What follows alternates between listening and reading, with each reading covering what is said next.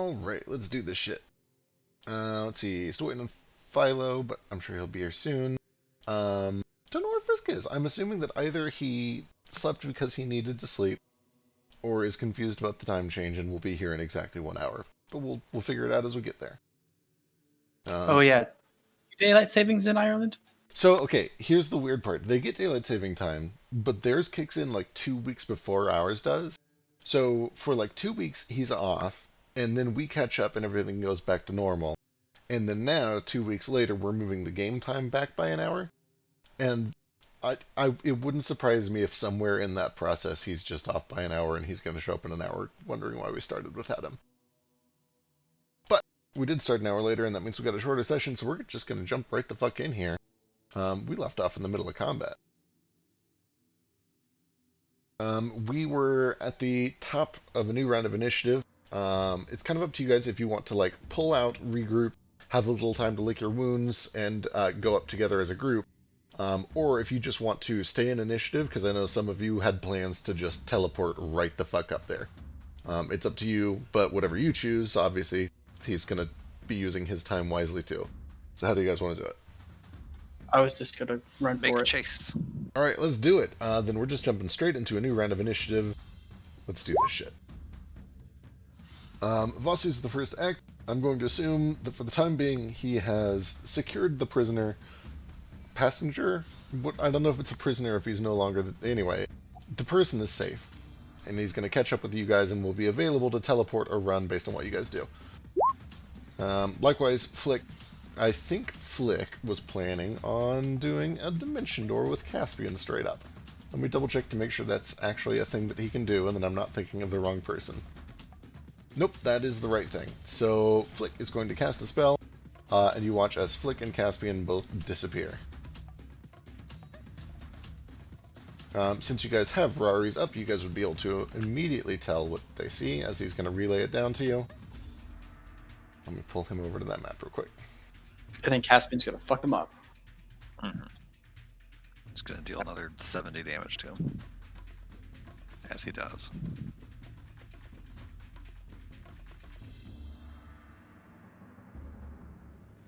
I truly wish that he wouldn't, but we'll see.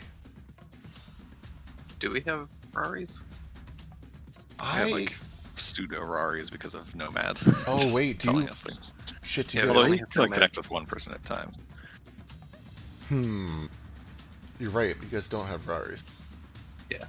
Well, then let's keep it a surprise. You guys will find out when one of you assholes gets up there. Let's see. Jumping back down to Caspian, who is gonna do what he does. Oh, that's a real good question. Mysteriously. Okay, let me try something. While he's going, though, let's talk to Ace. Ace, what do you want to do? All right, so I'm going to bonus and main action dash, so it gives me like 21 squares of movement.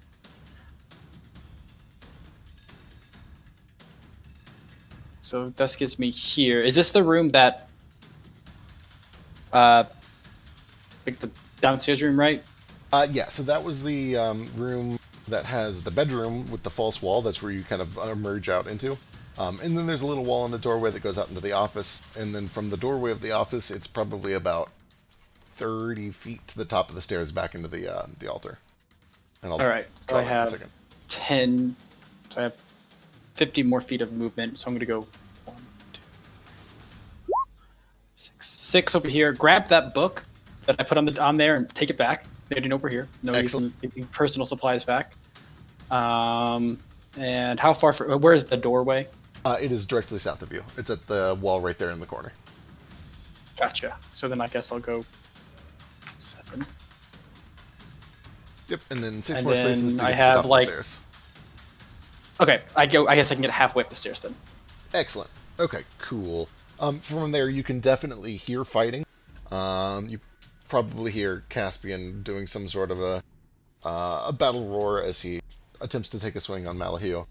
But you hear more than anything else, you hear lots of whooshing and clanging and steel noises, lots of metallic noises.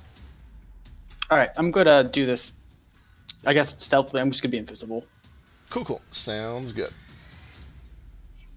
That brings us to Nomad, who is still... I'm trying to remember if he had a plan that he told me. I don't think he did, so I'm going to have him pass his turn for now. Who got inspiration? Let me go check. I really should have this bookmarked by now.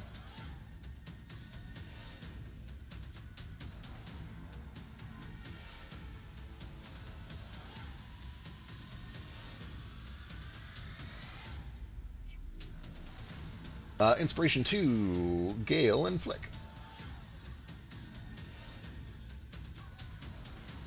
And I will mark Flicks for him. Elise is going to give some healing to Nomad, who looks very hurt, which brings us to Gale. I got a really easy turn. I'm just going to run. Excellent. Let's see. You do also have your boy upstairs. And while I don't think you have a telepathic connection to him, I think we can pull the veil back a little bit and let you see what your little dude sees so that he can act. But give me just a second to throw this heal. I mean, I don't need to see it because he was already like on the dude, so he's just gonna stab him. Okay, perfect.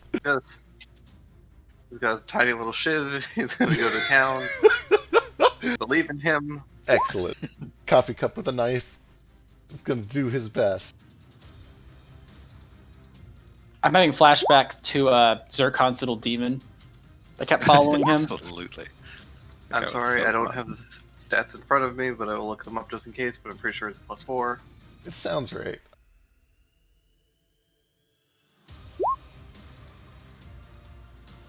Woo! I think 17 hits. He's doing it. 17 does hit.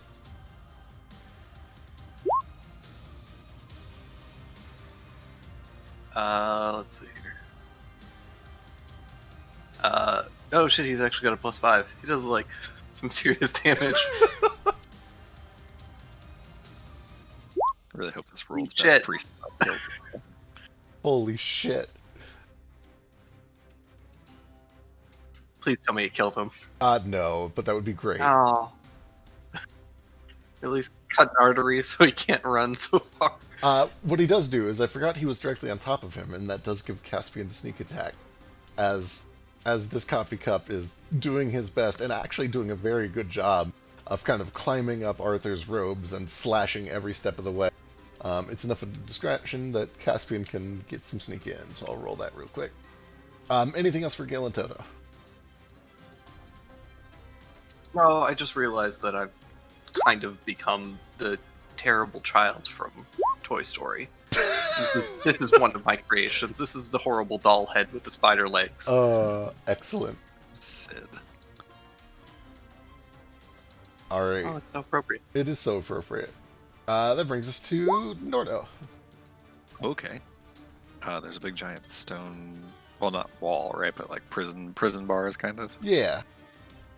I'm gonna break it down with my fists, which are siege weapons. Alright, give me some rolls. I guess I'm gonna use my weapon actually because it does more damage. But in my head cannon, it's my fists. Recklessly. Whew, boy. Yeah, 26 is able to splinter through like 3 or 4 of these thick stone bars, just kind of as they clatter to the ground. I'd say it's enough for a small to squeeze through. A medium couldn't squeeze yet. That'll be enough for a medium to squeeze through. Terrific. And those should both be critted anyway, so that should be... Oh wait, you said 26 already. Okay, cool. Anyway. Yep. Now that medium can fit through, that's my action. I will use my movement.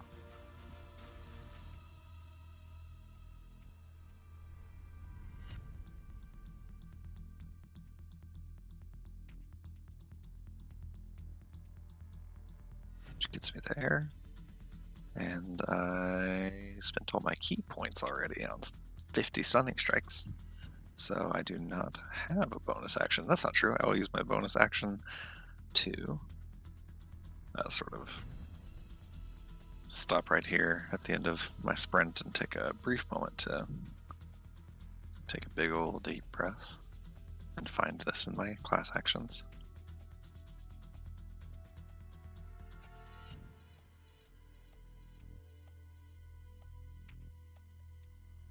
And that will be my turn.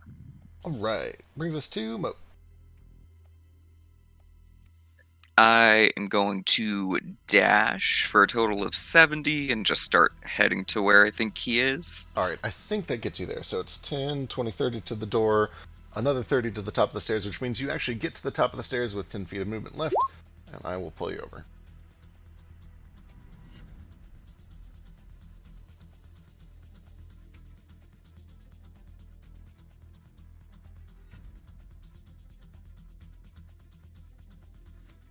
You said that I'm like right next to. Oh, you're pulling me over. Never mind, ignore me. Yep, so you emerge at the top of the stairs right here with 10 feet of movement left. As you come to the top of the stairs, you are greeted by this. You can see that, first of all, there are 3 rings that are kind of hovering in place. The golden ring seems to be gathering up energy. Near the top, the other stairwell has been opened. And Arthur Malhue is kind of standing on the very first step of it in this very like protective, defensive stance, like he's trying to prevent anybody from getting down those stairs. However, he's being harried by a coffee cup with a fucking knife, who is just kind of egreging the 10 wounds that he currently has.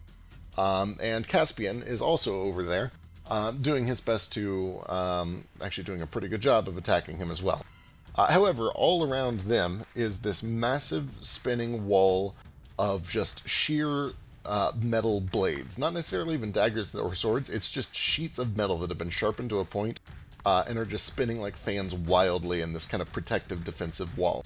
That actually obscures most of your vision of what's happening behind there. It provides, I think, 3/4 cover, but I'd have to double check. Okay. That's what you see. Tight. Okay, I will... Boy. With the rest of my movement, I'm just going to take 10 feet and stand next to the silver ring. Alright, excellent. And I think that's going to be it for me. Alright, at the end of your turn, he is going to have the silver ring fire at you. Disadvantage, because point blank. 16, I think, misses. It misses, and I'll use my reaction to attack back. Oh, son of a bitch! What? 23 slams in for 17 points. A big crack forms down the middle of it. You feel this cold wind that comes out of it, but it's still up and going. Okay. Yep, that's it. Alright, let's see. That brings us to Malahue's turn. He takes 27 points of damage. He sure does, and he can't do shit about that currently. Okay, he has to deal with that problem. But he also wants to get this up. Oh, Malahue, what do you do? After taking that damage, does he need to make a concentration check on any spells? He might actually. Let me double check. I know most of the cool shit that he has is not concentration, but Blade Barrier is shit. Good job, Nordo. Oh, he's fine. Okay. Whew, that'll do it. And it's an action to make a medicine check to close the wounds. Yeah, I think he wants to get one more spell out before he does that. He is going to cast... yeah. Give up? He goes to cast Give Up? He doesn't quite cast Give Up yet. He is going to begin casting a spell. I don't think anyone up here can counter spell. He utters a prayer, and you watch as directly in front of him, kind of almost overlapping with this wall of blades, there is a visage that suddenly appears of a very tall, about 20-foot tall, golden woman, kind of translucent and see-through like a ghost, who has a sword in each hand, and her eyes closed, as this angelic spiritual guardian begins to stand on guard beside him. And let me pull up a token for this.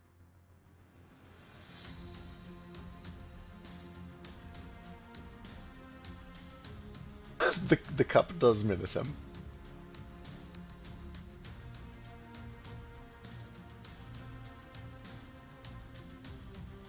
I'm sorry, I know this is my own fault because I missed like 1,000 sessions in a row. Do I know anything about this religion? Give me a religion check.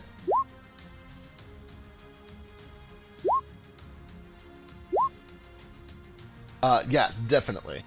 You would know that Joaquin is a goddess of wealth, fortune, luck, commerce, just kind of the entire commercial side of, oh, I don't even know what I'd call it, society. She is very much a fan of independence and liberty and free trade, the pursuit of personal goals, well-being, whether it's monetary or otherwise.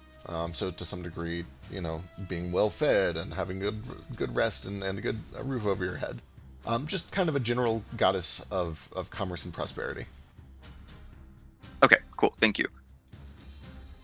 And this is definitely, you know, a symbol for hers. It's golden women, or a golden woman, or a woman with golden hair. Those are all kind of iconic images for her. Coins as well, and rings. Anyway, Dope. That's his action. Doesn't have a very good bonus action. Yeah, he does. He can move blindly, that spiritual weapon. Jump back down to the cave. 20 feet does not...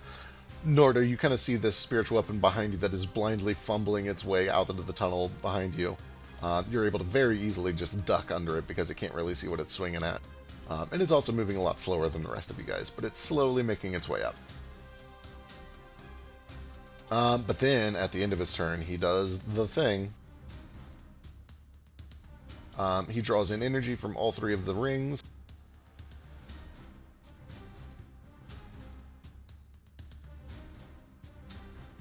And then there's an eruption of power, which I think... Let's see here.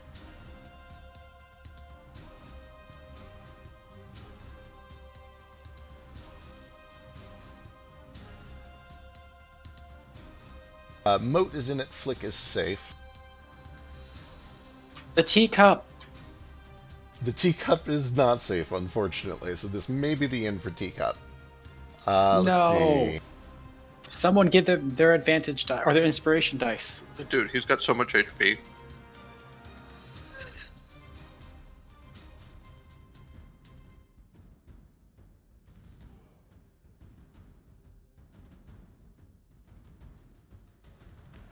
Alright, so I need the teacup and Caspian and Moat to give me 2 saving throws. Dexterity against damage and wisdom against save. Or slow.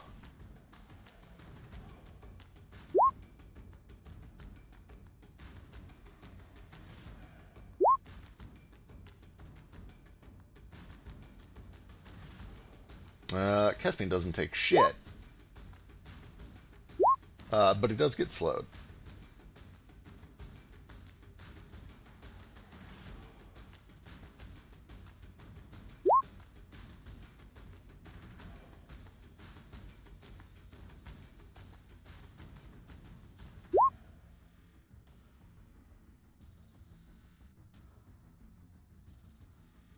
Ooh! Oh no, Moat.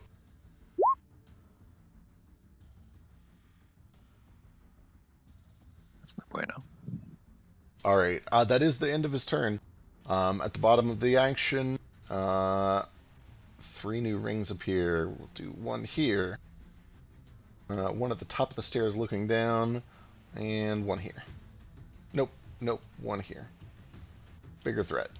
Not the teacup, who I assume is dead, but Caspian. And that brings us back to the top of the round. Except, is Philo actually here? Yes. Yes, I'm here. Oh my god, you made it. Okay, let's jump back real quick and give you your last turn, since it got skipped. So what would you like to do? All this gray shit has been broken up so you can squeeze through it. And everybody's kind of just dashing to get upstairs real quick. Do that, I guess. Cool, cool. How much movement do you got with the dash?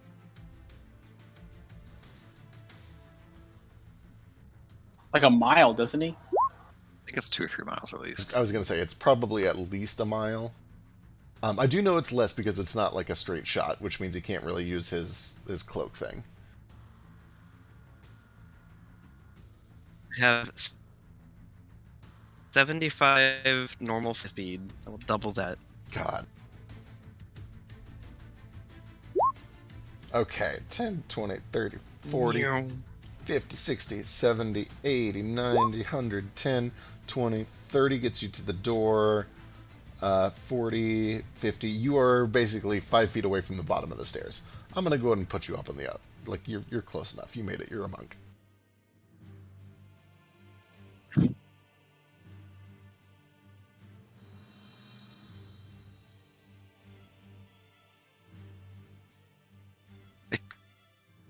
Forget if monks can bonus action dash. For a don't- key point, yes. Step of I'll just win for this. Excellent. Grab me. That means that you. Can I pick up Ace along the way? Um, I'm invisible right now. He can't even see me. I have detect magic. if You have a you. magical little aid cloud. He doesn't. So here's the thing. He's a willing creature, and he's under your carry limit. So there's no reason that as an item interaction you couldn't pick him up as if he was a backpack and then run with him at full speed. I'll say if you're willing to spend 25. No, wait. Yeah, you used your bonus action to do it. Give me. Fuck. What would it even be? Give me a very easy athletics check. But plenty. You're able to kind of just scoop Invisible Ace up. He calls out like an alarm bell so that you can locate him even though he's invisible. And you just swoop him up and carry him up the stairs with you. And that means you get to the Bless top here with an action left because you used your bonus action to do it. Yeah. Can As you not put me right there? I'm flying these stairs with Ace, I'm just like, tell me what's going on in 3 seconds. Kill Arthur. 1 second.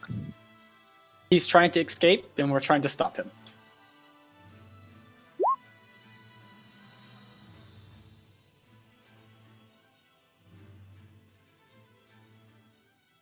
Tornado sirens, Jesus. Did you actually want an update? I forget when you last left off.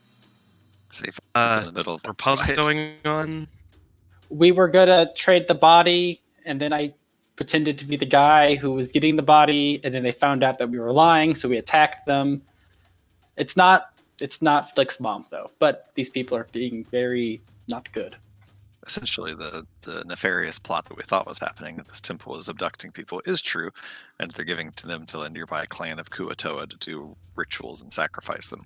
And this Yeah. boy is the man in charge. They're of it. combining all these dead bodies into a new god, I think. With the That's purpose of bad. it being like a healing god, but God of like everlasting life or something. Okay. Is getting up these rings a good idea, or what's the deal? So I think what we've learned so far, if I'm understanding the mechanic right, is that if all the rings are still there when it gets back to Malahu's turn, he gets a big fuck you AoE that is a big nasty problem. And it's not as bad if the rings are destroyed.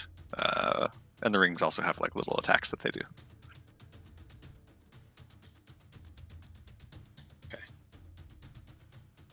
so probably Mm. destroy one of those if you can. Yeah, Also, we know- I'll start.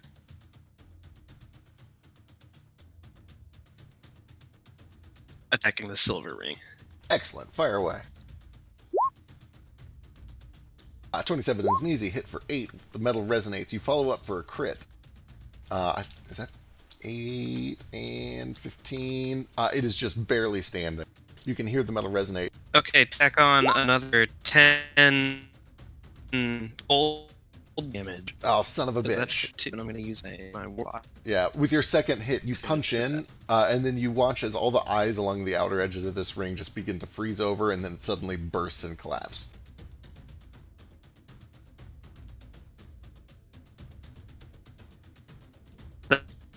Ace down, and that's my turn. I love the idea that you wait until after you've made all your attacks to set Ace down. Alright, that brings us back to the top of the round. Me. It is you, but also I don't think everybody is on here because I accidentally changed maps. I think I was next regardless, though, wasn't I? Hail, Nordo. You know what? I think everybody's here. Yeah, we're good. We're What's good. your exception?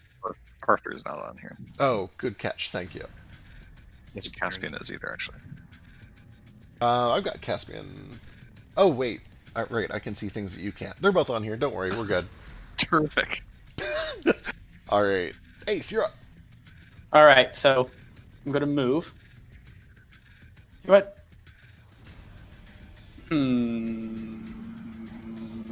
Should I? I'm not gonna move. Instead, I'm going to pull an arrow out from my bag, and I'm going to aim, and I'm going to shoot Arthur. And because I'm a sharpshooter, I don't give a fuck about this wall. God damn it, you're right. And he's still marked. And that's why I brought you.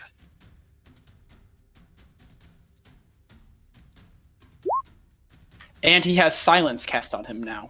Oh, son of a bitch. Okay, 20, that's good. That lands for 26 points of damage. You ignore the That cover. crit would have been nice. The crit would have been real nice. And then my second attack. What manner of foul beasts are you? Step into a place of God. Ooh, that one misses. Okay, well, that misses. What is the lighting in here, actually?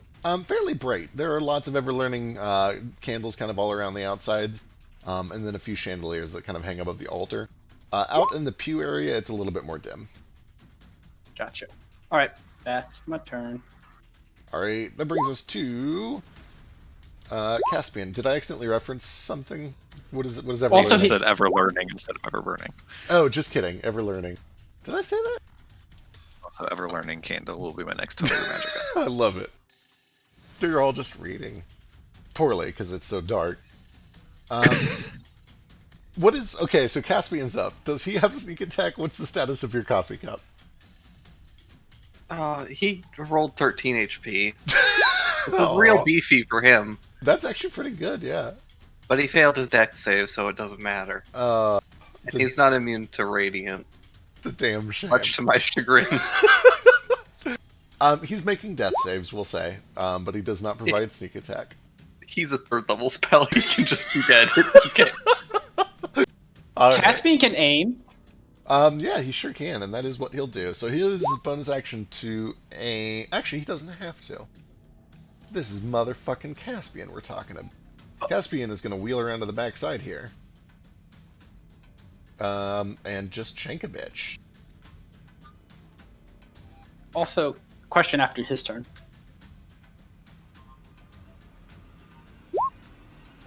Caspian! Okay, he should have aimed. With that said, though, he is going to go interpose on the stairs here to make sure that Arthur doesn't escape. And that brings us to Gale. Is this, before we move on, is this thing, what do I see with my true sight? Is it like anything special? Like an illusion? You can tell that it is not illusory. Its real form seems to indicate the exact same thing as what you're saying, which is a partially translucent kind of angelic figure that is standing guard, ready to attack anyone that comes near.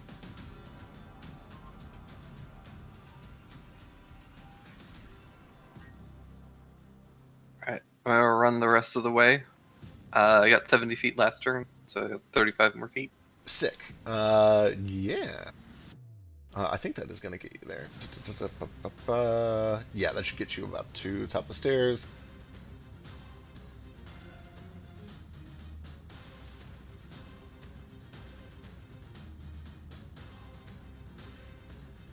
You're riding Toto currently, right? No, Toto's behind the wall. Oh, that's right. Okay, he can start running if he wants because the wall's down. Yeah, he'll get there. He'll get there eventually.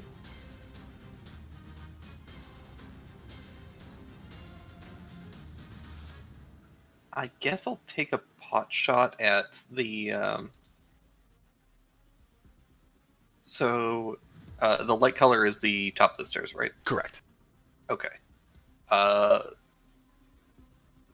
I'm going to take a pot shot at the golden ring. Actually, Foot's got that. I'll take a shot at the copper ring. All right, sounds good.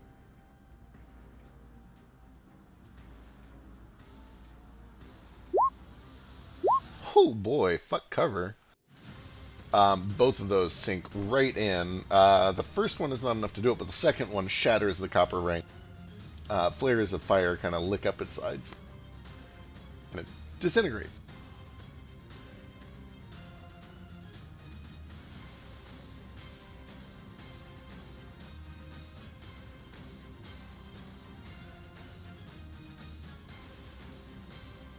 With that, I am also going to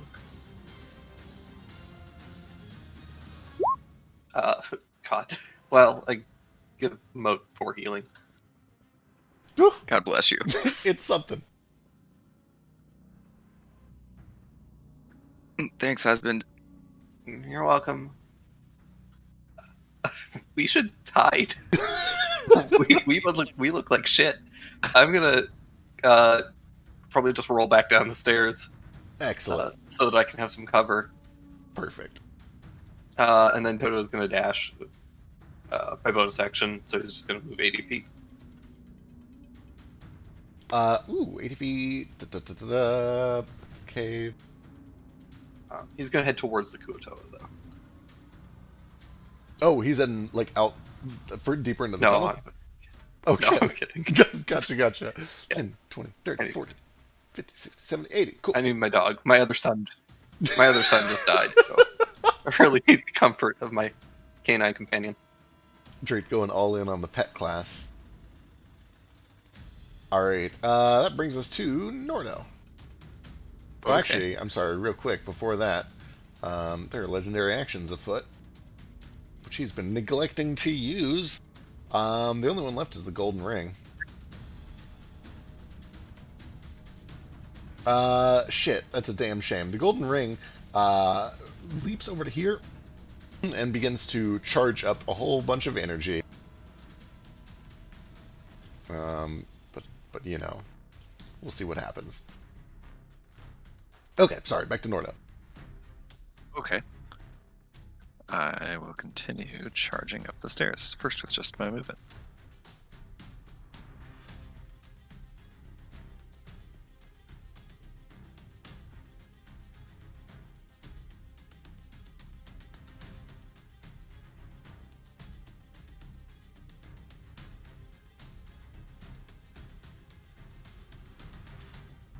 Gets me to there. Boy, I guess I'll just dash as an action. Alright, that's another 50, right? Yeah. That'll get you to the top of the stairs with 10 feet left. Outstanding.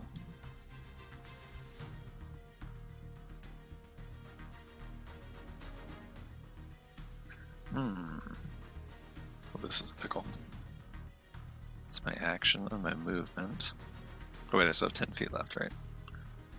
Yep.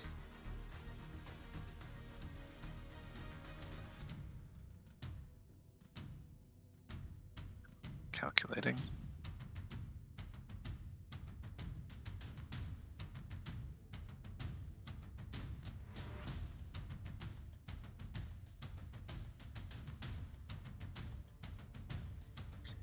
Not a whole lot of bonus action options when you don't have any resources. What I will do...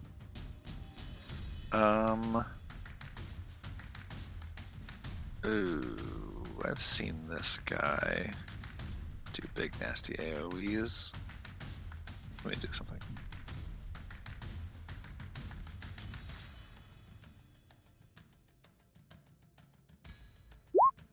Nah, Nordo's pretty dumb. I'll just run up in front of Ace and Moat and sort of interpose between them. Alright, excellent. You can see that there's just this whirling wall of sharp metal blade.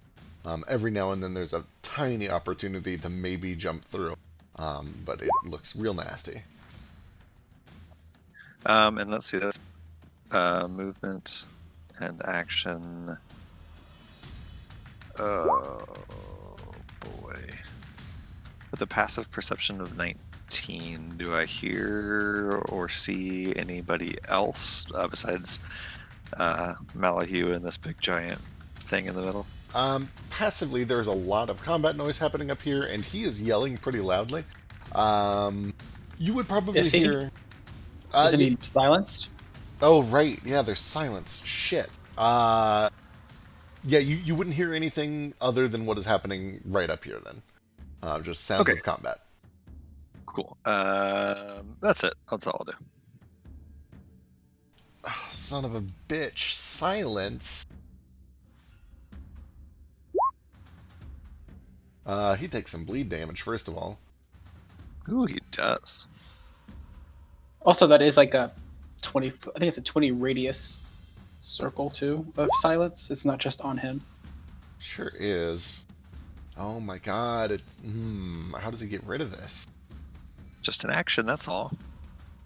Just a whole I- action. I mean, yeah, he has to use his action to pull the arrow out. I guess just throw the arrow. Right. If he throws the arrow, can I just pick it back up again and shoot it again? Theoretically, yeah. Oh, I thought you were talking about the wounds. No. Both. But who does the arrow belong to then? Whose property is the arrow? Thing it want to If he throws it, it belongs to him because he threw it. If you're shrunk to the size of He an touched ant it last. with multiple copies of the reduce spell, is it still an object or does it become a vehicle? Okay, well, everything is terrible. He's silent. He realizes that he's silenced. Oh, God. He has to get rid of the arrow. He wants to get rid of the wounds, but he has to get rid of the arrow. So he's going to take an action and he's going to yank the arrow out. And then he's going to throw it. Oh, God. I think he just throws it. Throw it through the wall of daggers? I was going to say, I think he throws it into the wall of daggers to just try to destroy it.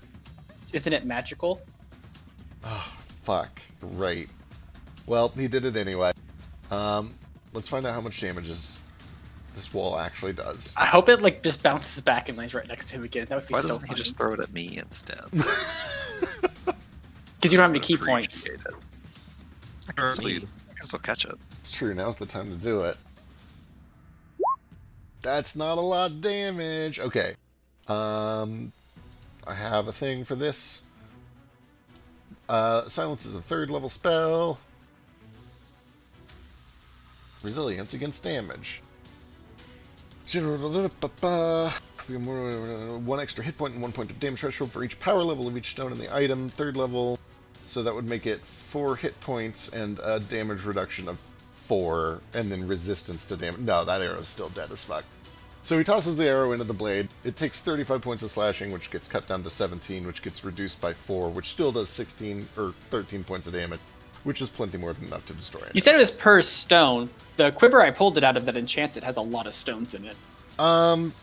True, but the arrow itself does not. I'm going to imbue I'll say that the arrow has the effects of the spell currently in it, which is a 3rd level stone. Okay.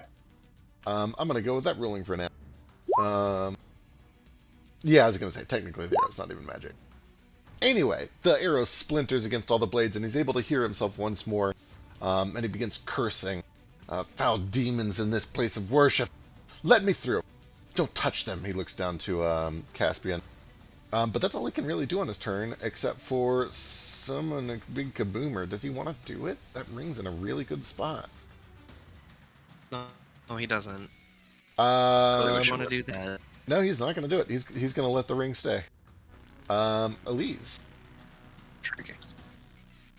Help us, Elise. You're our only hope. Uh-oh, you're way back there. Spoiler alert. She's At least she's slow. Did she not move last turn? She did. She moved and healed. Gotcha. She healed. God, okay. 10, 20, 30, 40, 50, 60. Tabaxi dash for another 60. That gets her to the door. She'll be at the top of the stairs on her next turn without a dash. That brings us to Elise. Thank God. I don't know what I would do without Tabaxi dash. Does Flick just use his Eldritch Blast and destroy the golden ring for us? He'll do whatever you guys want him to do, since he's not here. I mean, Sounds like a good idea. it does sound like the wisest. Great idea. I think it sounds like a dumb idea. Fucking Pew pew. Flick. Let's all gather around this ring in a perfect No! circle. No! Let's see. 12, 18. God damn it. That is enough. 26 points of damage. The ring explodes. And I think he only has 3. Yeah, so you guys aren't 17 yet. So with the final shot, the ring explodes. Do you want him to run up or come to you guys, or stay spread out, or any movement? We're Yeah, not in at front seems 17. like a You good should idea. go after the angel. You want him to go after the angel? Who? I think we're level 13 only has 3, I thought. I was gonna say he's already used all his attacks. I'm just asking if you want him to move anywhere. Oh, probably not. Probably further away. It seems maybe like just the get flick some thing to cover do. somewhere. Probably like over here, be like, nope. All right, he puts a little space out, recognizing that there's AoEs. Jump to Vasu. Okay, so does this blade wall go all the way up to the ceiling? It is 20 feet tall, and I forget how tall I established this is, but it's more than 20 feet. We'll say that there's at least So I 10 can- feet of clearance above it. Enough for me to fly over it? Hell yeah. Okay.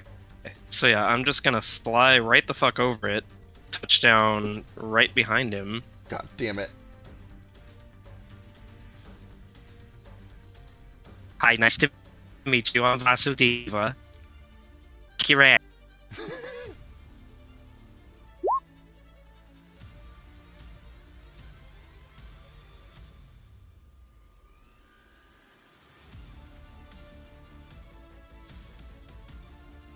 Oh, thank God. Okay. 20 does land for 9 points of slashing. You cut another wound open as there's just blood beginning to pool down his ankles and across the floor. However, before you take another attack, once you approach and begin attacking, this giant golden angel is going to turn around and take a swing on you. Oh no. So give me a con save. Oh, God damn it. Oh, there's not even an attack roll. It just does... Oh, it's a dex save. So I need a dexterity saving throw.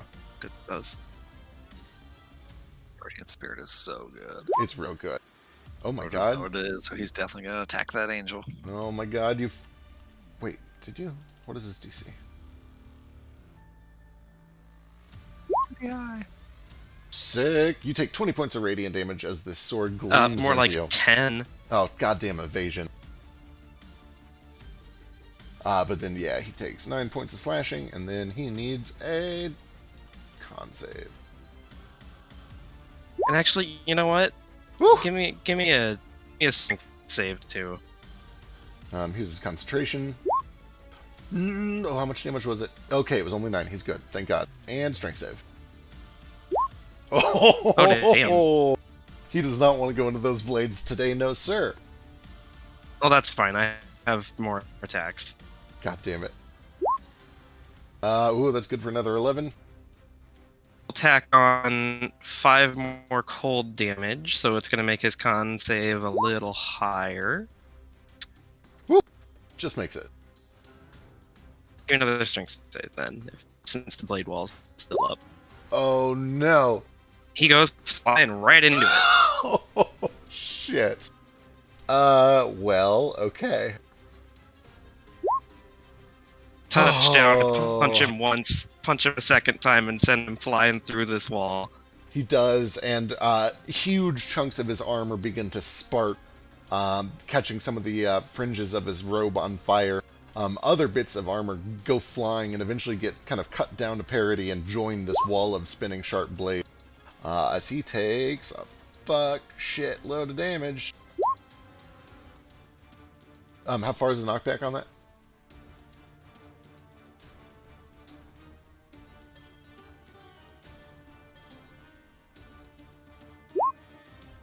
"10 feet, and he's knocked prone."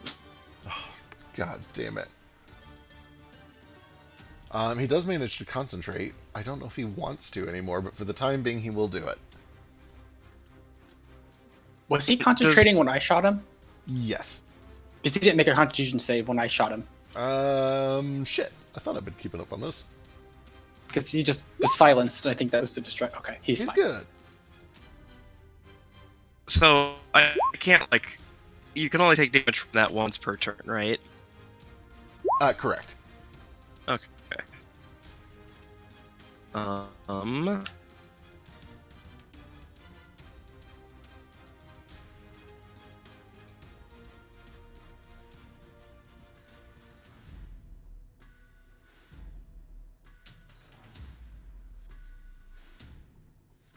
Okay, you know what? He's prone, and I've got a lot of key points left. I'm gonna go over here, hopefully not provoking, but hopefully still keep... Actually, I think I have no move, and I can just fly back over the wall, because 35-ish, and then... Oh, yeah, I'm good. Touchdown right next to him again, and he probably does get an opportunity attack if I do that. Nope, it's good. He's prone. I'm gonna flurry. God damn it. Good luck. Yeah, those will both land for 13 points. 2 more concentration saves.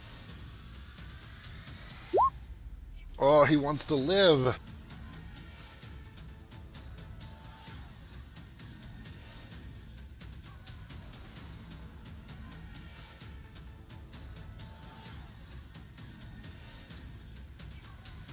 Alright, anything else?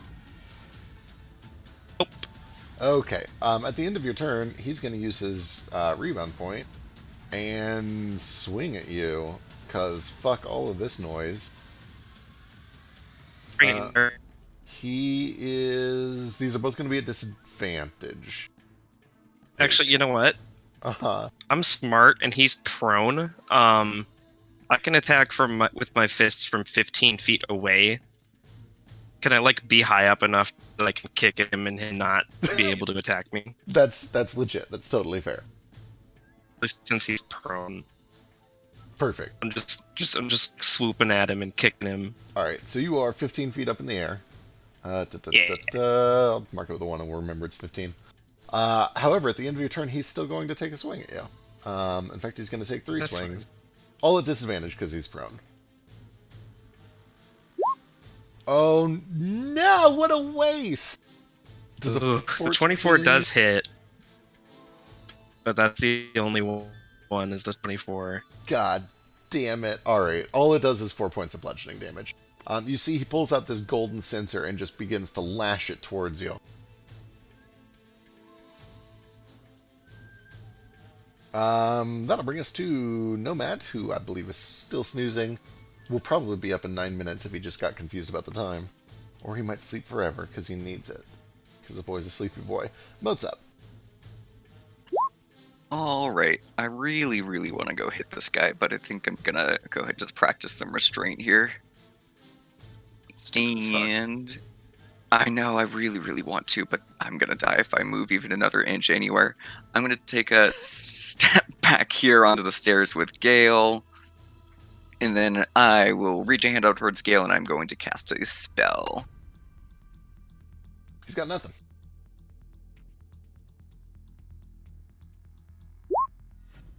That is a terrible heal.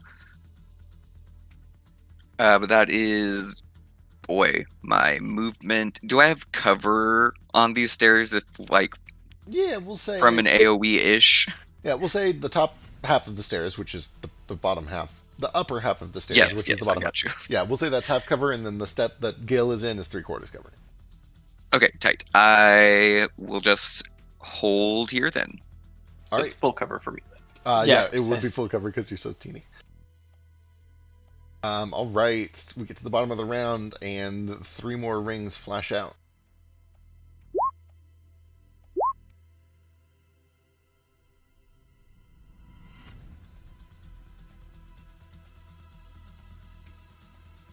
And that brings us back to the top. Ace, It's once me. again, first to go.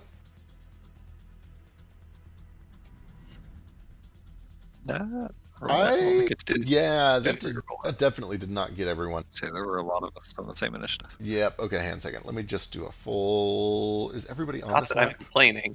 Yes, I'll keep my 19 if that's all right.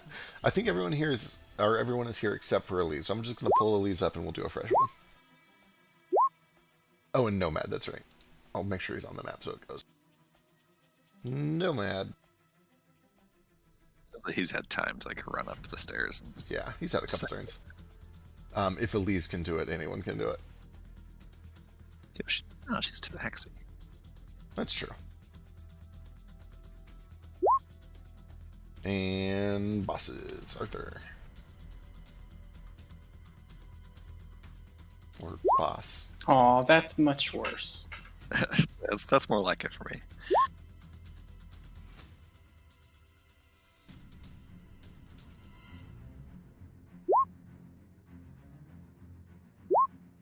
Okay, there we go. Ace, you did actually roll yours, and yours was a 27, I think? 26. 26? Sure, we'll go 26. Who else actually got theirs to roll last time? Caspian and Arthur and Moat. It doesn't say mine rolled, though. Oh, I found it. Here we go. Cool. His is the same. Flick's was like 30 something. Jesus Christ. Oh no, 26. Okay, cool. Close enough. Ace, you're up. Okie dokie. This guardian thingamajig, does it seem similar to the guardian spirits I've seen before that Moat uses, or does it seem like a different spell? Ooh, you can give me an arcana. What's your passive arcana? Passive arcana is 12. Passively, it looks very different. Instead of a lot of flitting spirits that kind of move with Arthur, this thing seems to be very entrenched in one place, and it's just one big giant thing that's kind of like defending an area. I don't like that at all. If you want, you could use the search action to learn more about it and do an actual arcana check, but that's what you get immediately. For free. My search action's actually a bonus action, so. Ooh. Nah, I'm not gonna think about it too much. What is he at? Is he like looking pretty rough? He is. He's looking very bloody, very beat up. He's still got some spit and salt in his bones, but he's not winning this fight, and he seems to realize it. All right, I need to probably gonna do this instead. I'm gonna reach into my quiver again, and I'm gonna shoot an arrow at the angel. All right, give me an attack roll.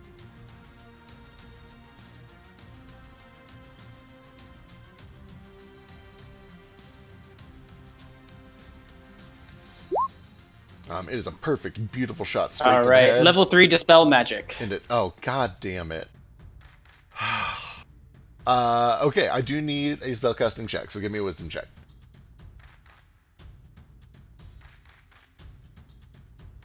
Let's see, what are we looking for here? Guardian of Faith. I don't think I made it. Nope. Oh, thank god, it's still up. The arrow floats through, and you watch as for a moment there's a flicker. As some of the tether between this thing and its source plane is momentarily interrupted. But it holds strong and stays there. Don't like that at all. 2, 3, 4, 5, 6, 7, and then I'm gonna shoot an arrow at Arthur. Alright, disadvantage because prone. Oh, he's prone still? He is. Then I'm not doing that. I guess Sorry. I'll shoot at the golden ring. So I can get sneak attack. Hell yeah. I mean, don't. Please don't. That one's real important.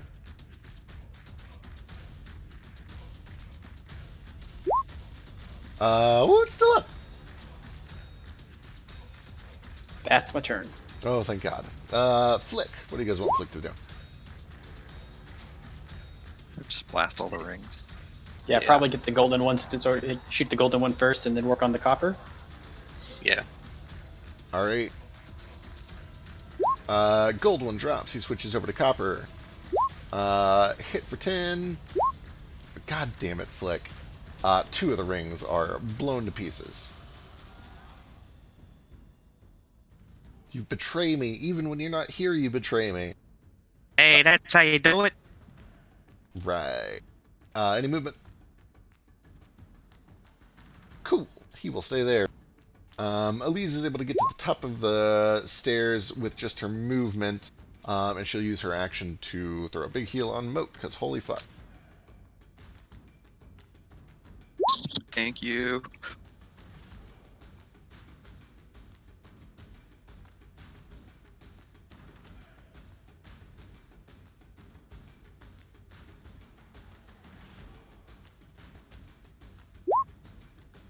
For 32 points health.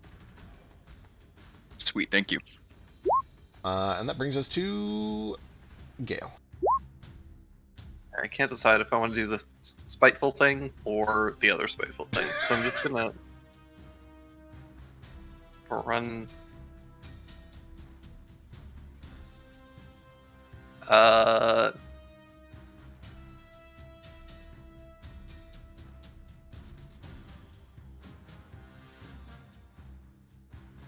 Run over here. Climb up on Nordo's shell. Allow it.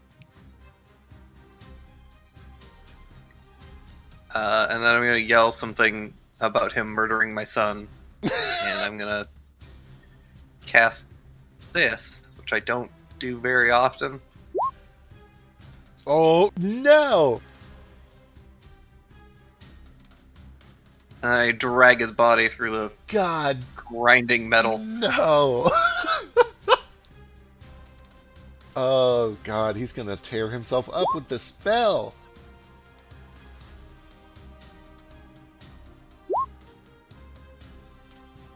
Look at that damage, too. Oh, thank God, did he finally drop it? 35 was half of 35. 17. Oh, thank God it drops. He takes 35 points of slashing damage, and like the sound of 100 frying pans hitting the kitchen floor, the metal plates fall to the ground, clatter, and then disappear into nothing. He goes 10 feet. Nope, just kidding. Then he only gets to about here.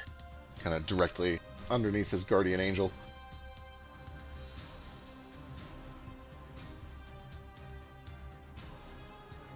And then Toto's going to continue to run.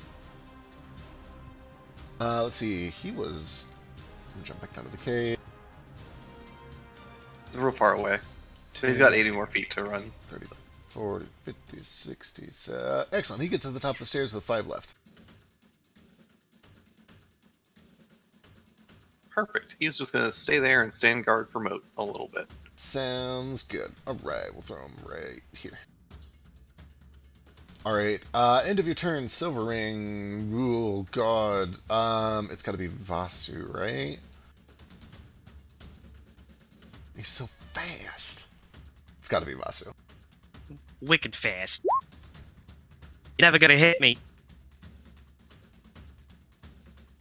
That's the wrong thing. That's the Death Burst, which I've been forgetting this entire fight. Well, those are not a thing anymore. Shame. Oop, just that first one. 26 to hit, I think does hit you at least. Is it a projectile? It... yes, it's not a physical projectile, it's a ranged magic attack. It's not something you can deflect unless you have the ability to deflect magic. Oh shit, we did... It's not elemental, it's radiant? I don't know, what did we rule on this? I think he's ruled elemental I stuff. think it has to be Yeah, elemental and I stuff. have a specific list of like cantrips and stuff that I can deflect, and I don't think radiant is anything on there. Okay, then yeah, you're not able to deflect this one. 13 points of radiant damage. Oh, you rat bastard! And speed reduced by 30 feet until the end of your next turn. But that'll bring us to Caspian, who is slowed. Not that that really matters that much for rogues, because he only gets the one attack anyway. Yeah, he's gonna run right up. He'll make his dex save. Because of course he will. Of course he will. And then he's gonna fuck up this prone dude. 22 for 30 will do it. And that brings us to Vasu. Oh, okay. I'm going to use my bonus action to cast Zipper Strike. One for use of it with my social link meditation thing. I think Flick and 8 also have that. Just a reminder. Then I'm gonna fly on down over here within range of Arthur. and I'm gonna beat his ass. So I'm gonna give myself advantage on this first one. Excellent. Woo! You actually have advantage on all of them because he's still prone. Let's see. Takes 1 extra force damage. Or I could have set myself up to do that. So it's like 15 feet up in the air.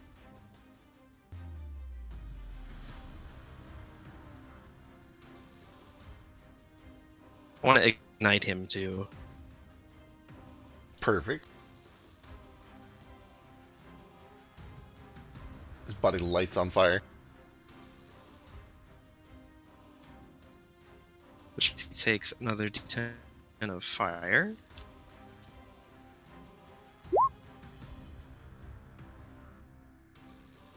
And then I'm gonna hit him again.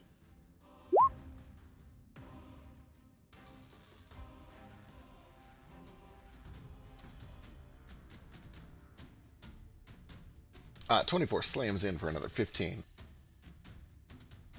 I'll add 5 more cold damage onto that from my genie shit.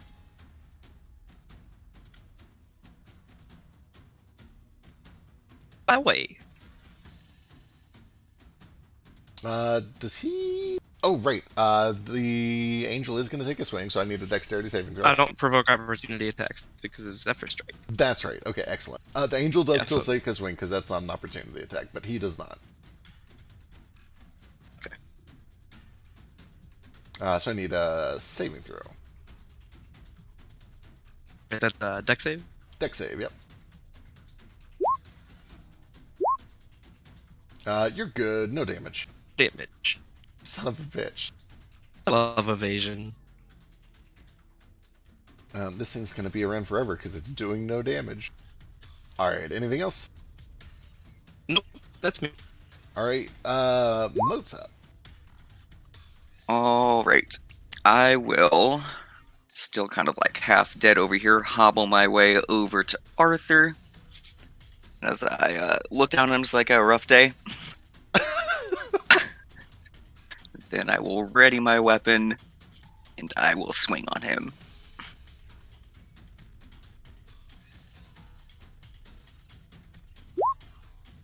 Oh my god, that's terrible. It does still hit, though. I'm assuming he's still up. He is, yep. Okay, second attack then. He throws up this golden staff and just does his best to deflect the blade, but a huge bit of it kind of catches the side of his hand. We all answer to her in the end. Woo! And that one's gonna get a smite in it. Woo!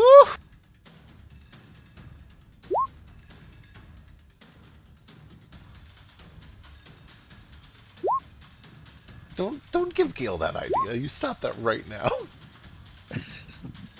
Oh my god, 24 more. Then I'm gonna spend some sorcery points, and I'm gonna quicken a flame blade.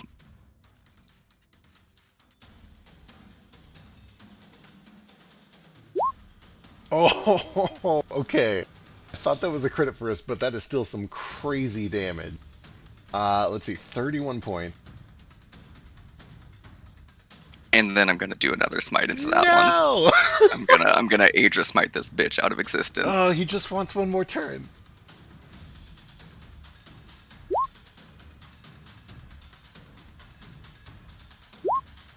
Oh, thank that's God. terrible smite damage. Yeah, Oh, that's he's rough. still alive. Only until his turn comes and he takes 10 wounds.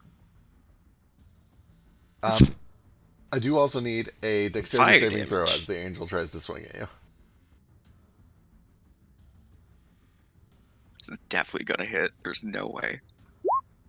Yeah. There we go. 20 points of radiant damage.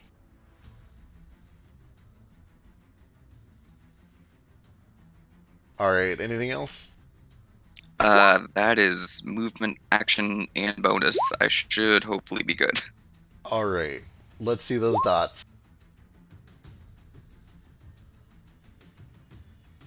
The 22 damage.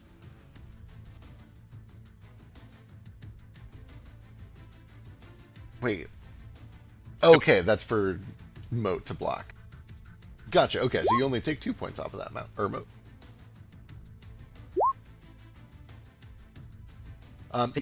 Technically not an attack, but I'll allow it. So I don't take any damage then? You take 2 points. But it did 20.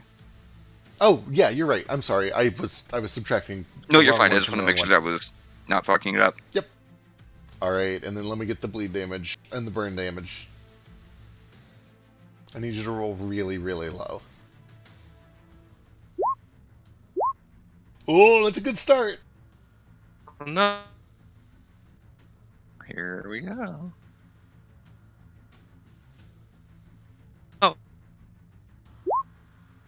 Oh my god. Fuck. So close. Thank God. Ends the way it started. It does. He just, you hear the sound of metal tapping on marble as he slowly loses his grip on the golden staff. Blood begins to roll out across the floor, kind of filling in all of these seams, tracing the paths of gold that make the hair and the facial features of this engraving. And he looks up and kind of stutters through, death gurgles. The gods would abandon me here, in the house where I served them. And he eventually just kind of rolls his eyes back and goes limp and quiet. The angel kind of flickers out. As the angel begins to flicker out, though, you guys watch as it kind of looks down towards the body of Malahio. Do any of you speak Celestial? Nomad does. Wonderful. I'm sure he'll eventually translate for all of you as he peeks his head up the stairs. This angel looks down to Malahio and begins to speak in this pleasant and feminine, but also booming and resonant voice. Something to the tune of, you abandoned us long before we abandoned you. We will see where your gods take you now. And then kind of brings the two swords together. There's a ring, and she disappears in a flash. I search the body. Actually, before that, I think if I get a turn right away, I will walk up to him and look down at his bleeding face and put my axe away. I'll say, no, you don't get to go that easy, friend. And I will attempt to close his wounds. Ooh. Assuming he's not dead. Is he on death saving throws? He's on death saves, yeah. Terrific. I'll try to close his wounds. Sure. Give me a medicine check. Yeah. I'm gonna get the staff away from him while they're doing that. Can I search his body while they're patching him up? They're still closed. Our wounds are closed now, but he is still on death saving throws. Excellent. That's my And turn. Ace, you can give me an investigation check. Nordo, as you are doing your best to kind of staunch these wounds, and Ace, depending on your investigation roll, which I'll wait for. Does anyone want to help me? Usually Nomad helps me. Sure, he'll come over and help. But what if I wanted to help? Hey, Flick made it. Well, it's too late. Thank you for all your help, though. You guys can all kind of see it as you gather around and get a good look at the situation. As Nordo is trying to stifle his wounds, and as Ace is beginning to search the body for anything valuable, you notice there is a rapid... at first it looks like decomposition to you, Nordo, but then you realize that it is...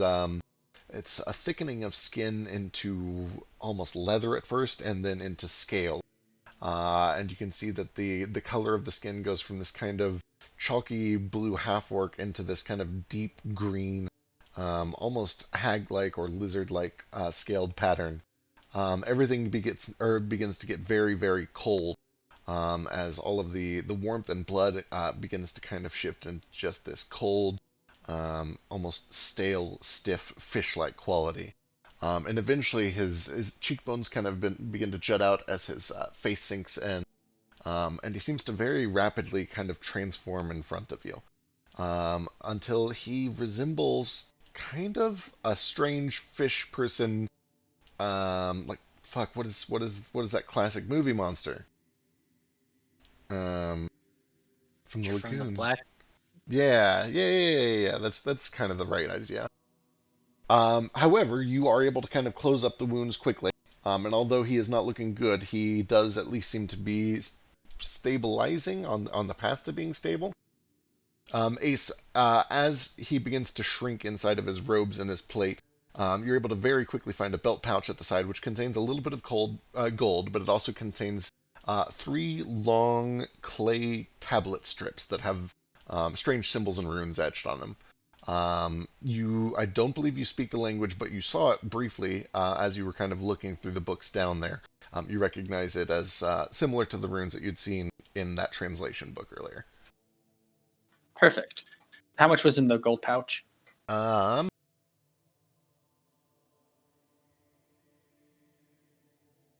26 gold. All right. We'll just, if someone wants to add that to the party loot. Anything else on his person, or is that it? You do see that he was wearing, let's see, what kind of armor did he have on? He had half-plate armor, which is pretty valuable on its own. He had some nice robes, but they've been pretty heavily damaged and blood-soaked. He had a couple belt pouches, one of which is empty, and the other one seems to contain, it looks like just little kind of rolled up bits of scripture that had just been kind of written on parchment, rolled into tiny little scroll shapes, and then tied with twine. You do see that he has a small vial of, it looks like some sort of an incense or a perfume in one of his pouches, and that's all he really had on him. All right, I grab all of that for looking at later, and then hand the staff to Nomad so that he can identify it at some point, if it's magical. Excellent. If it gets back around to me, like seconds later, I will try to go ahead and stabilize him. All right, go and give him a medicine check. And do I recognize what type of creature he is? Give me a nature check. Is he a humanoid? Let's go with yes, sure. So nature or history? Definitely I guess nature. they're both the same for me. Yeah, definitely nature.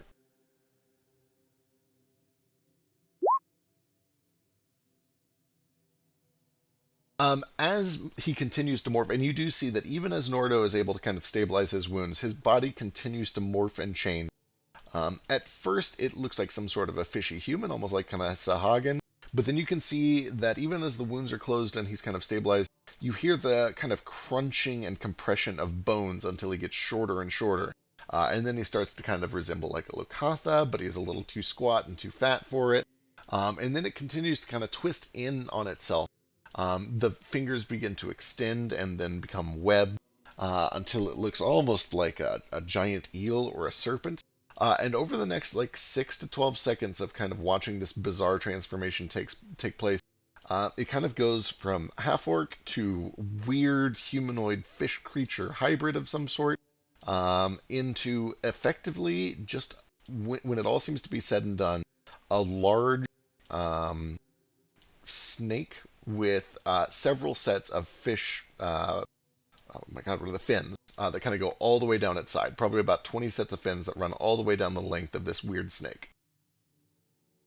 The whole thing is about 12 feet long when it's all said and done. And though it seems to be alive, it just kind of lays there stagnant. You don't recognize this creature from any of your studies, nor did you recognize any of the kind of like intermediary steps. The closest things you can compare it to are Sahagin, Lakatha, Kuatoa, the typical like fish humanoid races. I'm gonna go out on a limb and guess that that's also true for me, as I'm like trying to stitch up his wounds as he's like shifting. Do I recognize any of these forms? You can also give me a nature check. Does he seem like an aberration? Boy, give me a wisdom check, I guess. Do I get advantage because it's my greater favorite enemy? Sure. Nordo, this definitely looks like some weird kind of transformation magic of some sort. It doesn't look natural to you. You don't recognize it. Can Vasu tell what type of magic it is with his detect magicka? He can. He would actually be able to tell for sure that it is some form of transmutation. With little peppers of necromancy. Caspian, is there a bathtub anywhere? Oh God. Yes. There should be some down with the rest of the patients. I. Oh, Should probably get him to a tub. I don't know. I'm looking. Oh, we should Busty's trying to talk. Oh, wait. Half undead trans mutant. Your voice is getting real Should choppy, Basu. Just give me a minute. I'm gonna pull out my little gun and I'm gonna stick it next to Arthur and I'm gonna shoot him with a bullet. And then he's gonna shrink down to half the size. excellent. All right. That brings him down to about a 6 foot long snake, which is very, very manageable. It's about the size of, your typical pet snake. Ace. we should probably go back down and get that boy in the bag before the other Kuto come back and grab him. Yeah, I'll go grab him. All right. Am I bleeding out of both my eyes or just one of them? Just the left. Your right actually looks real good. Awesome. Here, at least we'll give you a little bit of healing before you go. Let's see. She'll make this patient. Well, assuming that they take Arthur, while they're doing that, I'm gonna scoop up the world's best priest mug. And I'm gonna go try and find like a potted plant or something that I can give it a little funeral in. Excellent. Oh, You do see that at the back of the chapel service, there's kind of a little desk that has collections and a couple of like a bulletin board thing. And there is a potted plant there that has just enough dirt to bury a broken ceramic mug into. Okay. I get about halfway through burying it, and then I decide, nah, I'm gonna just cast bending on it. You do see that right beside this plate, there is like a in loving memory of board with 3 or 4 just simple kind of charcoal drawings of some elderly people that you presume have passed in the congregation recently. Their names kind of etched underneath each of them.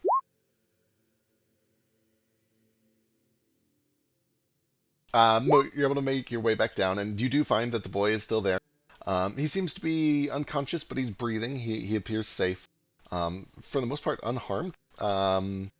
You can see that there's just like a little bit of rope burn around his wrist, but that's pretty much the only physical damage that he suffered, apart from whatever is currently keeping him unconscious. Is he chipped? Does he have a name tag?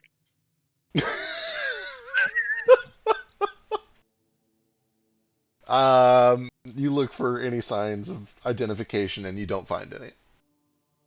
Okay, I'll just carry him back up to the group then. All right, easy enough. Yeah, I'll watch his back. From down below, you guys can see that at the bottom of this stairwell, there are a couple of nurses or priests or low-ranking acolytes of some sort that are just kind of trying to be sneaky about picking up the stairs to see what's going on, fervently praying, believing that they're in danger, trying to stay quiet, kind of doing a bad job of it. It mean you no harm. As soon as you kind of call down to them and they realize that they've like been spotted, there are a couple of just like panicked cries and they kind of run off and you hear a couple of doors slam shut. Yeah, I'm pretty good at that. sure.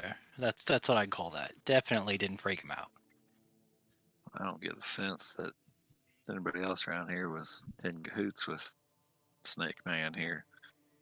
I kept him alive because I thought y'all might want to talk to him, but it doesn't look like he's going to be doing much talking. There's the other matter, the fact that our Kuatoa friend was fixing to take that boy back down to the docks to his people, so presumably somebody's waiting for him. We best decide what we're going to do. Why do you assume the docks? That's what he said. He said he was going to take the boy back down to, well, I don't know if it's docks, back to somebody was waiting for him to sail back to his island with the boy. Oh, the Kuatoa. Well, God already said that this guy is a humanoid, so I can use polymorph on him in a minute. Wait for him to wake up. Probably wouldn't hurt to see exactly where they're taking all these, people. Do you think your sister would be willing to watch this little guy for us?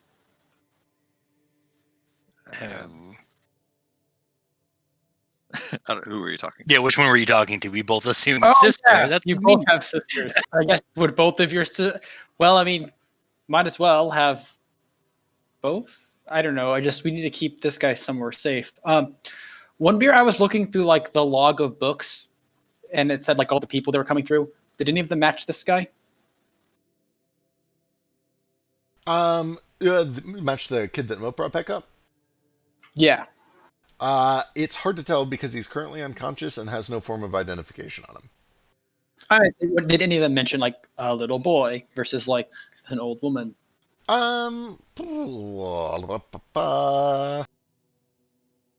Give me. Let me just do this.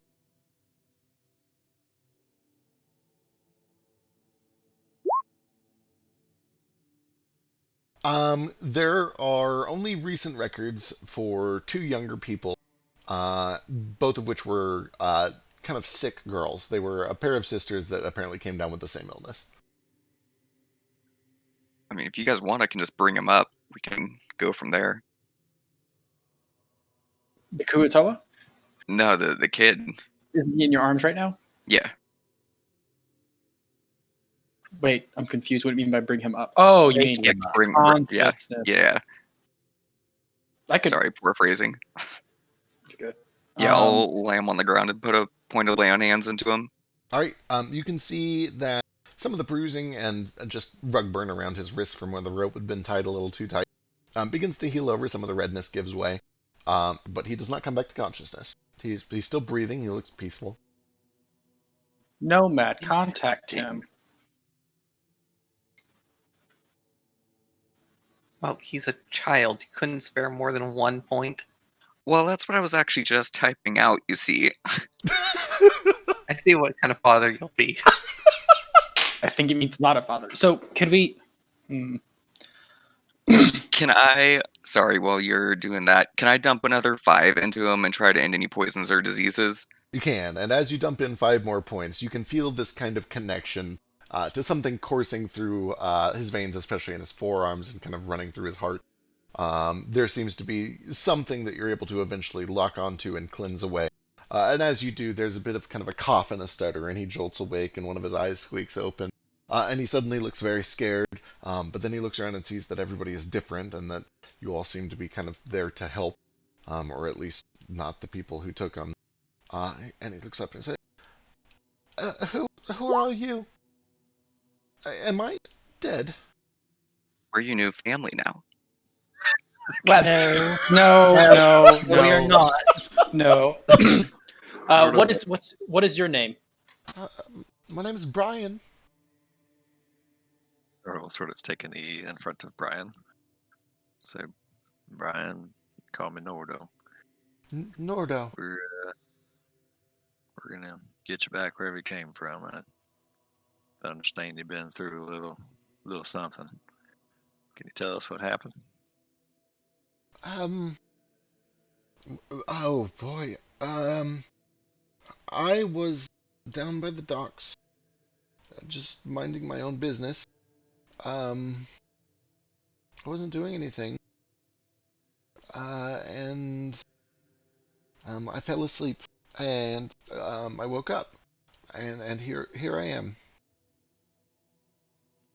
You know how to get back to the docks from this place? We're at the temples, the Divine Magisters. Oh, we're still at the city, right? Yeah, we're still in the city. Yes, I'm Take you if not. Oh no, that'll be fine. I can get back home. I guess can I go? Am I in trouble? Oh, you ain't in trouble. Some bad folks wanted to do some bad things, but it wasn't your fault. You're fine now. You can head on back home or wherever you need to head. Does he still seem sick? Give me a medicine check. Oh, is he still sick? Do I still see any fucking magic on him? You don't sense any magic on him. Nordo, as you're having this conversation, it seems that his injuries have been cured. He looks healthy. He looks clean. He looks awake and aware. He looks very malnourished. He's very skinny, skin and bone. He is clearly very underfed. Give him some rations. I was gonna say I'll reach into my satchel and give him a little bit of whatever food I have, and also hand him, just pull out like 10 silver pieces, and I'll hand them to him, and you tuck those away and get yourself some food, some drink, and just try to forget any of this happened. Just a bad dream. Yeah. And then in like a day, come meet us at the tornado because we've been looking for another tag along. No. No, we can't. Nomad. It's not a good idea. Nomad and Moat are not allowed to adopt a child. By putting my foot down on that. No. Any of us should adopt children. I mean that Why too. not? Everybody else Well- has one. You have one right there. I point to Toto. And your Yeah. other one. You have one right there in your hands too. Well, he's dead. My point exactly. It's too dangerous to travel with us. He takes. Forget. Can Toto speak like canonically? Or can only He's got see ancient danger? Words, right? Yeah, he Fa- can is- say is- 10. He can say 10 words thanks to is- magic. Is father one of them? Uh, Father, Really should why?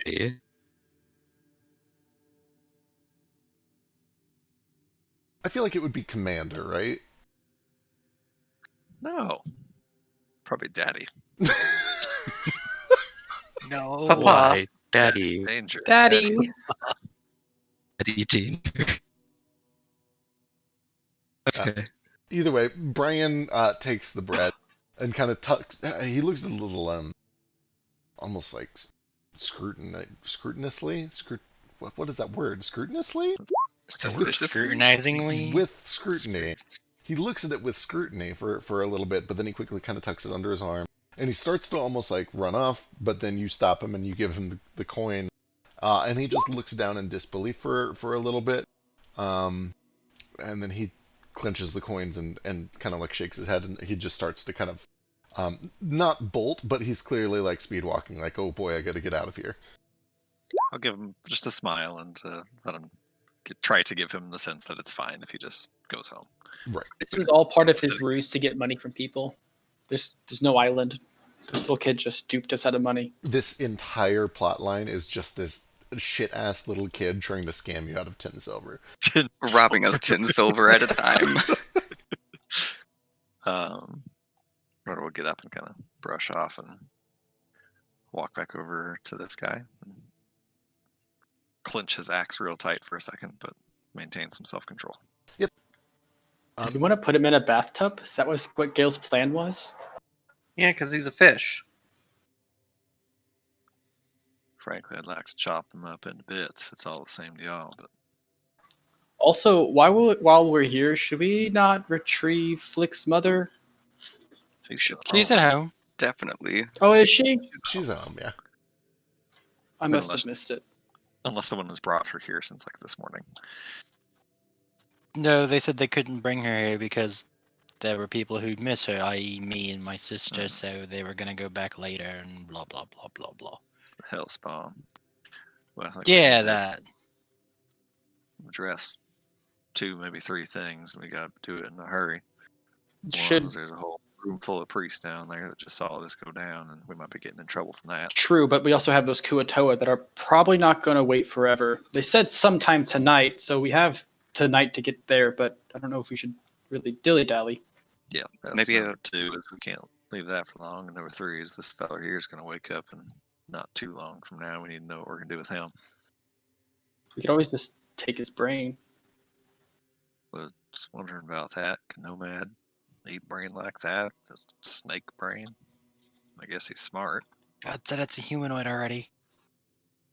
Sure don't look humanoid. Nor kind of picks it up by the tail. It feels humanoid. I can feel it. I'd be much obliged to chop the head off. That's all the same to y'all. Skip step number 3.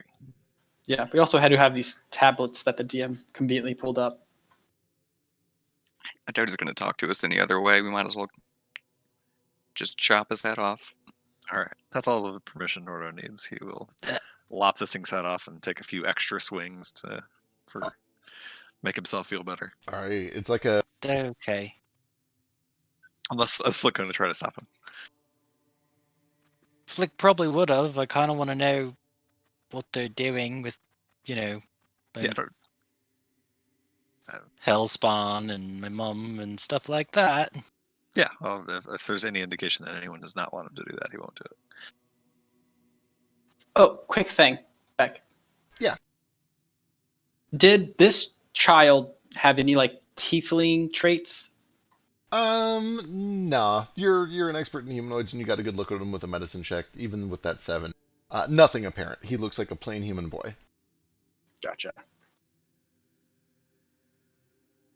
I'd say we should tie him up, but not real sure how you do that to a snake. Guess we could just tie him into a knot. You just get a really big sock and then put him in the sock, then tie off the end of the sock. That way he can't use his belly to move across the ground.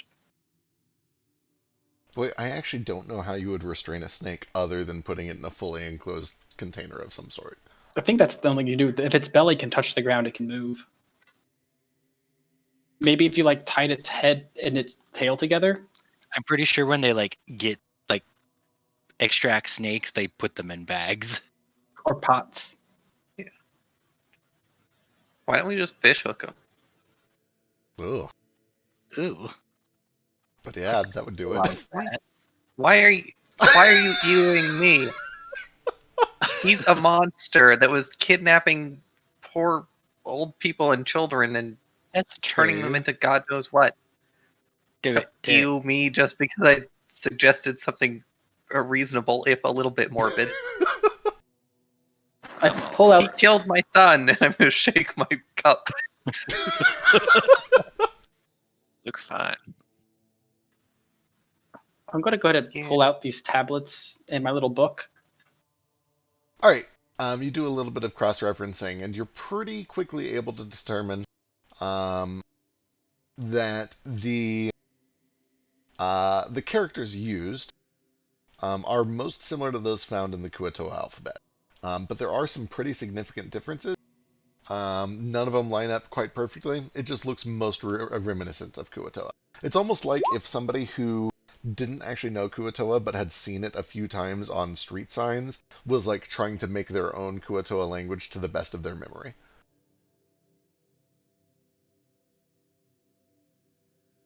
So, okay. I got you. Can I decipher anything from it? What a delightful question. Or does anyone have the ritual comprehend language? You just got that book, didn't you, that has esoteric languages in it? True, that's what I was Cool. cross-referencing it with. He says it's reminiscent of Kuo-toa, but it's not exactly Kuo-toa. Yeah. You get the sense after some study, and I will assume that Nomad probably spends 10 minutes to cast Comprehend Languages as a ritual, that these are symbols, these are glyphs, these are clearly something made up to convey a coded message.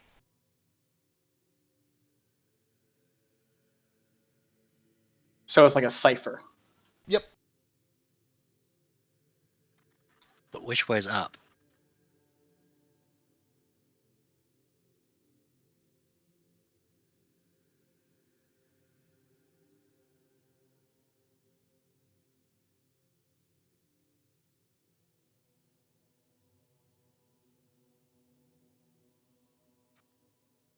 Does this way look up, or does the other way look up?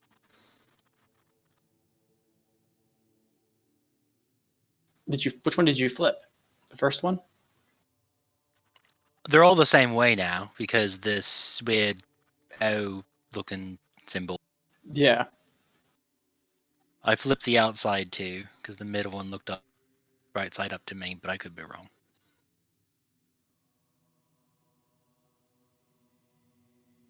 Does it seem like these tablets like fit together, Uh, or does it seem like they're, or does it seem like they're like? So I do have the anthropology feature for languages. So can I tell that like this is supposed to be like three separate things, or do they all like fit together? oh my god, I forgot that feat. Give me,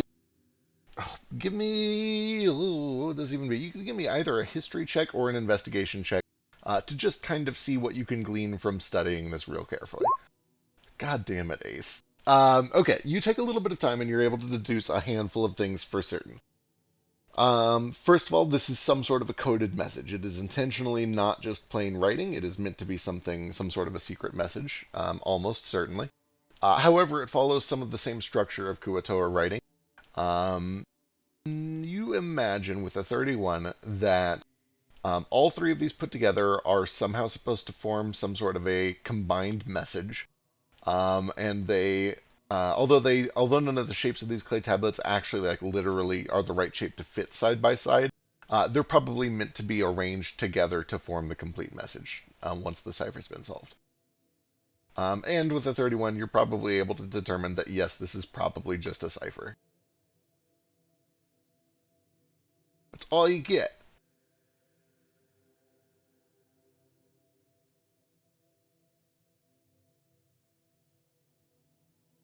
It's about this time, as you guys are kind of looking that over and deciding what to do with the snake, and after the boy has left, that you start to hear um, it. They're trying very, very poorly and failing to climb up the stairs, kind of unnoticed. But they're having a hard time doing it because they're decked out in metal armor.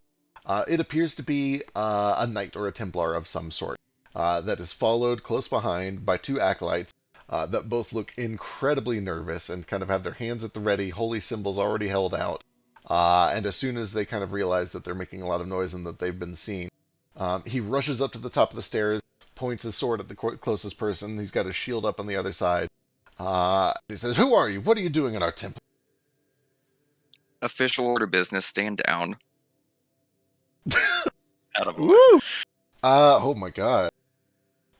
Give me an intimidation check with advantage. Or persuasion, either one would work.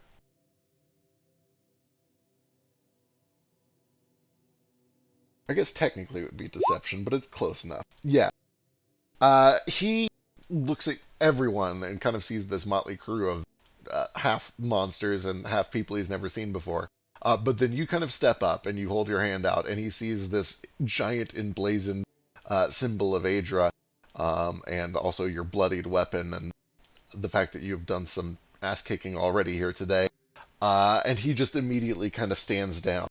He kind of lowers his weapon. He looks back to the two acolytes behind him, and he gives them a nod, and they kind of lower their arms. And eventually he looks over to what was once the body of Arthur Malahue and is now this weird finned snake serpent eel creature. And says, "Is that Arthur?" How can you tell? Well, it's his clothes. That's his tabard, wasn't it? It's all covered in blood. Oh, I thought his clothes like got absorbed like a druid. No, he slithered out in his weird eely form.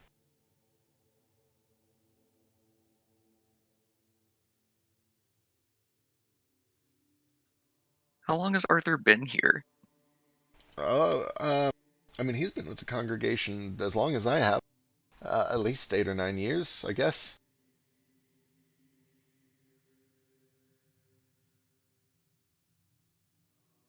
All right, I'm gonna need full statements from everybody down there.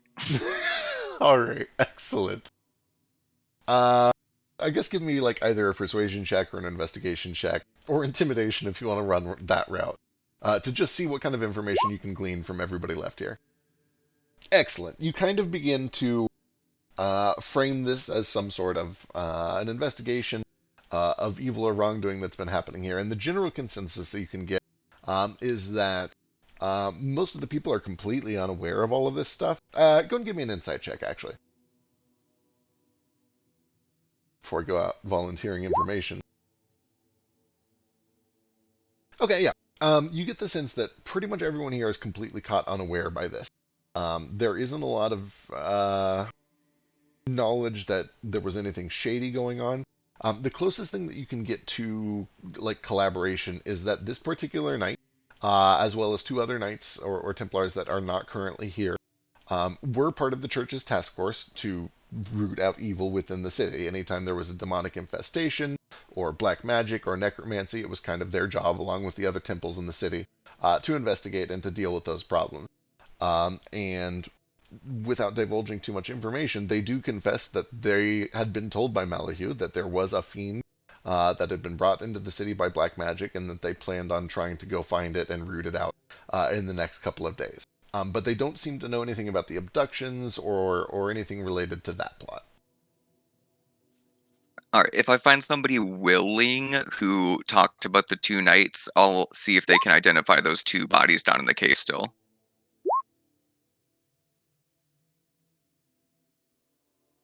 Yeah, you're able to kind of ask somebody to go along and see if they recognize, and they're able to confirm that the two knights that were with him are the two knights that they were talking about that weren't in that meeting with you. And they are identified as being a little bit older in the church. They've been with it maybe 10 to 15 years.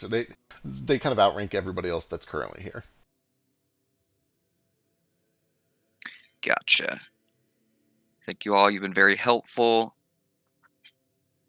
We'll take it from here.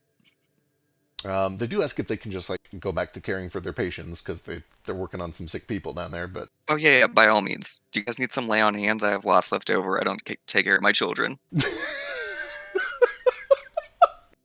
They do actually mention that if you have some points to spare, there are two people that are in with mundane diseases that they have not had the mana yet to cure, and that would be very helpful. Yep, done. Sick. You're actually able to kind of kill some time healing these two people and reassuring them that you guys are the good guys here and that there's some sort of a crime being investigated. And it lightens their load a little bit to have those two patients cured and taken care of. Everybody else, they kind of just reassure that there's no trouble, that it's safe to go back to sleep. One of the patients seems convinced that there is some giant conspiracy going on and has a little bit of trouble calming down, but eventually they get her under control. Ass. That's the important part.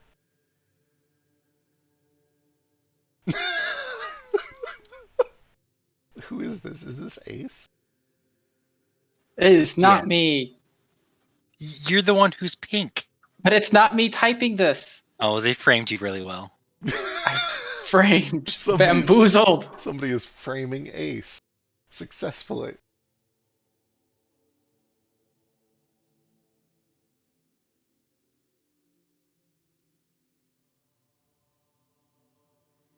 Wait, no man is on roll 20 now. Do we have Frisk?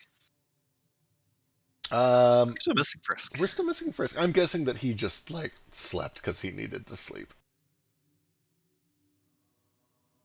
Has he been logged in on roll 20 this whole time though? Oh, He's on there now. I said I don't remember seeing his name down there. That's a good question. He might be on his way on.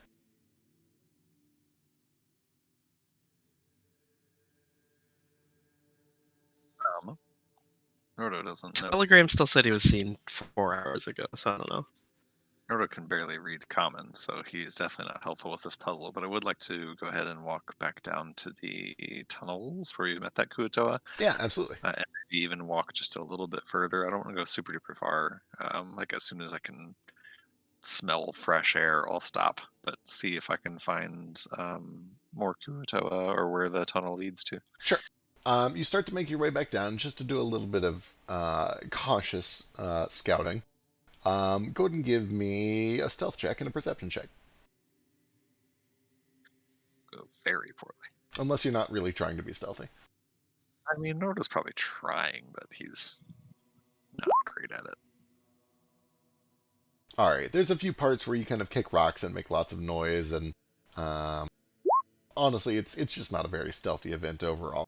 However, you are able to continue walking for about another 150, 200 feet through this kind of winding cave. There's parts of it where it's really narrow, and the path is kind of a little bit difficult, and then there's parts of it where it opens up into these larger caverns, and you kind of notice that there have been pathways that have been marked either with just spikes that have been kind of hammered into the rock, or with bits of rope that is stretched along the walls. But eventually this path leads you to a bend, and when you come around that bend, you can hear off in the distance ahead of you, maybe 80 or 90 feet, echoing the sound of waves crashing against a shore. It sounds like there is outside up ahead of you. Okay, I will stop there. And do I see any tracks that surprise me? Do I see anything besides just like one Kuatoa coming in here and not coming back out? Give me a survival check. With the 21, you can see that the only recent one, the only one in the past maybe 24 hours or so, is the one pair of Kuatoa that came in. But you do see that it's a fairly well-traveled path, and most of the traveling that has been done on this path is similar kind of webbed Kuatoa feet, and also things being dragged along the ground by Kuatoa. Okay. Perchance, are there any animals around? Give me a luck check. Probably.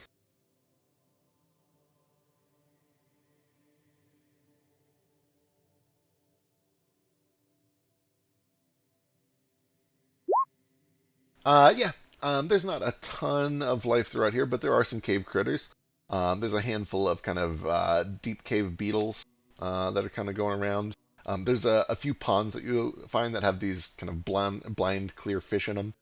So yeah, there's a handful of little critters here and there. Okay, cool.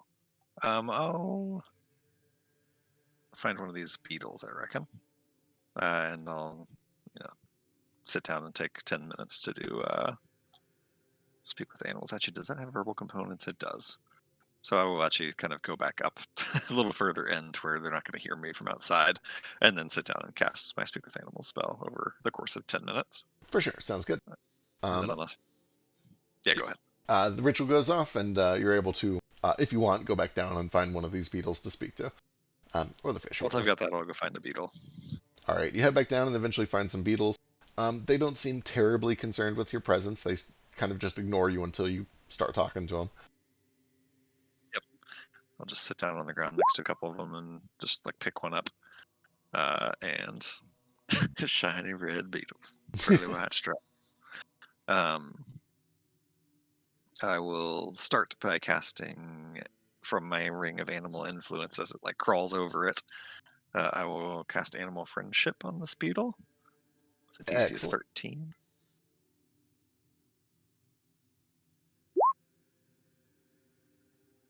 As soon as you begin to kind of give this thing a little bit too much attention, it seems to, you see the seam on its shell kind of cracks open and it begins to fly away. And it resists that spell, but there's plenty of other nearby beetles if you have more slots to spend. Yes, I've got 2 more charges, so I'll try again on another beetle. It's sure. a D13 wisdom save.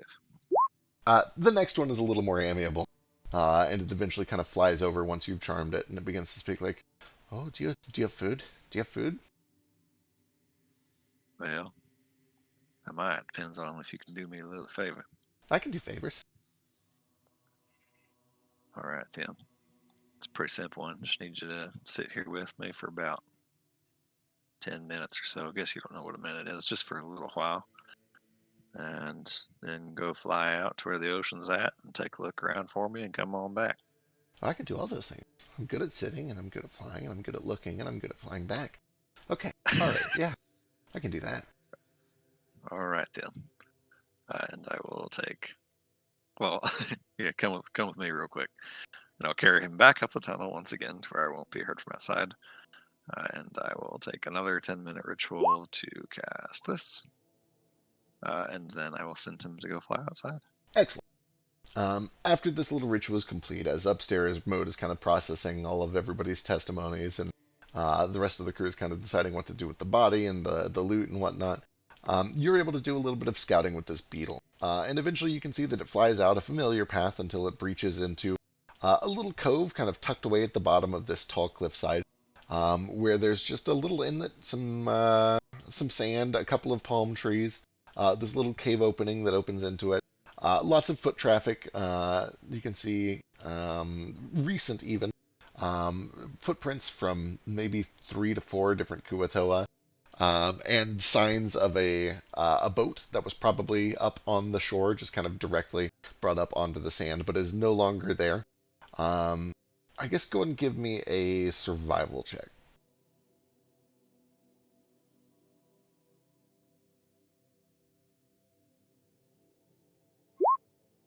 Yeah, you get the sense that there was a little bit of traffic here sometime in the past several hours or so, hard to say exactly how much, which included a handful of Kuatoa and some sort of a rowboat that was beached, but none of it is there. There are no signs of anything still being there.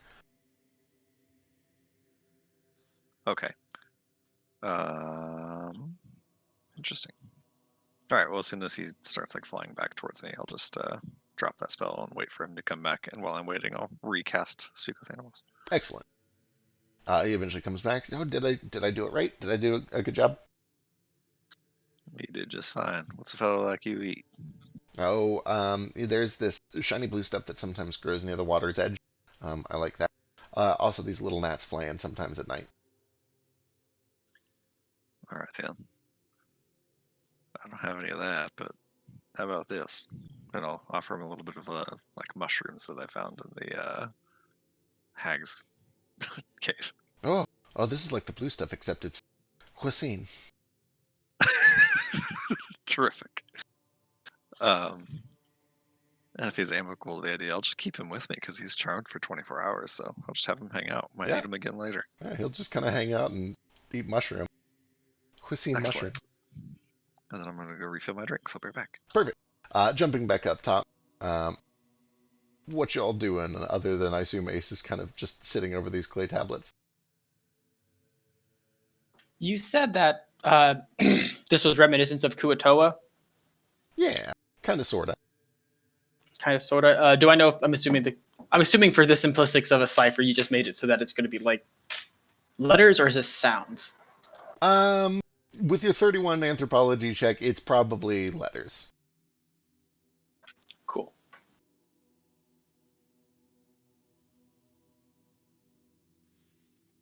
Okay, so where are we going to string up Fishman here?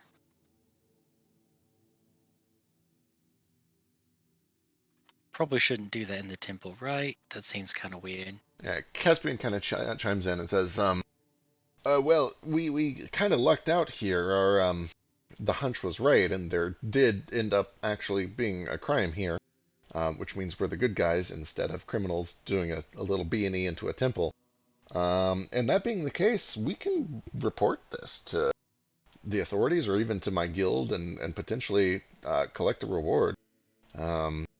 This temple is just one of the... I mean, the whole Guild of Divine Magisters, there's 7 or 8 temples that all collectively work together. And my job is to protect all of them from the evil and danger. And I mean, and he kind of points his hand over to that thing. It doesn't look like it much right now, but I'm sure they'd understand that that's evil and danger right there. They might owe us some money based on our contract, actually. I mean, money is good. With that said, I assume that they would want to do their own whole investigation, and they would learn everything that's going on here. I don't know if that's something. Thank God, because I didn't write a single thing down. Notably, they might learn what they had planned to do involving your mom. I don't know if the other temples would. Well, no, I do. Some of them would not be okay with that. Not be okay with letting a. Right. Right. Well, fuck. I could maybe volunteer to take the follow-up job to deal with that problem. And, well, I don't really know what I would do at that point. Well, I like where it's going, I guess. Could also just...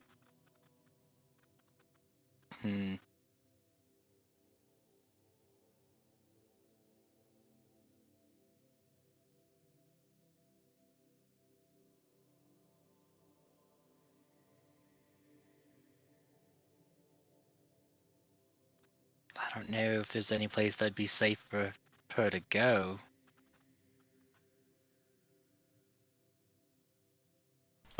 We could also go with the classic destruction of evidence route. Okay, so that would mean Nordo gets to do his sushi making. Sure. I meant mostly more the note about there being a witch summoning Oh. demons in town. Okay, yeah, I'm full for getting rid of that. That's inaccurate. So Yeah. As far as I know, the only other person that Is knew. it? yes, my mom's not a witch. She's summoning demons, though, and She know, didn't do people- the summoning. Pale Knight did the summoning. But that could still be happening somewhere. Like, not implying your mom at all, but that might be something. Okay, so we just have to get rid of any record of my mom being tied to this, and then when I leave, they'd have no reason to be suspicious. Yeah, that's what I'm getting at. There is I think the only other person who even knew anything about this whole summoning ritual was that one other knight that we talked to, and frankly, he didn't seem to know that much about what was going on. Maybe, hopefully. Anyway, I'll leave it up to you. I've got a little bit of weight I can throw around with the guild. Not a ton, but a little. Right. Let me think on it for a minute.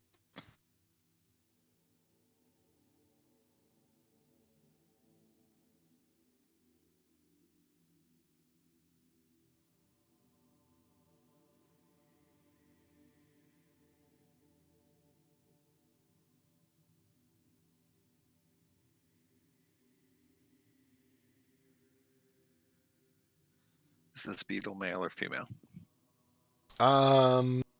Let's find out. Let's find out together. Because I need to name it and keep it forever because I love it.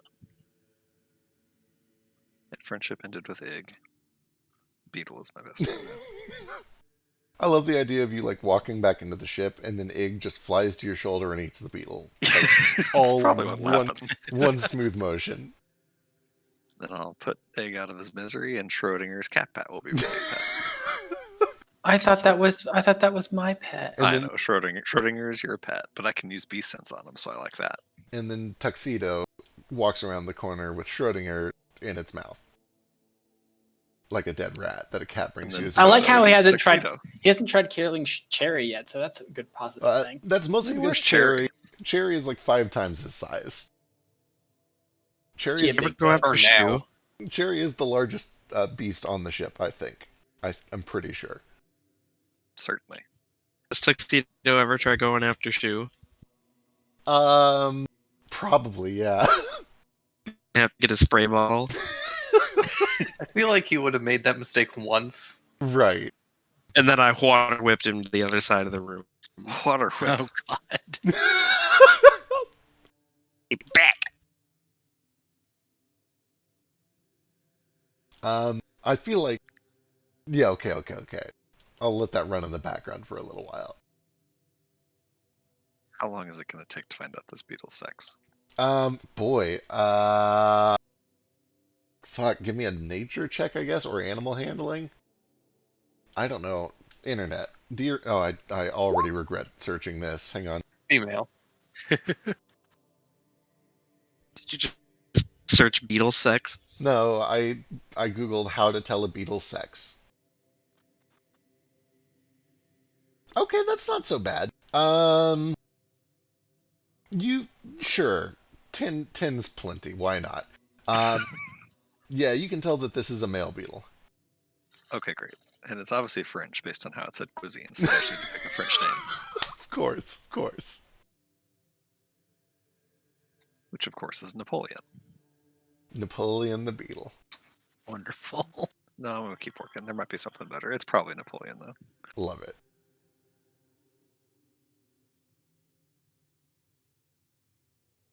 Yeah, let's just stick with Napoleon. Excellent. What's happening while I was gone? You're still just doing this puzzle? I assume there's some people may be working on the puzzle, and if nobody's working on it, let me know. And we can I'm working on the puzzle. Okay. Don't worry. Okay. I know some people have fun with puzzles, so I don't want The to only cheat you out question, of the it. only question I have is because I know that at some point someone flipped these upside down. So I'm assuming I flipped these the right way, just because when you're writing things, typically you begin to write is going to be thicker than when you end. And since you write top to bottom, I assume that this is the top of it. That sounds like some pretty solid reasoning. Um, so they were all kind of just jumbled in his pocket, and they all came out. There was not a really good rhyme or reason to it. So your guesses are all valid. Maybe. All right, can I see the writing and tell like where they began to write this each letter at? Because typically when you begin writing, as I said, top to bottom, left to Yeah. right. This feels like a reasonable thing for a 31 on your anthropology check. Let me go pull this up real quick so I'll give you a good answer. So Ace is studying that. Mode is questioning people and getting a statement. Flick and Caspian are kind of deciding what to do with the body and what to tell the authorities, if anything. Gale is burying his mug and then unburying the mug and mending it back together. Terrific. And changing the lettering to say world's worst priest. Right. I'm doing whatever I can to help. And I help too. Yeah. Guys remember those commercials?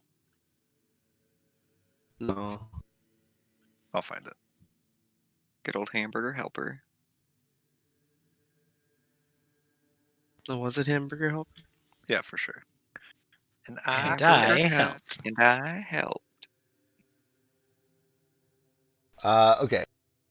Ace, after you spend some more time studying and with your very good anthropology and learning languages on the fly shtick, by studying the direction that each of the imprints was made, you get the sense that you're currently looking at it upside down. Motherfucker. All right, that's fine. I still have the letters written down. It's just everything's upside down. Yeah.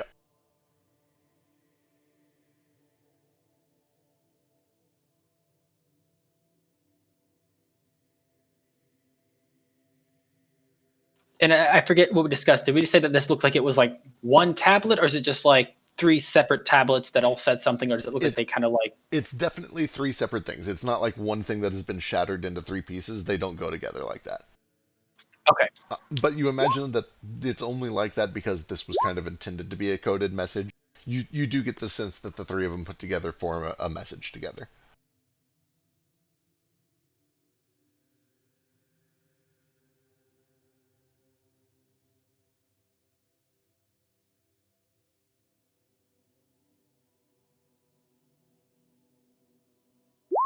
Whenever I get back up, I will report my findings.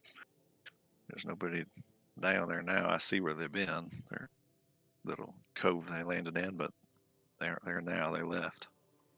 Hard to say how long ago. Hard to say why either. If they were waiting, maybe they heard us.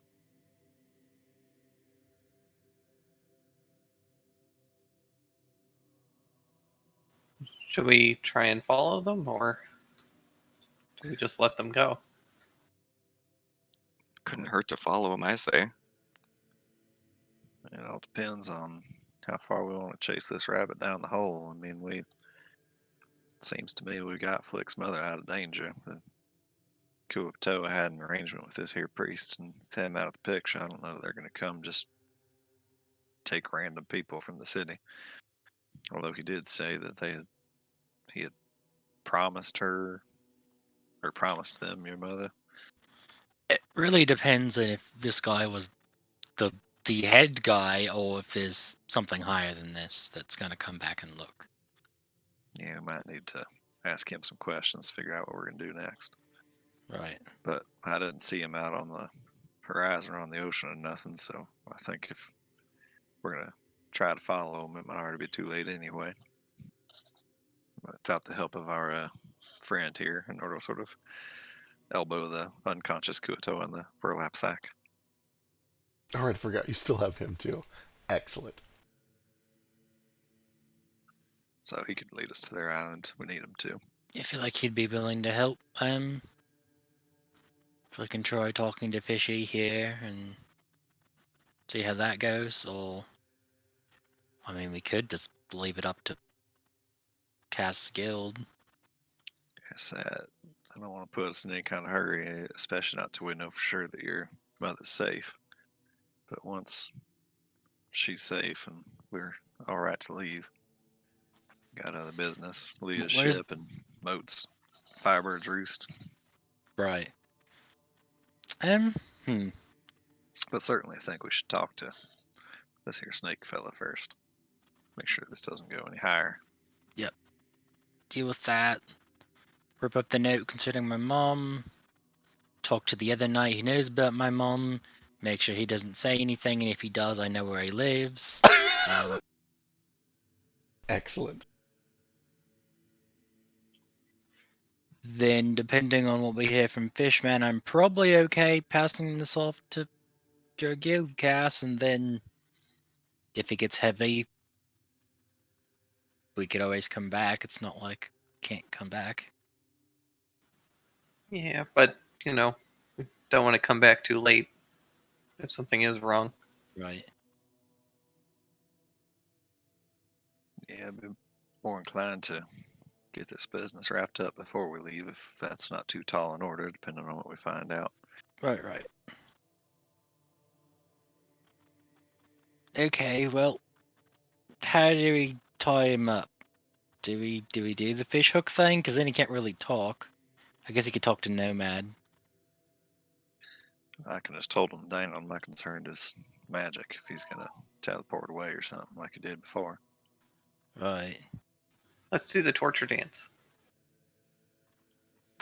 What is the torture dance? I'm into Not, it. not sure I want to know.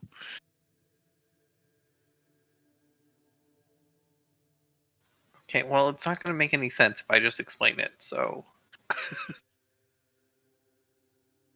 Vasu pulls out his Puabosi and starts playing Pussy Control. I'm going to get a fish hook and string him up. Oh, all right. You take this unconscious, weird fishy creature and you begin to kind of just plant these hooks in. There's no writhing, no wriggling, no response whatsoever. Just kind of goes limp the entire time as you string him up. Is he still breathing? Yeah, still breathing. Very long, drawn out, slow breaths. Like somebody that's in a deep, deep sleep. Someone normal, somebody that doesn't have weird sleep apnea. Can fish have apnea? I don't know. Fish apnea? Oh, is fish I'm apnea? assuming not, since they don't have lungs. Dear Fish Google. sleep. Fish do sleep, I think. Fish I feel like sleep. I've Googled this before.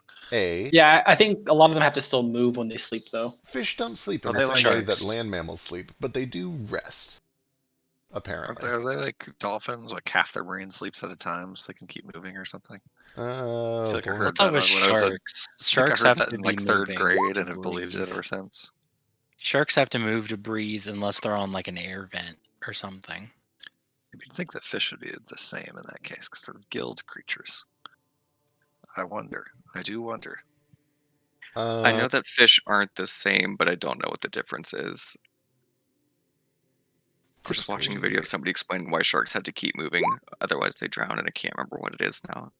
It's There the you go, worst thing everyone. life. Facts about fish sleep from Noah. Also, is this guy humanoid? Or has he like evolved to either aberration, beast, elemental, or monstrosity that has an innate swimming speed? Just like Koopa. Just like Just like Koopa. God. That movie was as terrible as I remember it. it I was liked fun it. though. It was so bad. It was It's- bad, but in a fun way. It's really not good, but it's a fun ride anyways. They finally got the colors right. Guys, what if Vasu started talking like Bob Hoskins? Oh, God. I mean, it's DeVito adjacent, right? Definitely. Okay. Boy. Okay, Ace can do this. Ace would be able to tell with a little bit of study and research when you peel him away from these tablets for a brief moment, that he is boy. What? How do I even put this? Some weird He, hybrid, like a tabaxi demon thing, he but doesn't not. he doesn't ring up as human or aberration anymore. He can say that with certainty. I'm gonna do an Arcana check from Nomad. I think he might have insight here.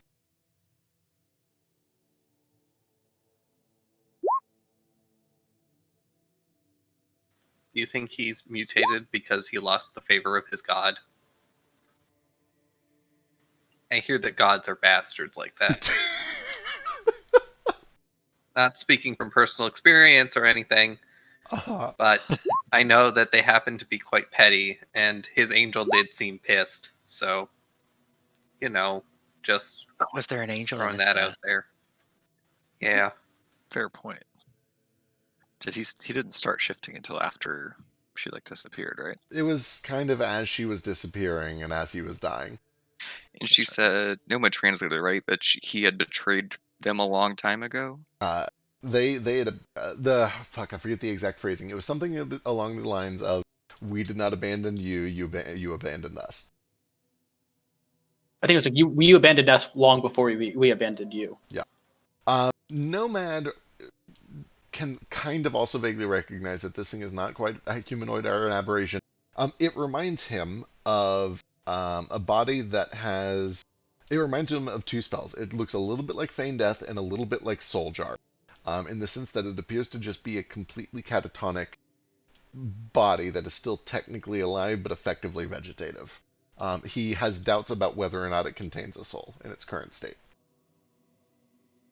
Oh, well, that's not any help. And he says all of that in Nomad's voice.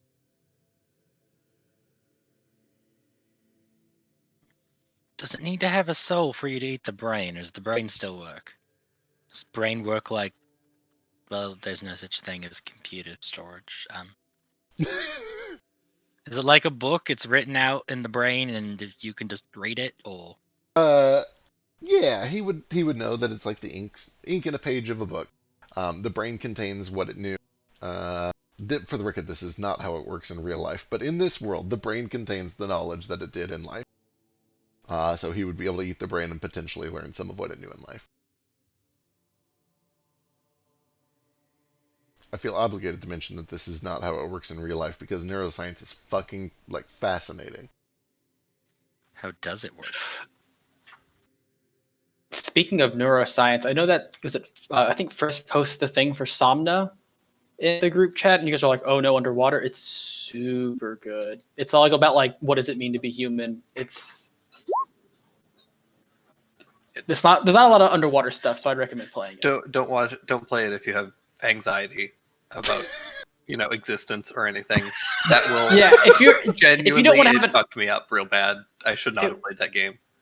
I thought it was. I want to play through it again because I have so many questions. But yeah, it's pretty. It's real good, but yeah, fair like warning. Watch it.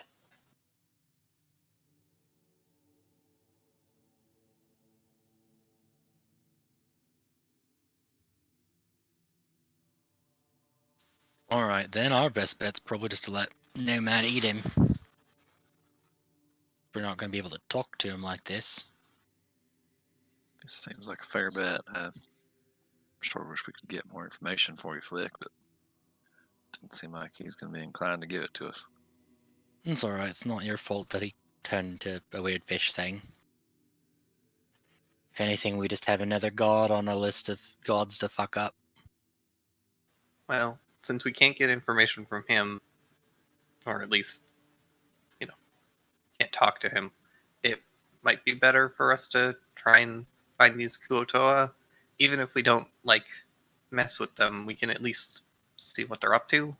Maybe go quietly and just sneak around. Maybe use the ship's visibility thing to see if we can fly over their island and take a look. I don't get the sense they had any airships or nothing because they came here on a regular old boat. Yeah, the invisibility thing was on the other ship. Mine has it. It's fine. We can use mine. I can That'll work then. I can smell the salt. Yeah, I mean, at first, it's a rabbit hole. I was about to say, if there's people on that island in trouble, then we ought to go help them. But that's true in every corner of every street in this city too. There's slaves walking around doing the work, and little boys that think 10 silver is enough money to change their life. At some point, we got to draw the line, Right. but it couldn't hurt to check, see what's going on there. I mean, if they're making a god, I'm kind of concerned. Yeah, that is. I don't know nothing about gods or anything, but it doesn't seem like too good of a thing. Although they said it was what a healing god of long life or something. It's doesn't sound like too bad a proposition in the right hands. Although I guess island full of fish people may not be the right hands. Not that I got anything against fish people, just well, maybe I do.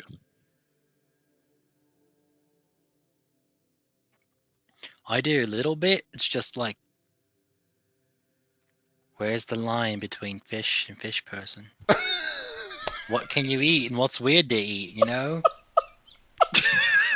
If they have Somehow- culture, I guess. Christ. Somehow that's so much more racist than me just openly saying I don't like fish people.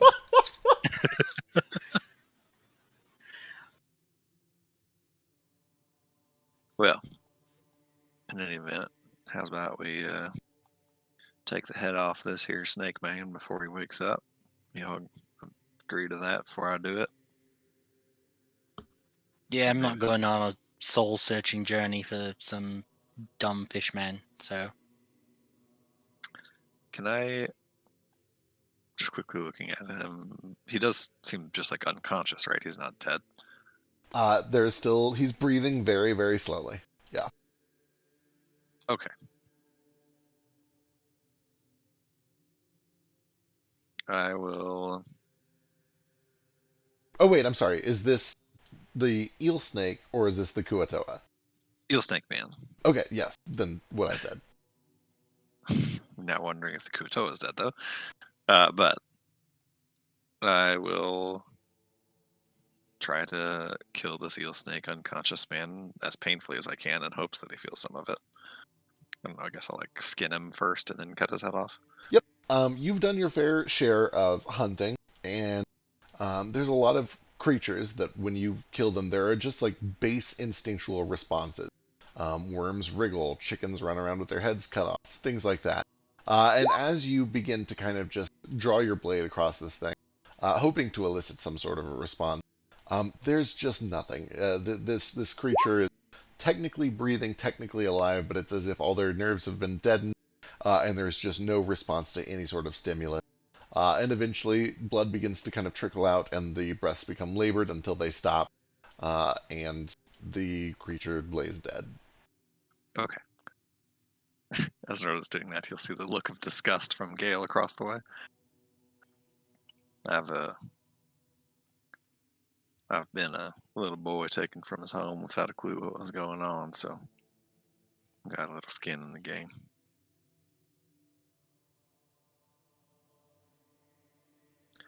Blood for blood, as far as I'm concerned. And I'll lop the head off. Fair enough. Easy enough. Clatters to the metal, or to the marble ground. No man Toss can it have to no snack man. time later. Well, alright then. Last order of business. Kuto and the Cove are gone. Seems like Moat smoothed things over with the temple folk. How about this fella? And I'll sort of nudge the unconscious Kuto. Are you Yes. gonna skin him too? Well, don't make me rethink my ideas of justice. He came here knowing that he was gonna take a living person and sacrifice them, so ain't a whole lot better in my boat, but He's dumb and misguided, but I don't think he deserves to die for it. Well, I should at kind of least- want to go look at the rest of the. Yeah, I'm still a little worried that just because this guy's gone doesn't mean they're gonna stop. Right. no, I He don't might be a good lead in there. think that he should stick with us and show us how to get there, if nothing else. We don't even know how to get to the island without him, so start with that, I suppose. I'm Okay, not like particularly whenever inclined you. to skin him or nothing. So when a kid wants a dog, right? You're just like, okay, here you can have this fish, and if you can handle the fish, then maybe you can get a dog. I'm never gonna get Nomad a dog or a human, but I'll let Nomad have Fishman. Boy, as a pet. That's fine.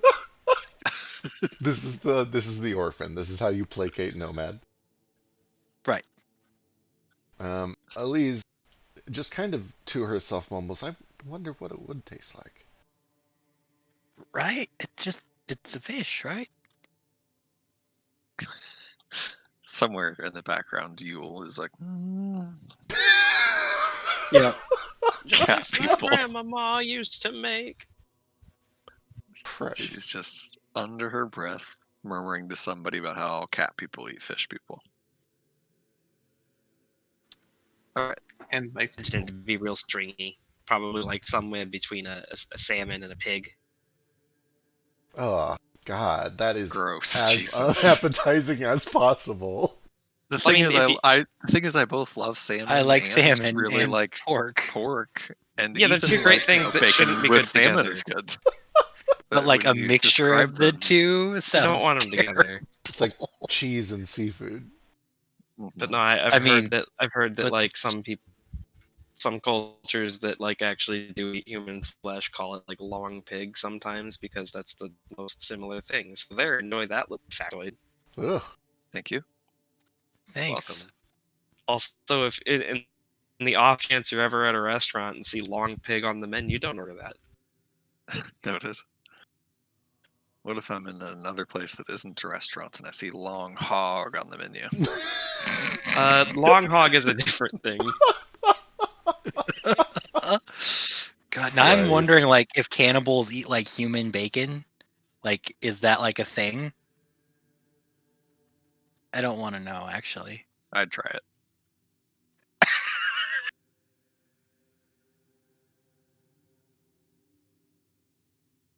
God, the fucking Always Sunny episode where they get the hunger. Yes. So good. Alright, I will, if everyone's ready to leave this place. Yeah, let's go get Flick's ship.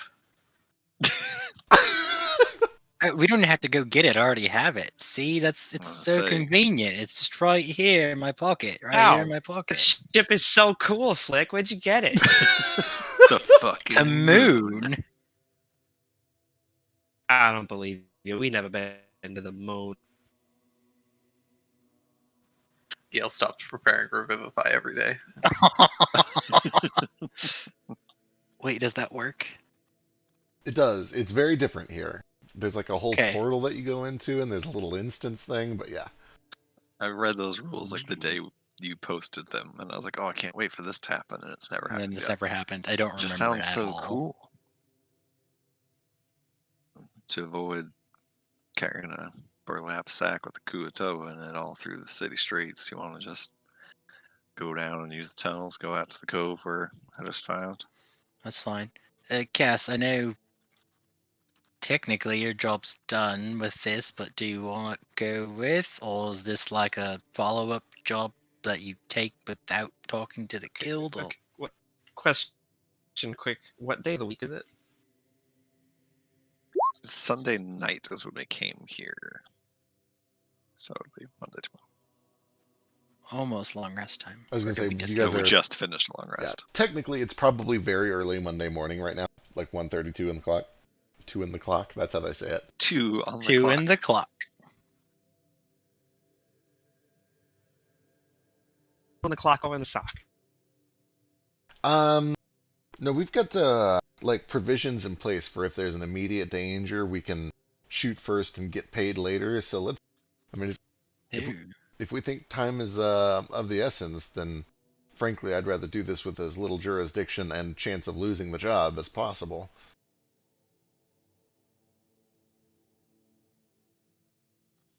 All right, works for me. All the same, some of you guys look pretty fucked up. So like, if you need to, I don't know, don't make any big decisions on my account, is what I'm getting at.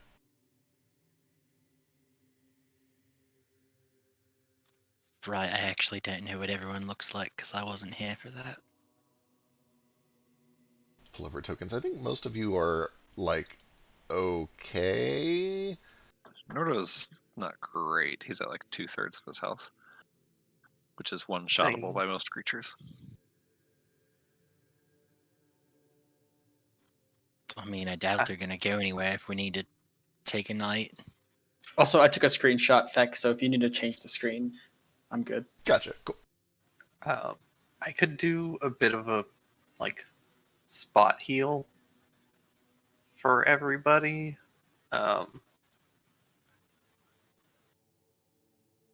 mean, that'd be fantastic and awfully generous of you. Say I wouldn't mind press on tonight. Bit of a hurry. I am tapped on my key. I could use a meditation, but I think I'd rather press on personally. Want to meditate together? I'd like that very much, Master Diva. Brought your yoga mat, right? Did you bring the I brought crystals? both my yoga balls too. Right. Do you have your crystal with you? Like, I think yoga balls are actually a real thing. Are they? They are. They might not be called yoga balls, but I've definitely seen like meditation things or like Yeah. little ceramic balls that have like a tiny little chime in them or whatever. Oh, see, I was just thinking Oh. of exercise balls. No, those Yeah, are. I was thinking of exercise balls too. Yeah. Oh, What the fuck are those called? I know what you're talking about, and I love those. yeah, Things. they're Contact really juggling cool. I balls. can't remember what they're called either. They're called contact What? juggling balls. Hey. Wait, no, hang on, that's a different thing. Shit, what is it fucking called? Contact juggling thing. I think that's David Bowie that's what lap That's what Nomad David like Bowie, thing yeah. basically is. Yeah. Yeah. Metallic ringing balls. Bouting balls? Yeah, bouting balls. I just like meditation balls, and I think I got it. I don't know. Pop over to images. Kinda. Not really.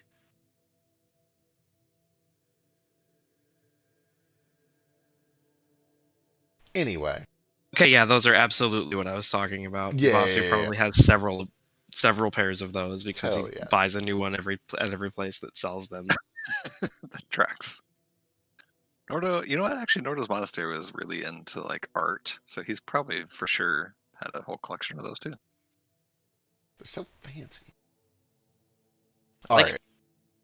Anyway, what's the plan? Go down the tunnel, get onto the ship, and once we're on the ship, I will do a Aura of Vitality and kind of split that up amongst the people that need the most. Sure. Easy enough. You guys are able to get down there, and Flick's able to summon the ship. In the moonlight, it has the silver rim to it. You guys are able to board with no problems, and then take a good 5 or 10 minutes to get this Prayer of Healing on, and split up some healing. Just real quick, whenever we get down to the cove, now that I'm not looking through beetle eyes, can I look around and see if I can tell how long ago the ship and the Kuto left? Yeah, give me a survival check.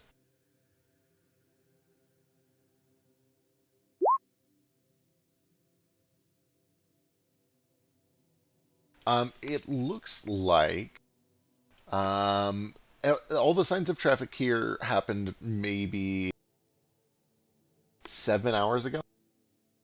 So early, like very early compared to when you guys showed up here. Several hours ago, 6 or 7. Okay, so certainly well before we had our first run-in with the Kuto and the battle and everything. Absolutely. I mean, that was only like Okay. 35, 45 minutes ago. By the time you do all your investigation, maybe an hour and a half or so. Okay, Nordo will communicate that fact with everybody, that they probably weren't like scared off by our battle or anything. They just were going to come back for him later.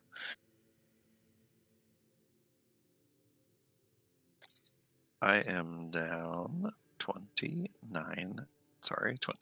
hit points.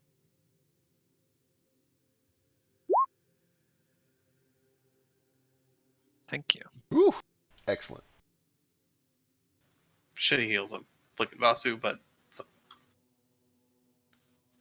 I'll be okay.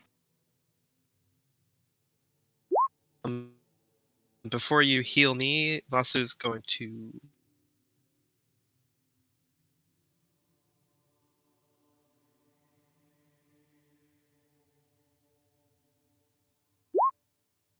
cast Mold Earth and make you a tiny little dead flower. And also switch my wrappings over to Earth so that I get some extra healing from that. Excellent. Good call.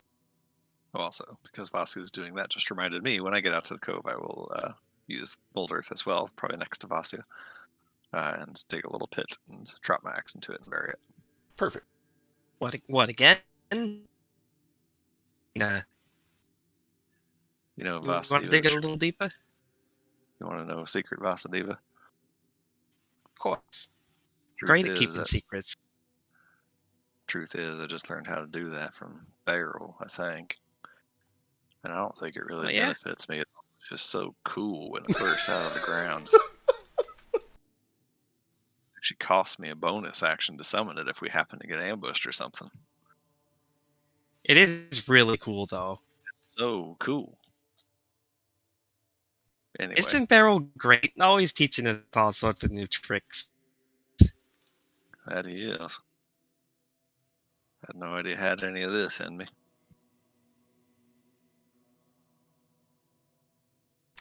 Speaking of both of you mentioning your magic weapon, I did update the attunement rules, and we're going to try these out and see how it feels. We don't have to fuck with it right now. We should rules on fuck here? with it right now. That's fine with me if that's what you guys want to do. I'm kind of. absolutely not. I was going to say I don't know how close Ace is to these tablets, and we're also on a short session, so we should get a move on if possible. I'm probably not very anywhere near close. That's fair. God, Ace just fucking figured it out.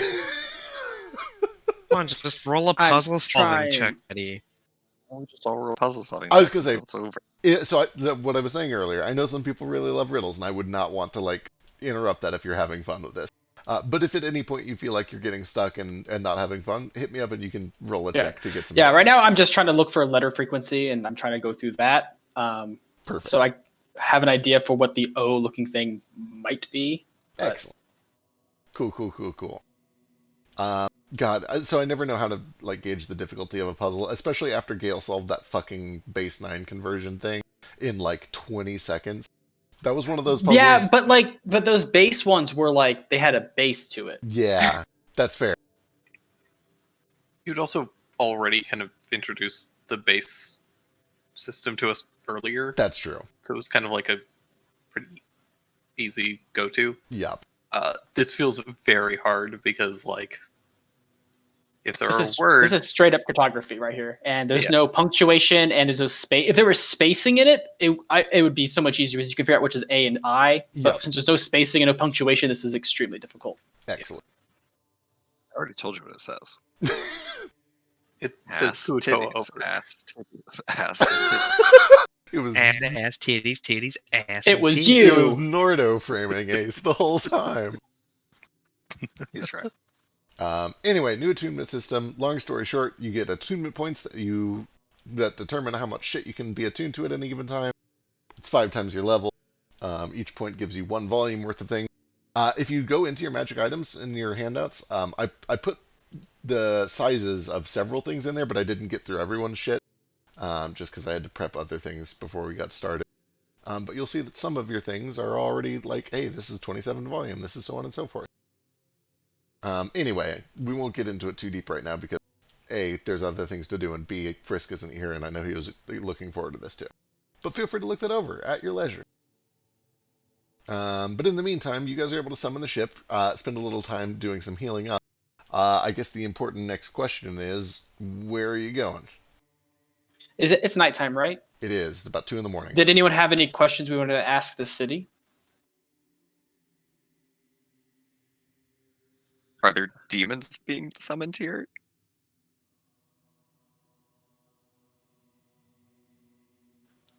we get up to 5. So Say I try to keep it focused on our interest in the city, which is keeping Flick's mother safe. I don't know if there's anything we can ask the city that particular. As if she's in danger, if there's anybody else that was working with Arthur. I don't know if the city would know something as small potatoes as that. It might. Feel like it has before, right?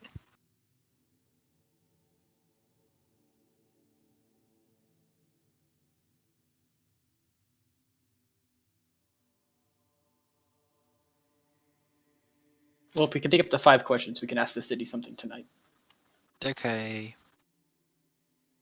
Maybe we should think on a little and see what we find at this Kuto Island, and then when we come back, maybe we'll have more questions. Yeah, I have plenty of time. I just got it back today, so no rush using it. Just Or figured maybe throw after it out there. Nomad eats the snake man's brain, we might have some more questions based on what he finds out. Oh wow, I have a ton of attunement space to use based on these new rules. I was gonna say, Although, some of you I think are a little close to your limit. Some of you are not even remotely close. So well, also notably, some of my magic items are in my inventory and not on my actual oh right, yeah, they're on my sheet inventory, but not anywhere gotcha. else. If you ever need a card for anything, if you ever to poke me, I can add one. Oh, they're both fine. They're rules as written items. I'll write them down for you. Cool. Yeah, I don't know if either of my musical instruments would have any excessive voltage level, but if they do, I can probably just chalk that 10-minute attuning to them up as tuning them. For sure. I can grab a card for them. I forget what stones I put them in them, but we'll find out. Also, Okay, I'll my send you a thing on Telegram real quick. We can figure it out between sessions. Perfect. yeah, thank you. Got yeah, it thank noted you. in my Also, inventory. sorry. Also, Sorry, thank go you. ahead. I'm good. You lost my shadow bow into the seas of time. I when did. you replaced it with the quiver, and then also the quiver doesn't have anything in it, so I have Yeah. no idea what their volumes are. So the quiver, I did make a note for what episode that was discussed, and I just got to go back and find it at some point. And then my bow just got deleted. So I forget what. I think I got that on the island before we went to the undead things. Isn't your bow the bow of poison? No, it's the bow that lets me use my reaction to cast darkness 4 times a long rest. Gotcha. Okay. That's right. Cool. All right. So anyway, you guys get healed up. Ace continuing to work on these things. 2 a.m. Everything is real quiet, real still, aside from the sound of waves crashing against the cliffs all around you. The ship is eerily still and quiet. Where are you headed?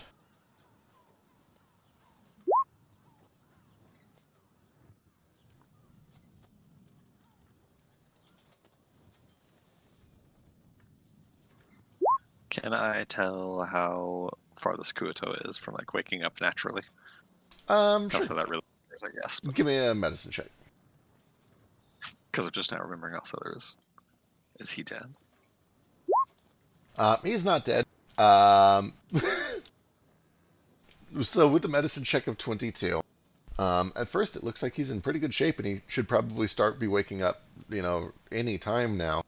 But you start to notice that one of his eyes kind of twitches onto the eyelid every time you bring your finger too close to it. Damn it. You think you're pretty clever, don't you? Please don't kill me. No, we ain't gonna do it yet, even if we do it later. For now, we just need to know how to get to your island. You gonna show us the way? No, I would never do that. I'd be hung and All strung. right, yeah. Then I'll lift my axe up. Oh. Don't worry, he's gonna adopt you if you tell us how to get there. I'm gonna point to Nomad. Oh. What does adopt mean? Will he be able to save me from the wrath of the Great One? Oh, definitely. Yes, He's a god he is after a all. god. Oh, delightful. What's his name? God. Dingus. Seems a little uninventive to me. Wait, hang on a second. I can't remember if this asshole actually speaks common. Yeah, he does. This He was speaking with Ace, so Yep, I yep. think so. Yep, we're good. Oh boy. How do I worship him? How do I pray to him? And what benefits does he offer to me? He Not will dying. teach you magic and won't eat your brain. Okay, this is good. Can he beat up my god, though? You can Oh, beat up any absolutely. god. No one will probably say, I am God to that. Okay. I've personally seen him fight other gods, and he kicked their asses, wiped the floor with them. Wasn't even a contest. That's pretty good, I guess. Alright, okay. I'll consider it, especially if it means not dying. Although, let the record show that I would gladly die for my cause. I will sacrifice my life to preserve the safety and sanctity of my brethren. I know no fear. That's so Could I noble make of you. an insight check to see how devout this guy actually is versus just putting on a show? Sure. Cool. Oh boy. So the impression that you get is like Mini Kuatoa, he's incredibly faithful. He has no doubt in his mind that his god exists and can do everything that he says that he will do, and it sounds like the penalty for betraying all of his brethren would probably be death or something worse. And he seems to believe that wholeheartedly. Okay. Oh, it's okay, you wouldn't be letting your brethren down. They're already all dead. What? Yeah.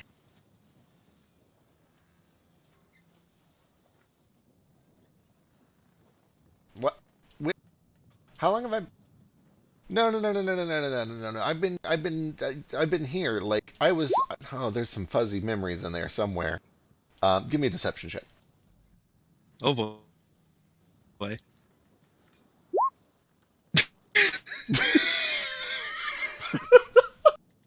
No, I'm just fucking with you, dude. I've passed out for like the last 12 hours yeah. myself. No. You know, I had you going. You did for a brief moment there. I was kind of into. My people For are a very brief good. moment there, you were in true mortal terror. Well, I'm still in true moral terror. Honestly, I'm just deciding who's going to kill me at this point. But my people are very Probably good not at us. pretending to be dead. Even if you thought you'd eradicated all of us, half of us would just have our eyes closed. God. I love this guy. Murdo is going to grab this guy by like the collar or whatever he's wearing, and just say, "Look, it's late. We're in a big damn hurry. I'm gonna make this real simple for you. All right. Here's real powerful magicians. We can find your island with you, help us out. If you help us, you live. If you don't, you die." Okay. The problem with that is that I only live for a short time, and then I'm transformed into like something really, truly terrible. And honestly, I'd rather just be dead. Because then I'll at least be reincarnated into a sponge.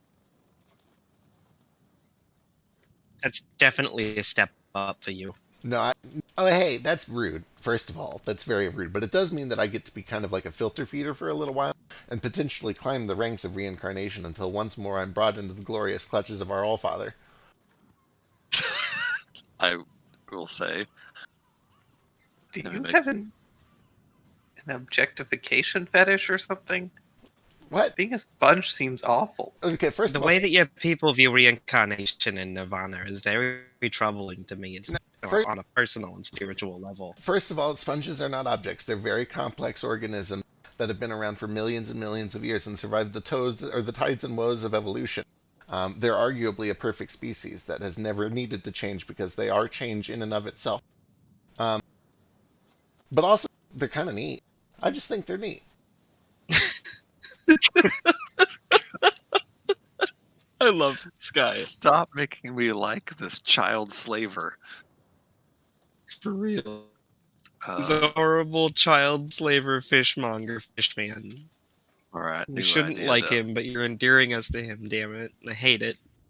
New idea then. You either show us to your island and we'll do our best to help you live, or you don't show us to islands, I'll do my best to make sure you die a terrible and painful death. Okay, so when you say that you'll help me live, what does that mean? You mentioned that that guy can kill gods. Can all of you kill gods? Oh yeah. We've all killed gods before. Bullshit. I think at least half of us are gods, and Vasadiva's carrying around a god in his backpack, and Yeah, I mean, we beat up this one god so good that I was like, hey, you're gonna be living inside of me and helping me out from now on. Like, oh shit, I guess you got me. Okay, I'll tell you what. You guys demonstrate to me that you have the power necessary to kill the Great Allfather, and I'll think about helping you. Otherwise, just kill me. And I'll become a sponsor. You know how gods can like shape the very earth and shit. Sure. I mean, have you ever met somebody who wasn't a god who could move tectonic plates below them with just a stamp of their foot, bending the very earth to their will, creating a great rupture of fire only from their own inner hatred? You ever seen somebody do that? I mean, I've seen farmers, but I don't think they do the whole tectonic plate technically. So no, show me. Let me see it.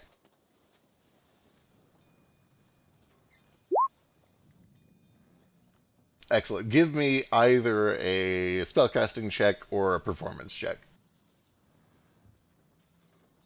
Spellcasting just be wisdom? Wisdom for monk, yeah. I guess it's not technically spellcasting. Yeah, dude, the reason that thing is so goddamn expensive is because he got that crazy compact stone from the Fey Queen for it. God, for Yeah, nothing. it's fucking ridiculous. There's a reason that thing is worth like $23 million. That was actually really impressive. I'm not gonna lie. The agricultural impact of what you just did alone would be worth investigation. I could see it being useful for. It's okay. I can remove every trace of this with a sweep of my hand. We actually kind of need this sulfur, so I'm going to sweep that up first. Okay, all right, good. That's one of you that I trust now. Who else can beat a god up? Show me how you can beat up a god. Do something impressive. I'm gonna punch him in the face as hard as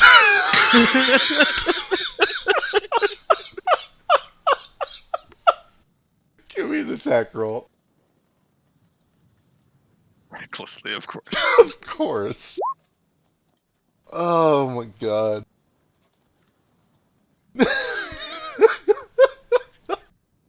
Alright, well, you hear a terrible snap and he goes unconscious. Cool. I will stabilize him.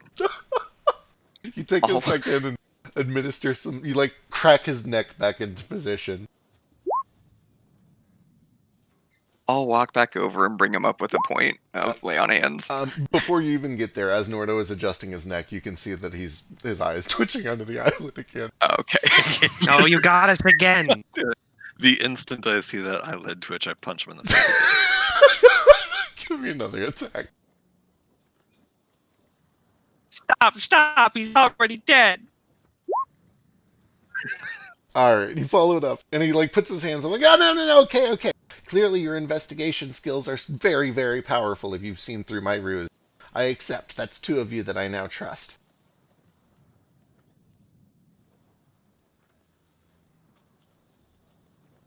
Okay. I probably could have swayed this guy without spending 3 fucking key points. But that's fine. Shit. Look, just breaking out. Oh, fuck. He's not fucking around.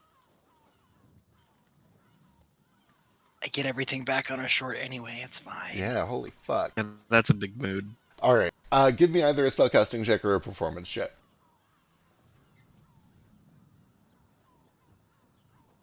I forget if I'm proficient in performance. I think so.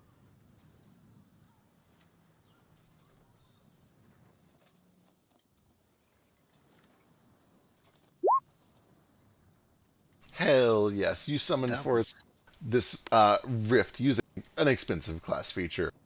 Summoning forth this terrible maw from the deep.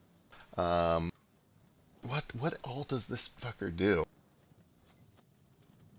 He has to make it save against my spell DC, strength saving throw. And then it'll do 3d6 cold or lightning damage. And since he's a fish, I'm going to go with the lightning damage. Excellent. It also seems to I'm gonna restrain kill him. him. These tendrils kind of lash out, begin to wrap around. You can kind of smell some frying as they begin to zap at the outsides of his scales. And he's like, okay, all right, I believe you, as he kind of like just sits there being electrocuted in place. Eventually kind of catches his breath. There's smoke kind of pouring off of his scales where they've been singed. It's like, okay, all right, I think I'm convinced. You guys seem like you are either gods or god killer. I believe we can work together. I think this can work. Cool. However, I do have some stipulations. First, I will be the captain, and this is now my ship. You can So- fuck right off to hell with that nonsense. Okay, all right. I have alternative terms. Don't kill me, please. No promises. Deal. He did not negotiate very well. Oh. All right. So take me home, and I'll show you how to get into our hiding place. If you betray us, I'm gonna spend the rest of my life killing every sponge I come across. Can I Give me an intimidation check. can I also make an insight check to see if he's going to lead us into a trap or if he actually is going to comply with us? No, don't do that. Give me an insight check. Boy, God, I mean, this dude is a hard fucking read to begin with. You get the sense that everything he says, he believes. He seems convinced that maybe you can actually kill his god. So sure, if it means he gets to stay alive, he'll help you. But it means, he expects you to kill his god so that his god doesn't kill him. You get the sense that he's not withholding information, I guess, and that he believes what he is saying.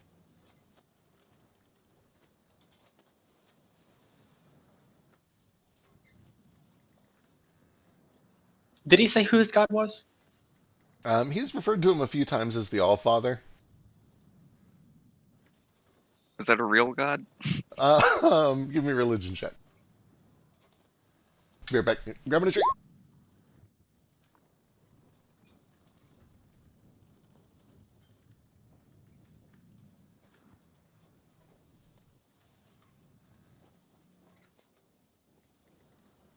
We'll just solve this puzzle real quick. Say what? What are these letters? These things on this puzzle? Yeah, there's no spaces and no punctuation, which is a little bit more difficult. We're I gonna love that figure you it out. said, let me solve this puzzle real quick, and then immediately followed up with, what are these letters? That was very in character, though. Doesn't doesn't sound like any god that you've ever heard of before. Okay. All right. Anyway, okay, I can be your guide. There is one hang up. I don't drive the boat. So if you guys can do the boat driving, and if you can get me back to my island, I can tell you how to get in. Right. I think I can manage boat driving. Because Perfect. that's what I'm told. Well, I'm gonna go sleep until we get there. Wake me up when we get there.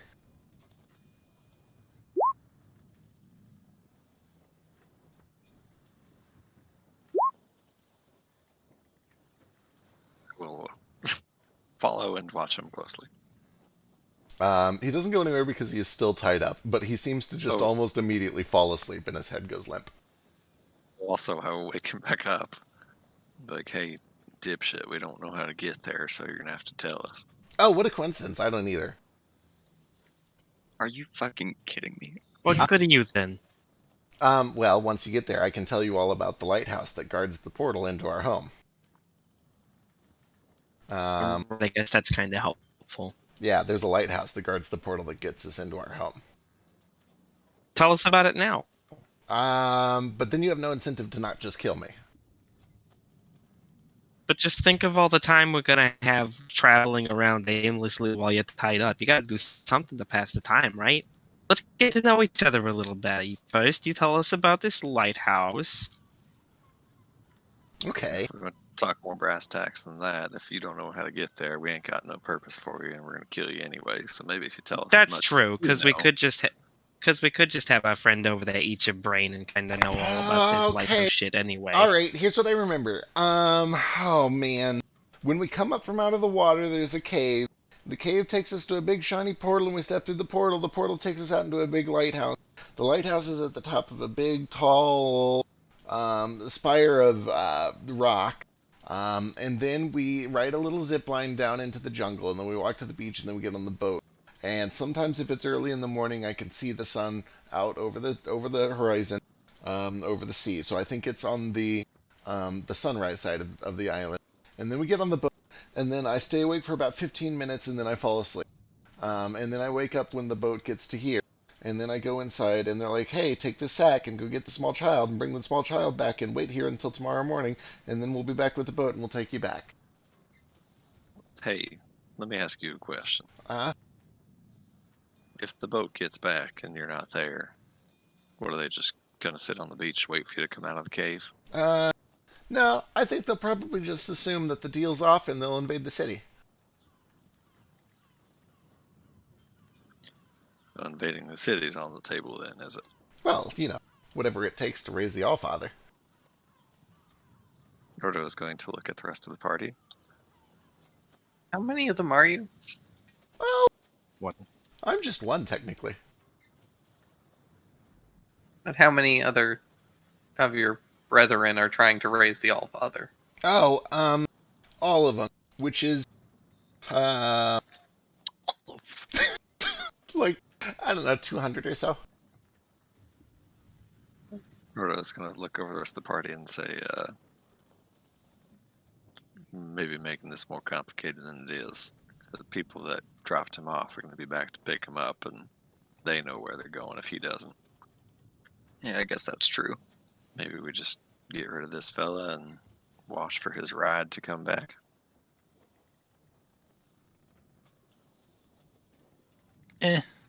How many do you think are gonna come back to pick him up? There's usually one guy 2 on the or left oar. 200? There's one guy for the left oar, one guy for the right oar, one guy to yell instructions, one guy to watch the bag, and then one guy with something pointing to stab at anything that attacks us.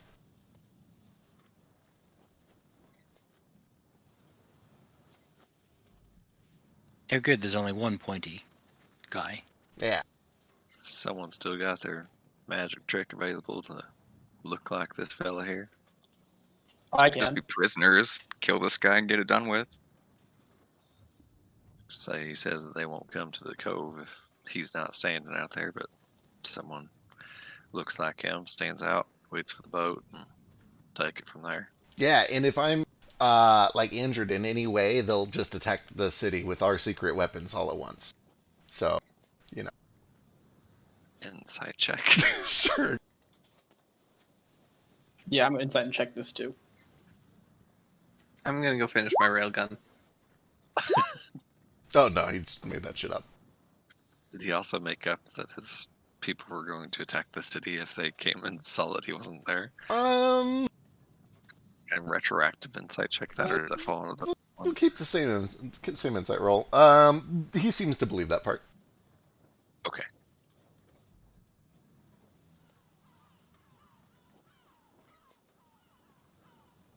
Frankly, I'm inclined to put this one out of his misery, let him go be a sponge in the afterlife, and wait around for the ship to where he's going. Yeah, it works for me. Can't Nomad Lucky he'll make him a be a sponge kid now? sponge.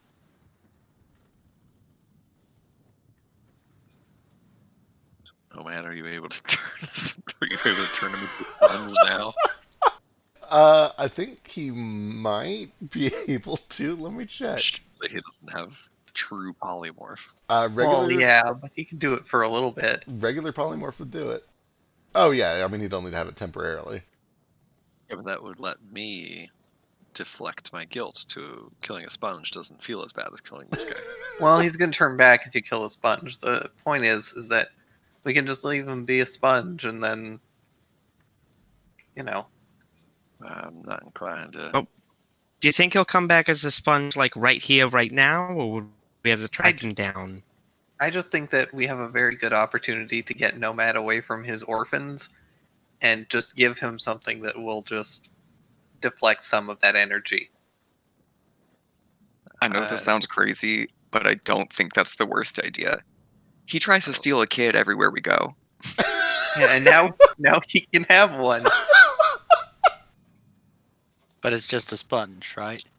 Well, it's going to be a Kuto most of the time, but I can pretend to be a sponge if he's into that. see, I told you he had an objectification fetish. See, they're going to be perfect together, and we can keep them locked up. You know what? In one level, I'm going to be able to make dimensional shackles, and he'll never be able to leave. I've been practicing filter feeding. I don't mean to be disagreeable, but Can you So here- photosynthesize too? No, but rub some of that grain into my scales. Been working on that myself, but I'm a bit away, I think. this fella here was getting ready to willingly, knowingly take an unconscious child to his island to be ritual sacrificed because he believes truly, I think, that he can bring his god to life and take over the world. Look, It's pretty fucked up, my dude. Look, I'm not saying that, he's not Yeah, actually, obviously evil and deserves some form of punishment, but there's more forms of punishment than just killing people. Like, needing to be Nomad's plaything. on second thought, though, they might be too similar in all the wrong ways, and this could go off the trails really quickly. As the Nomad Wrangler, I think it's a bad idea. Pretty sure this is adding a bunch of risk and no benefit to us. And frankly, I think world's a better place without him. What about the pure entertainment benefit? What about all the people that might be listening in on this entire storyline? To be entirely clear, out of character, it's a wonderful idea and I love it. In character, though, I have a pretty big obsession with the concept of justice.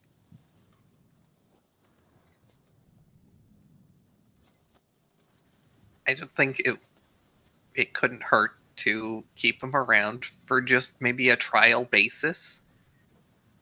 Keep him around for a week. See what happens. That just If it's working out and he seems to be turning over a new leaf and Nomad is happy with his adoption, assuming he's into that, then we can keep him around. And if not, then you're welcome to just throw him off the ship onto a bunch of sharp rocks and we can watch his body break into a billion pieces.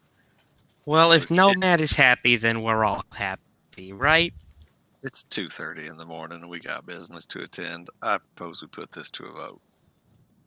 Sponges have sclerocytes, not leaves. Damn it. All right, anyone who is for keeping this terrible little creature, type I in the chat.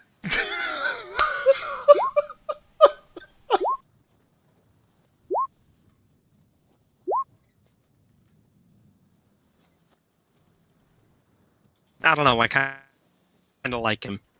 I feel like Nomad would definitely say yes to this. Obviously, for the trial period, to be clear. We can take another vote at the end of the trial period. He might also have more information. He doesn't seem like he seems difficult to get information out of, but he definitely knows some things, especially when we get maybe to the island. He might have an information like, of the layout. Vasu is going to pick up this tiny fish man by the shoulders and shake him violently and be like, "Don't you understand what's going on? Your life is hanging in the balance of this vote right now. You better reveal yourself to everybody, quick! Dude, he just wants to be a sponge, right? Understand the importance of voting!" Oh, God. Oh, it's very important. Everybody should vote. Everyone should please vote. Did you get that, America? Everyone, We're- please vote. I think we're like a week late for this. Yeah, we should are. vote. Everyone is way too late to vote for the record. It's This at is least one day late, but I think the message is still important. Okay. it's an advance on 2024. Let's Yeah. yeah. If we still have the ability to vote in 2024. Allow me to step in and emphatically remind everyone that there are midterm elections in 2022 that are 2022. just as important as 2024. if not Arguably more important. Yeah. Yep. I've spent- Always vote all the time. It's your right, and it's a very important right. but especially in your primaries and local elections, which are arguably more important and more impactful than the presidential election. Anyway, Yeah. Fuck you, Um, Joni Ernst. Don't like either of the candidates? Vote in the fucking primaries, you idiots. yep, we wouldn't be. Sorry, I'm just mad that Joni Ernst won. I am again. too. Fuck Joni Ernst. And don't blindly vote based on nothing but the color that they represent. But Heck straight Yeah, yes. research your vote and make it important because it is important and it is your right. Remember that even though the government and the country as a whole has divided it itself into a horrible two-party system, that not all of your candidates may represent what you want them to because of the party that they represent. Do your research and really vote. Make it important. Guys, why are we having That's this my call to conversation action. the day Yeah. after election? Well, it's because I tried to do it every fucking session up until this, and it's still an important message to retain and remember for the next election because voting is always important. Here's what we And did. just remember that if you think you're Did a you cool know- guy and that because you don't vote, no, you're an idiot. Let's pretend that we. Did you do know all of that these sessions. Australia has mandatory voting? You have to vote there, Hell yeah. and it's like super That easy, sounds and right like you get sausages. Did you know No, that theirs it's is legit. better Look it up. because like if you can vote third party, and if your guy doesn't win, you get a chance to vote again. Right. Yeah. Anyway, let's stick to this a little bit. The one more important message that I'll say is just look up your voting rights and all of your research wherever you are for whatever candidates you are in whatever country because it's a very important thing to do. Indeed. Call to action. I looked up stuff Anywho, at the back poll. to D&D. You can do that. You can take your phone to the poll. You can research people right there. Anyway. Yeah. Elections are important, especially primary. Elise. Oh my god. What does Elise think about this terrible gremlin? Elise, what? If we make him bring him with us, and he does fuck up, maybe. Do you see where I'm going with this? I- I'm not happy about it, but like. I do. Okay. All right. Okay. I'm on board. Trial. This. Just yes. Yes. No, Elise, you have to type it into the chat. Oh, how do I do? Okay, first Okay. you have to turn on your monitor. Where's the internet?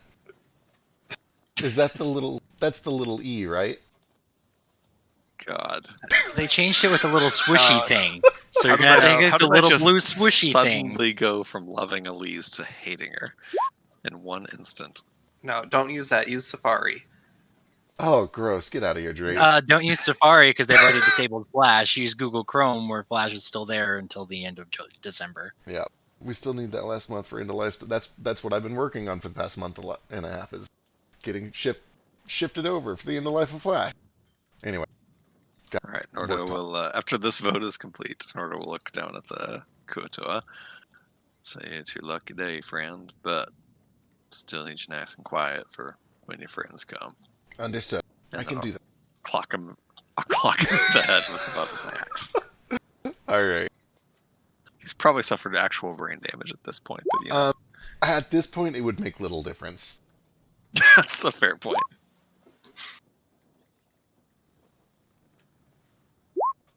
All All right. right, so let's post up and wait for them to come. Base, you gonna do your little trick, look like him? Yes. Yes. Who wants to Uh, be? I can't believe we're asking this question for the second session in a row, but who wants to be the body in the sack? I'll do it. I'm used to being a body in a sack. What does that even What's that mean? mean? Right? Is that a Christ. fetish thing? No, when I was, being tortured daily, I was often put into a sack so that I couldn't struggle. Mm, Oh. yeah, okay. Yeah. Oh. Well, this got a little awkward, but it's fine. Just get in the bag. Thanks for asking. I'll climb on in. Can I have my Game Boy? No, it's getting late. You need to get a little sleep. God, It's Game Boy. I can't wait Did for... you bring the light attachment for the top of it? It's dark in there. Or you're going to have to do it based on the streetlights passing by. Oh, shit. Oh god, the Game Boy Advance SP was God's gift It was to a man. game changer, yeah. So anyway, All right, you guys are planning on posting up until they arrive in the morning, and then one of you is going to be... Gale is going to be the body in a bag. One of you is pretending to be a Kuatoa, right? Or are you having the real Kuatoa stand watch? no, I think Ace is doing a little disguise self-action. Okay, excellent. Let me read a thing real quick. We're kind of Kuatoa is setting a up, true sight or something. to ambush them. Shu is going to fly around and look for any tiny little nooks and crannies, hopefully like above eye of sight, where he could perch, possibly with a lantern as well. Absolutely. Let me go pull this up.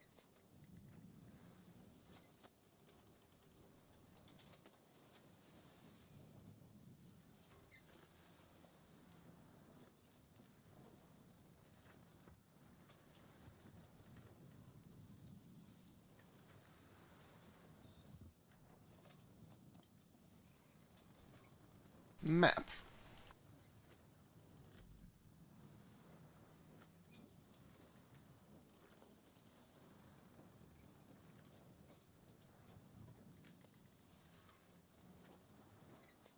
Also, I feel bad for going off on that big spiritual tangent about the importance of your vote and then stacking the vote by voting as all of the company.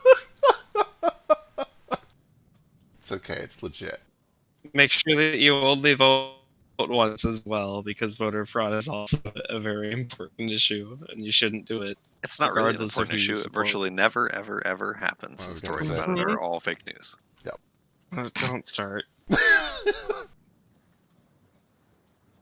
But I mean that seriously. There's no evidence of any real voter fraud in any proportionally significant numbers. Except for when the president said that we should stop counting voters' votes. Well, yeah, that was very serious voter fraud when the president said, "Don't count votes anymore. I don't want to lose." No, This you changed the. That's not fair. You changed the results by measuring them. Ooh. Deep reference. That's how Thank you. intellectual America's gotten. Is we're like I can't- anti-counting now. He I can't went take from credit not for wanting it. to. It was a Facebook meme that I saw. Oh, that's fair. He It went was from. it was a very great use of that quote. It's real good. The map is uploading, by the way, so we're not just sticking around wasting time. Cool.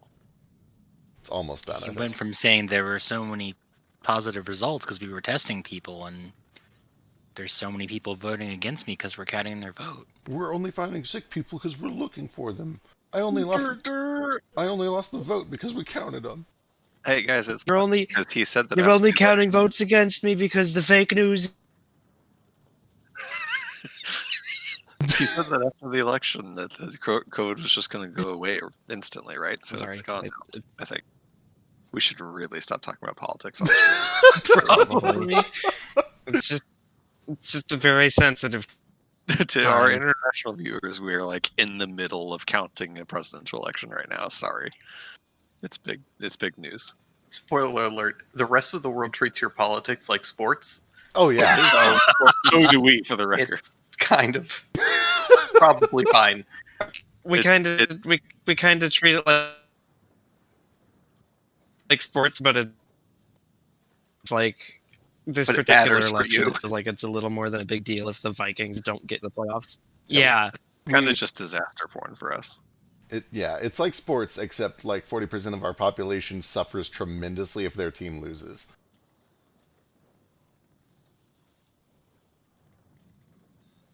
Can we This get sounds like super married and just- dystopian and like. Can I come to Canada with you? God, please. Not right now. Well- You can't. You're not allowed there because America doesn't have COVID even kind of under control. That's Also, we're fair, but I've going through gotten our own wave tested. right now. Yeah, it's not entirely in America. What a time to be alive. COVID's pretty bad right now. I mean, it's worse for you guys, but It's it's definitely- it's ramping up here too, pretty badly. It's worse for us for a lot of Oh my god. All Bad right. about- political reasons that I won't. Anywho, back to D&D. This It's is a pretty. beautiful map. Oh, good. I'm glad we went this way. It has a pretty map. Say it. Here, So when I don't have a map prepared for a thing, we get to use the much prettier maps that I pay for, and this is one of them. Oh, it's like when I run my home games, except I don't pay for them. They're just home games. But real talk, Yes. these maps are super pretty, and I do love They're when we get to amazing. use them. I do use it all the time. This shading is and totally like meaningless and stupid, but I do leave the watermarks on them when we play our home games, as Yeah, if that matters it's legit. really. 'Cause we're playing with Um, 6 people. So back for in the island. what it's worth, that is actually appreciated. Like if you're going to steal art, at least don't crop the watermark. And I only use the art that they like post for free use on Reddit, so I'm not Yeah. like No. pirating their art. Or anything. No, I don't want to speak for all artists, but I don't think most people are tremendously been out of shape if you're just grabbing it for a free game. But if you do eventually like their stuff, go support them on Patreon. They appreciate it a lot. Art is important and should be compensated. Anyway, dawn starts to break as you guys stake out. You send Shu to go look for perches, and you do see that there are several. Most of the bits up along the top of that cliff are about 45, 50 feet up. Shu could potentially wait up on one of those perches with lantern. Alternatively, Shu could kind of sit on one of these boulders that are only about 10 feet tall. That would keep Shu a little closer to the beach, but also a little bit easier to see potentially. But you guys can kind of position yourselves however you want. I'd like to send Napoleon to a slightly higher perch with a much smaller torch. Big Smoke has already got him in his mouth. One of his little That tentacles. these people are going to come out from this cave, or are they going to come out from the beach? You guys are coming They're out coming of this from- cave. They're going to be coming in from the sea. Yeah, exactly where that We're thing bringing came a from. boat in. Before I cast the spell on myself, can we have someone like maybe like Shu poke out and see if there's anyone actually out there? Because this only lasts for an hour. Say we kind of wait till close. Also, what time of day is it right now, Vec? By the time you guys get done with that conversation and decide to do a stakeout, it's probably about 2:30 or 3 o'clock in the morning. And does the Kuatoa give us any idea of what time the people are coming? Like sunrise or? To the best of my knowledge, they were going to do it around when the sun is highest tomorrow. So, yeah. Because I'm wondering if we actually get like a short rest here. Because I think the idea was that we were going to post up like in our airship nearby and watch. But so specifically, that there's a seems point. risky. There's a point where apparently your big sky fireball thing lines up just right that this place casts a big shadow basically straight down, and it kind of makes the cove almost disappear in shadow. And that's when we're supposed to come out and get the body.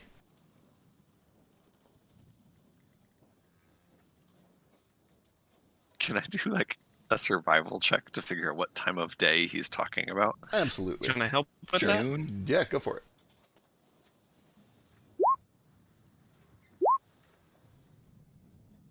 I think we have the same modifier, Vasu, if you just want to do one. Working together, you get the sense that it would need to I have be proficiency in it. I don't know if you do. So it would need to be a little bit past midday for the shadow to kind of cast its way down onto the cove. You reckon probably 1:30, 2 o'clock? Actually, I don't even know. Is the sun directly in the sky at noon? I assume that's why it's called high It's noon. like a thing. Yeah, I don't know for sure, like scientifically, but It depends on where you are in the Earth. Yeah, that makes a lot of there sense. there are locations where the sun is directly up and it gets really fucked up because it looks like a badly rendered 3D environment because no Yes. shadows get cast. I remember that shit. Yeah, it's really weird. But I think that's only around somewhere in Australia and a couple other areas. Yeah, it'd be It right also on the depends equator. on like the season and shit. It's weird. Anyway, you guys Okay, are able so to kind once- of collectively deduce that it's going to be a little bit around like 2 in the afternoon. Yeah, so me and Vasu work together to determine that, I guess we'd probably determine that we have time to go like rest on the ship and come back tomorrow and then around afternoon. If everyone's amenable to that idea. Yeah, that sounds reasonable. You're probably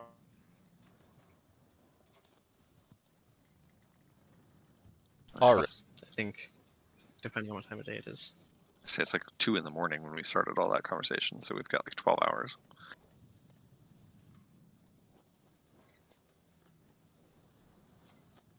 But assuming that all goes well, like going back to the ship and taking a rest and then coming back here around this time next day. Yep.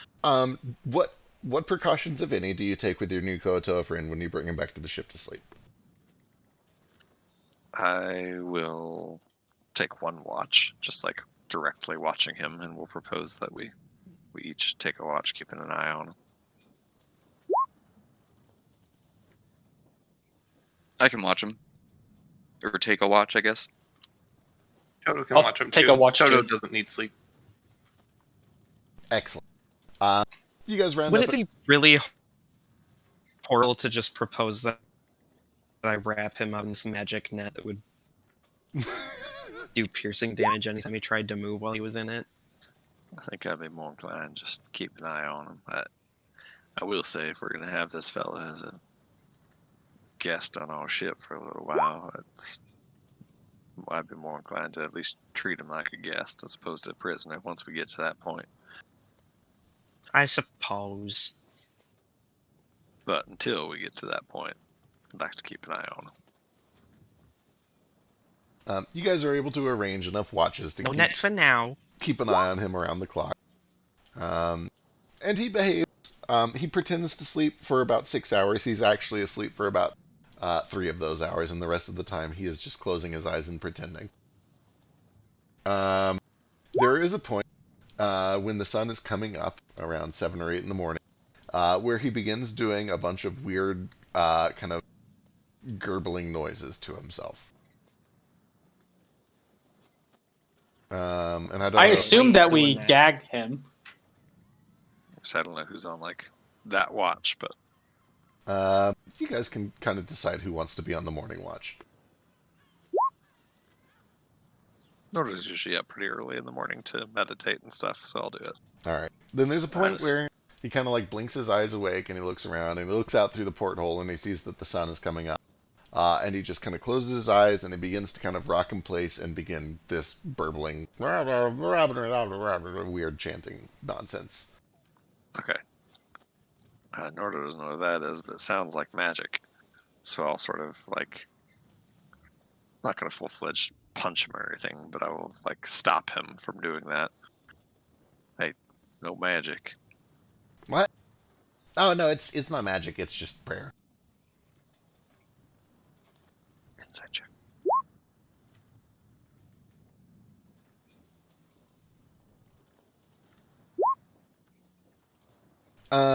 He believes it, but also Come, danger.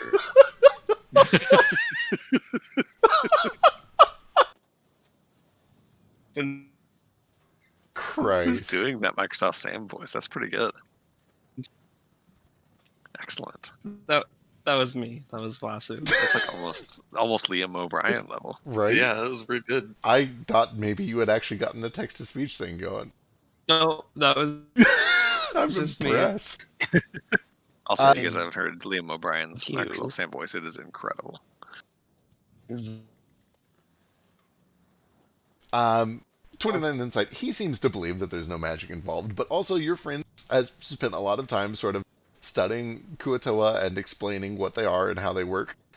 You would know that like Kuatoa prayers are inherently kind of a little magical, and to some degree he's empowering whatever he's praying to currently. Okay. I will. All the same. None of that today. Okay, understood. Then I'll go back to his sketching. He is quiet for a while, and eventually he kind of closes his eyes, and you get the sense that he gets like another 30 minutes of real sleep at some point, and then the shift changes. But eventually, the day does roll over. You guys do get a rest. The morning is warm. There's a little bit of a bluster going on. The ship kind of rocks around in place, tethered to the docks. You're able to get up and going, even with a little bit of a late start by 10:30, 11 o'clock or so, with a good deal of time left before you're supposed to get to the temple. In that time, Caspian has filled in a preliminary report, just kind of explaining the basics of what went down at the temple. He is available, or he's eventually able to kind of report back that there is going to be a follow-up job, and that he did successfully claim it. And oh, and by the way, this, and he drops a big sack, a leather pouch on the table on the ship. You can hear coins jingling around inside of it. Technically, this is all my pay, but also technically there were 9 of us in there that got this job done, and I know when due is due. And he kind of pours it out and begins to split it up into stacks. And get this pay.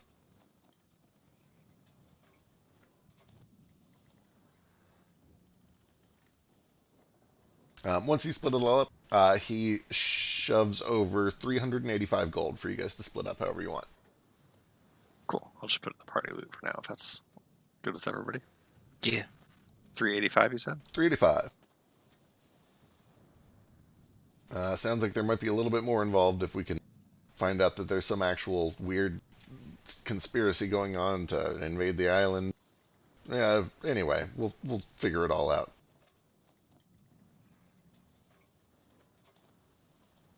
Right, yeah.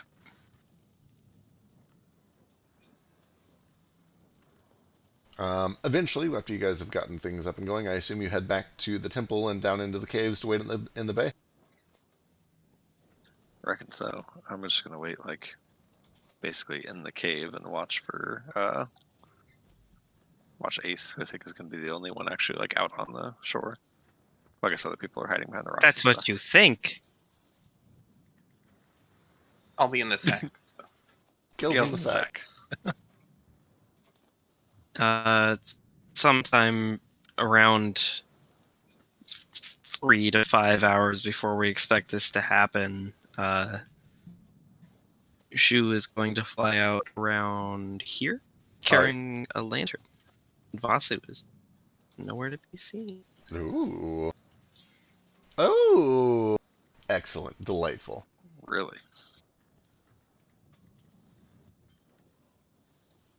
He's leaving the party.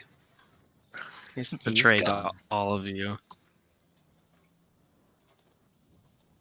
Well, He was a guess we Kujo all the knew whole it time. was gonna happen eventually. No, but Shu does just kind of like settle down there somewhere in a hopefully reasonable spot that will maybe even give him a little bonus to his stealth check if the bush is high enough. Yeah, there's Owls are real sneaky. I was gonna say, and even if he gets spotted, he's just a bird on an island. It's not terribly out of the ordinary. Yeah, but no, he's gonna fly over there, set the lantern down in a hopefully much more obscure spot than where he actually settles down. But he's gonna. I don't know if you want me to roll it now, but the idea is that he's going to try to hide, but also keep an eye out. We'll have you roll as soon as it becomes relevant, and it's going to become relevant pretty soon. Were there any other preparations being made other than Ace being in disguise, Gil being in the sack, Vasu and Shu waiting on the island with the lantern? It looks like Nomad and Moat kind of just hiding behind some rocks. Is Toto going to be back with them? Total will also hide. How high are these cliffs? The cliffs, the first tier of them goes up about 40 feet. And then it looks like there's probably another 200 or 300 after that. But there's kind of like a shelf after 40 feet that you could potentially rest on. And then the rocks that Nomad and Moat are behind, or at least that one big rock there, is about 10 feet tall. In that case, Toto will stay back with Nordo. Nordo will go back out onto the beach and hold his hand flat palmed over the sand and focus for a moment. And his axe bursts out of the ground into his hand. And he just whispers, "So fucking cool," and walks back into the cave. Excellent.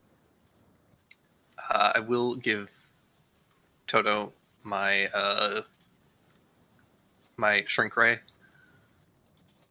Excellent. Perfect.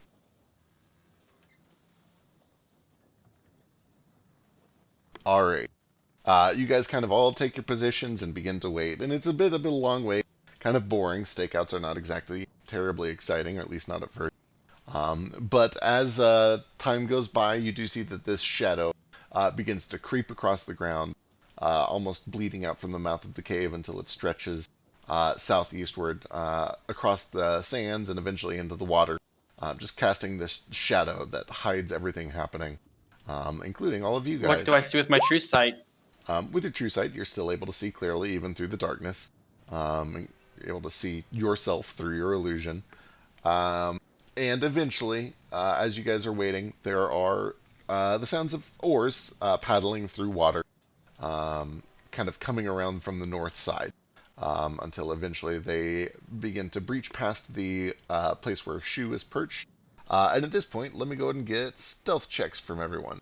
This will be kind of modified based on where you're currently at.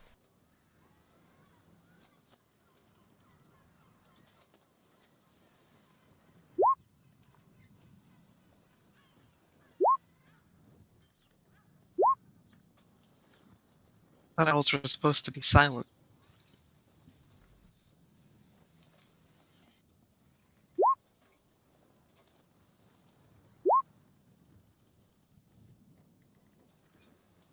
Moat's a special elf.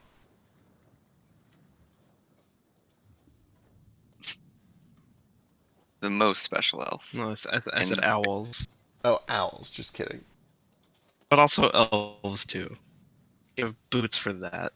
You have boots named after that. Come on. The plate armor, and I gotta finish the sandcastle. I don't care if they're coming. That's fair.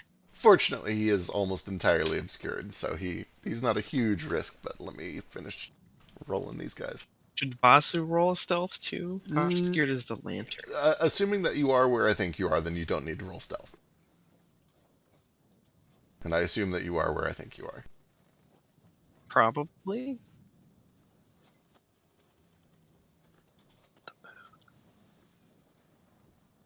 Yeah, Vasu's on the moon. If you turn into fire, then I turn into water and get you wet. Do I kill you? No, I just turned into steam. Oh, that's weird. Wouldn't. That's not how fire works. And then when he turns back into a person, he's actually liquid. Liquid Vasu. As opposed to solid Vasu. I don't Not know to be enough. confused with naked Vasu. I was gonna say I don't know enough about Metal Gear to make a joke here, but I know that there is one. Yeah, it's definitely a Metal Gear joke. I'm just trying to determine which snake Vasu most resembles. Naked, because you're a monk, you don't need clothes. And that time you were Probably. naked. Or actually, was it Venom Snake? Isn't there like a Venom one? Or am I thinking of something different? Venom Snake is the one from Metal Gear Solid 5, who apparently actually isn't related to Snake at all. Naked I'm just saying Snake is that the one because- from Metal Gear Solid 3, which is the best game. I was just thinking that Venom because you keep getting killed by poison. That's fair, but now I'm Hey. immune to poison, so I can't be Venom Snake. We should all take the Or maybe BDG that- quiz for our characters. For Oh, our no. characters. That would be fun. I'm gonna say taking that quiz is how we got Big Smoke Tuxedo Cat in the first place. It's true. Okay, let's see here. God, these Who- fucking names. Vasu is probably Naked Snake because he's the hottest. 'Cause he's from the Cold War era. He's the eye patch. He's the only real one. These Murloc names are killing me. I really like Gobble Burgle Go Go Go. Me too. Right? Yeah, those are great. There, My favorite Shoes is- moved Oh no, you Is brought Virgo Shu with Goldbug. them. There. Oh, yep, I did bring Shu with you. There is an objective best here, and it is her goal. But it's okay to be wrong.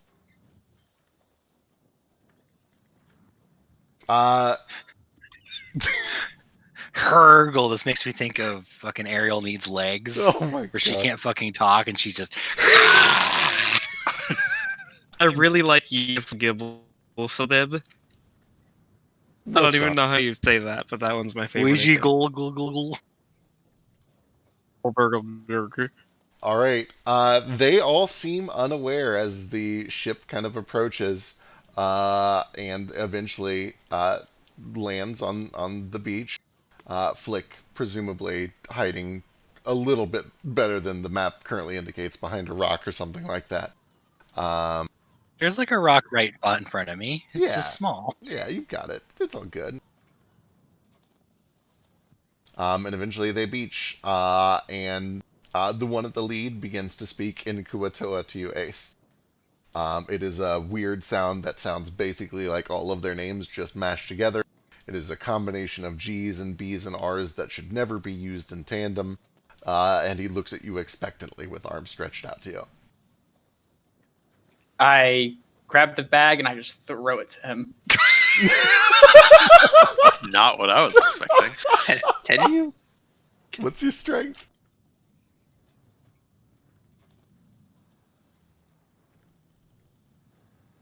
That's a strength check, right? Uh, or skill. Or athletics. Strength or athletics, either one's fine. You're gonna drop me on a rock and I'm gonna bleed out. Gale drowns in a burlap sack while we fight murlocs. Oh, that's Hey, Everything that's we've really been good. I rolled an 18. Good for you. Yeah, so you've been practicing this all morning. You've gotten used to the shape of everything. And with one deft swoop, you kind of hoist the burlap sack up till he's able to kind of grab onto it with you. And you begin to lift Gale in this sack onto the ship. And then I climb aboard. All right, you climb aboard. Burgle and Gabby use their oars to kind of push off, and they begin to reverse the ship out of the cove. I'm not super sure this was the plan, but I'm kind of into it. The rest of I us haven't really been paying attention, so I Exactly. really know what the plan was. I've been working on this cipher, It which was is probably what Ace has been doing this entire time. Ace is Alright. like looking at the cipher in one hand while he gets into the boat. Alright, as they're pulling away, Toto's gonna run over and he's gonna use the maze eye on the boat. Oh, fuck me. As soon as Toto starts running, I start running too, for the record. All right. You guys do have a surprise round, and I'll just kind of let Toto take the lead since you called that initiative shot. Let's see here. What does the maze eye do again? Just rips a hole in things.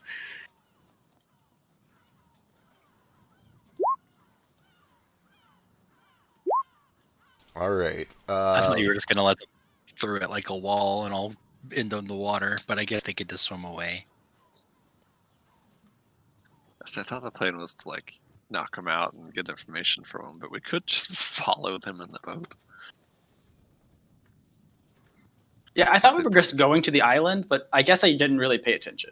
Well, the plan is to just go to the island, but we need these people to take us there. Because our other friend doesn't actually know the way because he slept the whole time. Right. It's me and every car ride ever. It's Zircon in every boat ride ever. Yep.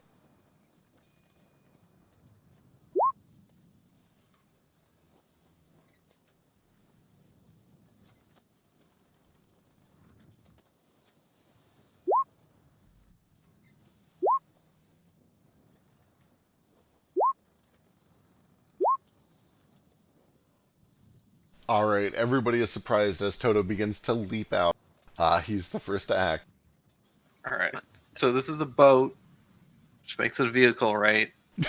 It is a vehicle. Okay. It's stupid classification. I don't agree with it, but whatever, wizards.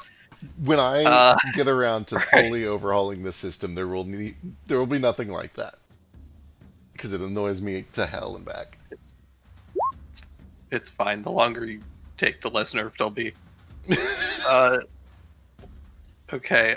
Toto's just gonna run up, put a front paw on part of the ship, and then just tear a big hole into it. Amazing. Let a bunch of water start flooding in. Fucking excellent.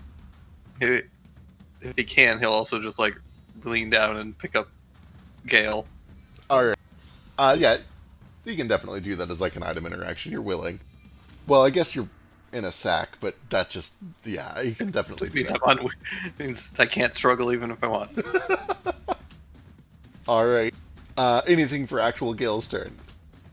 No, I'm in a sack. Okay, perfect. I use my bonus action to command Toto to come and get me because I'm just like, what the fuck, Ace? You just threw me. What's going on? Ace, you see this bolt of brass come leaping out of the cave, jump onto the ship. There's first a huge dip at the bow because this 500-pound metallic dog has kind of jumped at the ship. And then the dip begins to immediately continue to go lower and lower until it hits the sandy shore under the water. And the water just begins to billow out of this hole that's been created, rapidly sinking the ship. What would you like to do? Sorry, the rest of Toto's movement real quick? Yeah. Because I think he's got like 5 feet or something. Yeah. Okay, he's just going to start scrambling up this way into the Kutoa, because I forgot that he can't actually swim. No. Perfect. He can just walk up. Yeah, he doesn't need to breathe, but he can't swim, so...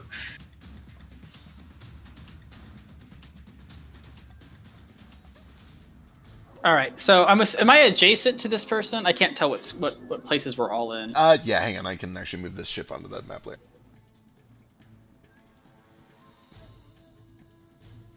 There you go. With that said, you're within 5 feet of him, so yeah, you're adjacent for like melee purposes.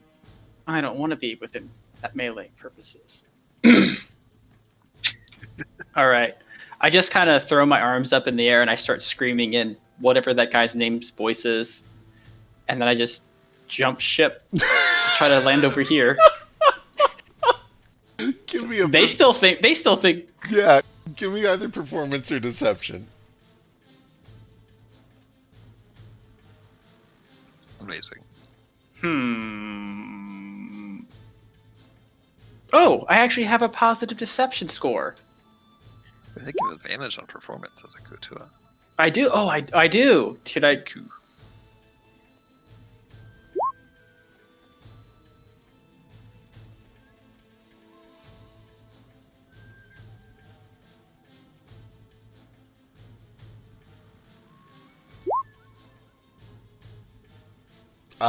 A lot of them seem to be kind of just distracted with Toto in this huge mess that's currently happened.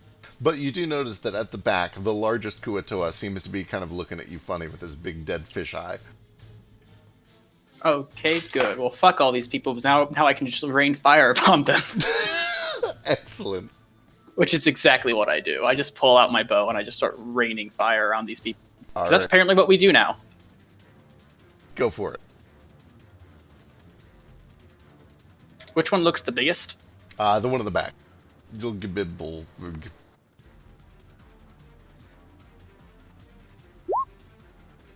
Oh my god, Ace, calm down. 42.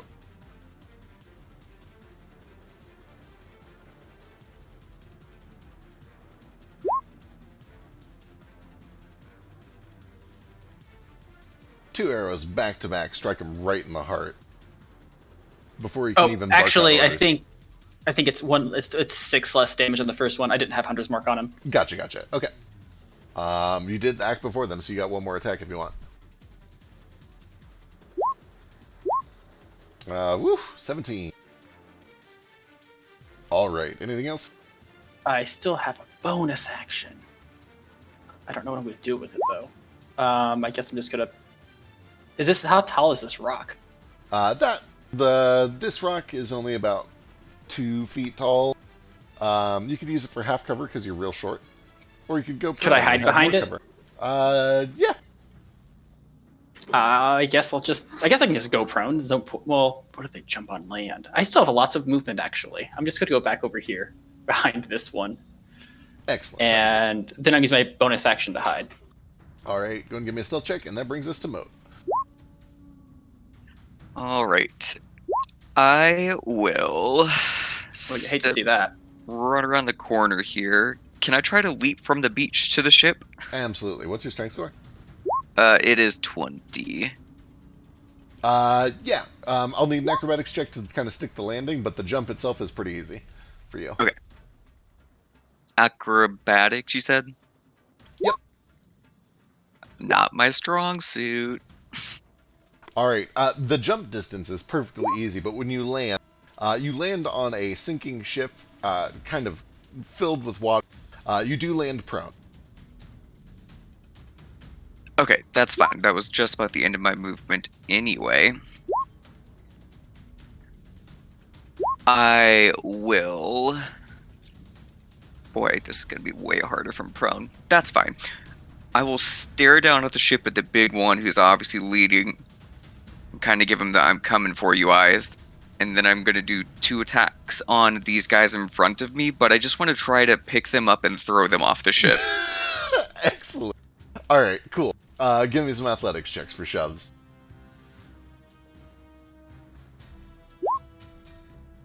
Woo!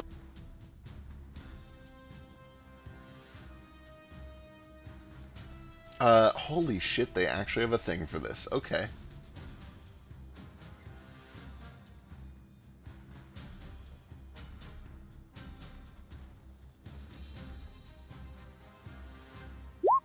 Not that it helps them.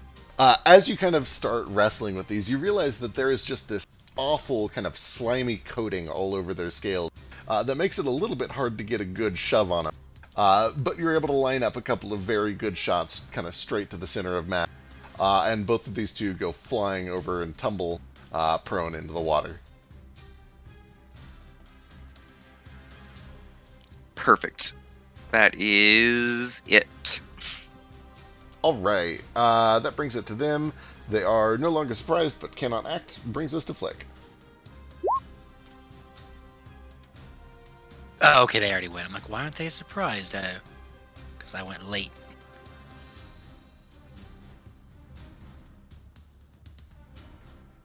Gonna hit Big Fish McWeird Eye. Excellent. Oh, fuck. No, I'm not. Oh, man. Those all hit. God damn it. 17 on the first one. 9 on the next one? Oh, son of a bitch. The last one does it. Before this guy can even begin barking out orders, Ace lobs a couple of arrows, and then Flick sends 3 Eldritch Blasts, arcing kind of over all the others to the one in charge in the back. All 3 of them land at the same time, and there's just an explosion of fish guts from the back of the ship.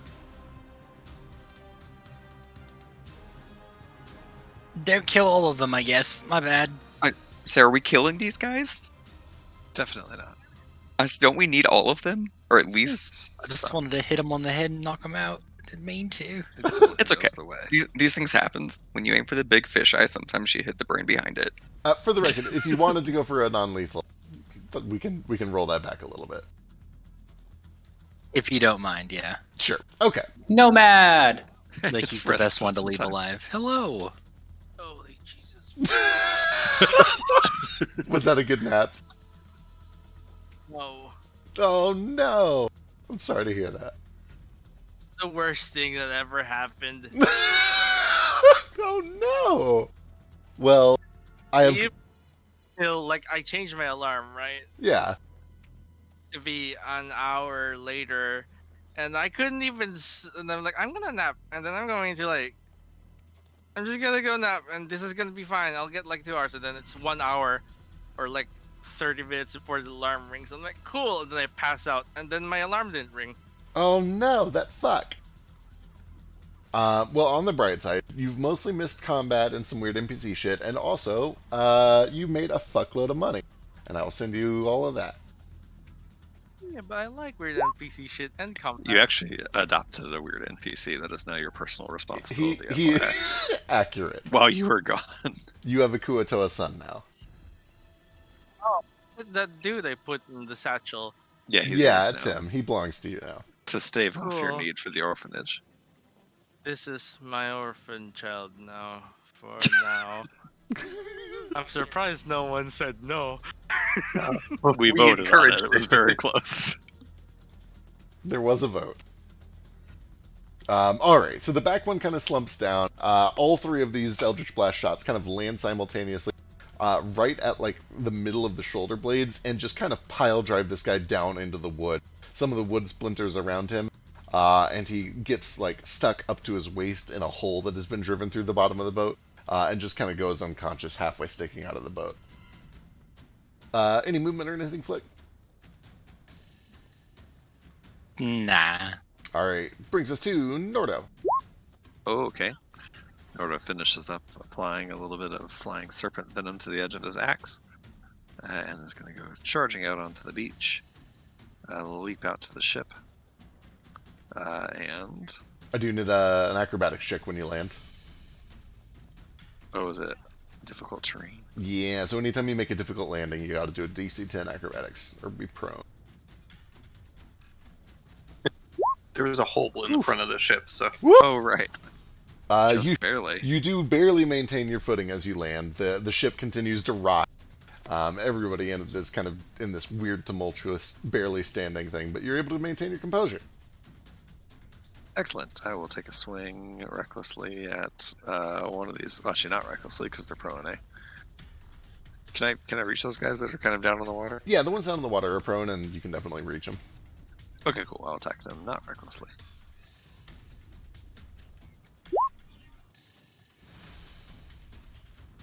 .24 is plenty for 13. Cool. And then a DC 13 Constitution saving throw. Oh, god damn.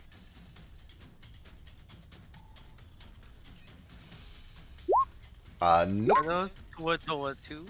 He takes 7 points of poison damage and is stable. If he's not, oh, is he knocked unconscious? He's not unconscious. Okay, never mind. I think that only applies if he's knocked unconscious. Gotcha. So how does poison work? Does it apply like every time I hit for the next minute, or is it just to the first hit? So, rules is written, it only applies to one hit, and that's it, which is horseshit. I rule that it applies to the next 3 hits. Okay, cool. I'll attack the same guy again then. It's delicious. Did we have any short rests? You did. You got One one. short rest, yeah. With a nat 1 and a nat 2. The nat 2 does it for 16. Outstanding. He needs another con save. Takes 9 points of poison damage. Still up. Balls. I will just do a. Actually, I'll go ahead and. Yeah, I'm just do a bonus action attack. Alright. Non lethally, if it comes up.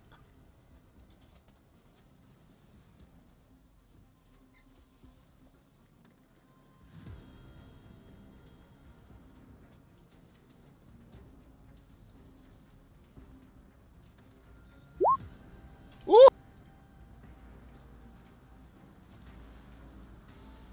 Oh, we're trying not to kill them? So we need these guys to show us how to get back to their island. Because your Oh, adopted that's son does not know how to get there. Oh, gotcha. This is, we just went outside. Yep, that's basically all that's happened. Well, that's not really true, but that's where we are right now, yes. Alright. Let's see, that's my bonus action, that's my action, that's my movement, that's my turn. Alrighty. That brings us to Nomad. Snapping out of this metamorphic trance of parenthood.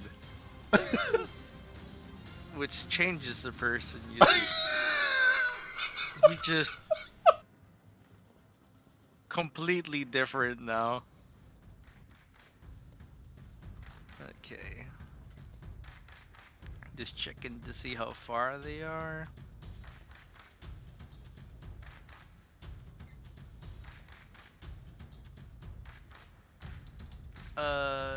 This is gonna be a 4th level old person. Oh no. That hits all 3 of them? Yeah. Alright, which one do you want to not hit with it? Because there's 4 of them still up. Are there 4? I only see 3. As for the Where's?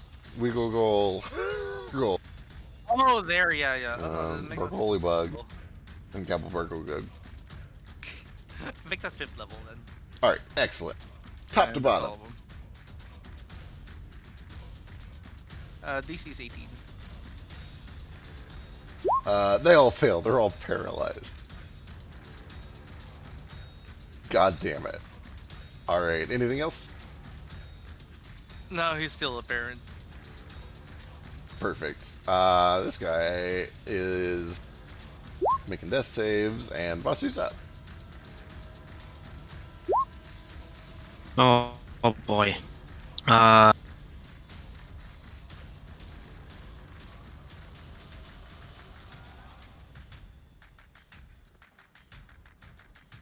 It's okay, they're all paralyzed. Yeah, but they're also friendly, so close to all of them.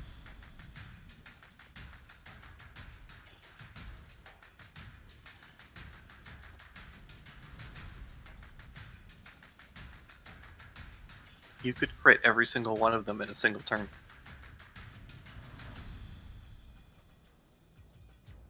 Yeah, that's a good point. Basu is going to spend a bonus action, fly out of the lantern he's been hiding in, screeching and hollering. He's going to fly to about here. I had to spend a bonus action to leave the lantern, so I only get 2 attacks.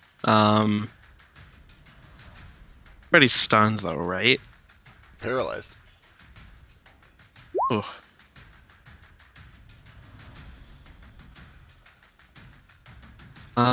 Let's first attack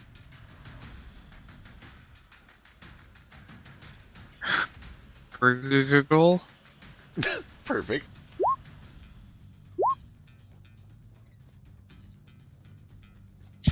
$30, 22. If the first one takes him out, I'll go for Google instead.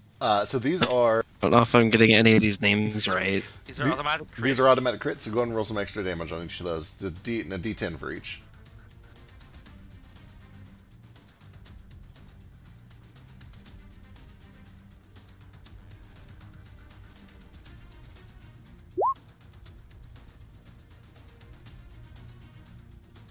I don't know if that rolled in a way that makes any sense. 2d8 and 2d10. Oh, that was for all of it. Okay, perfect. Excellent.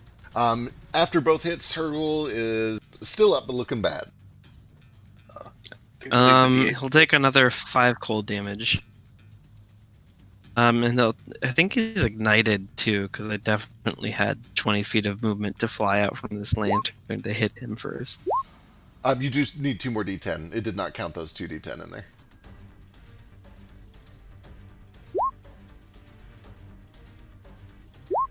Okay, there we go. We're And still there's good. the 1 extra fire damage from him being ignited. Excellent.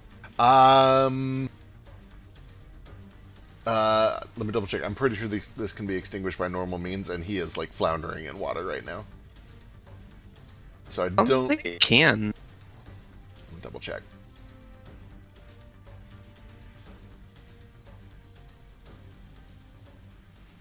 Yeah, the one I've got says they have to spend an action to douse the fire. I don't know if it's like just being in water does it. By which I mean, like, dousing it. If it doesn't require magic, then you can douse it regularly. I was gonna say I think this can be doused by regular water. Oh. I'll still apply half damage from the first hit. Because It's got a lot of orange stones in it. I don't know if you can just jump in water and douse this. It's real magical fire. I'll At a bare definitely- minimum, creatures submerged in water have resistance to fire damage. But I'll go and I'll play the initial hit of it. I just think it's probably going to immediately extinguish. Fair. I'm gonna take another 5 cold damage though. I don't know if I already tacked that on. Oh, god damn it. That is actually enough to finish him off. Hooray!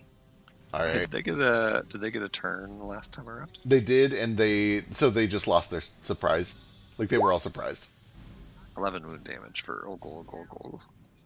Oh shit! Well, both of these guys are dead then. Shit. Terrific. And as he dies, I will bathe in his sweet, sweet blood.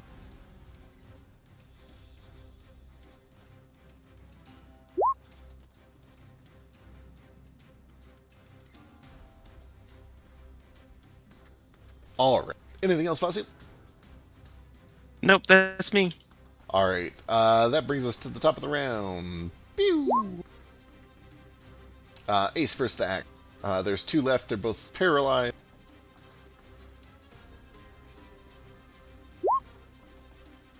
Can I shoot them non-lethally? Yeah, absolutely. You can try to like kneecap or hit him, somewhere that's not going to kill him. All right. You said they're paralyzed, so it's like it's a. It's very Advantage. similar to like shooting fish in a submerged wooden round object. Okay. Well, am I hidden? I guess. Yeah. Like You a have- cask of some sort. right, or like the hull of a rowboat, perhaps. Some kind of container. You have advantage for a million reasons, and it's an automatic crit. Oh boy, 22, 31 points of damage. Yeah, isn't it just an automatic crit if he's within 5 feet? Oh yeah, you're right. Those are my 2 shots. All right, 2 arrows sink in, paralyzed, unable to fight back. Brings us back to Vasu almost immediately.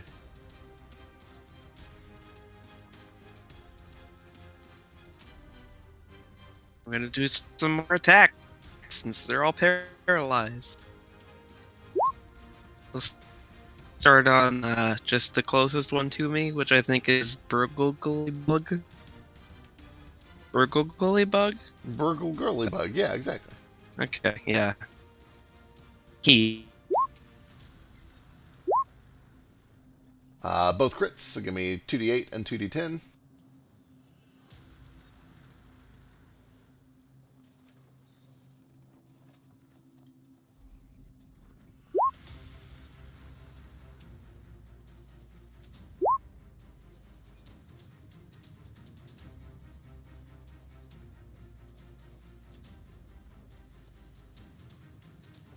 That is enough. And this one crumples as the ship continues to sink.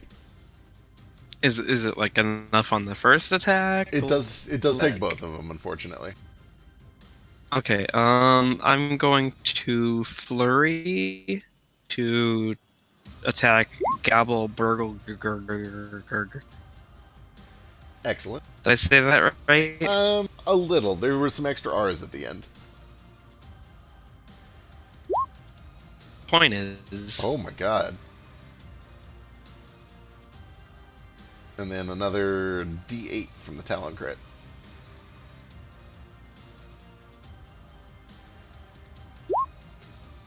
ten. Woo!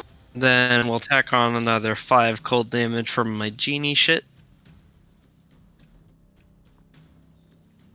Perfect.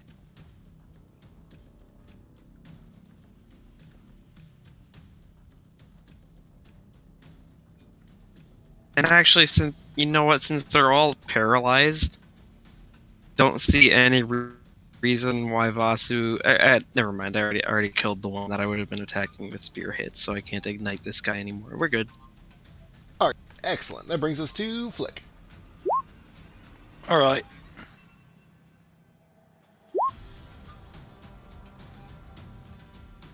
I am still gonna try to make these all non-lethal though, Sounds good. for whatever that's worth. Yeah. 15 is good for 22. Gerbil, gerbil, gerg, right in the It is thigh. almost enough to take him down.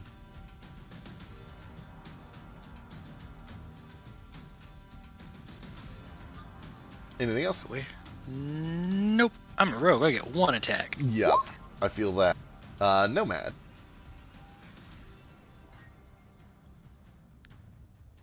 Oh, this is my turn. There's only this guy left. Just that guy. And he's paralyzed.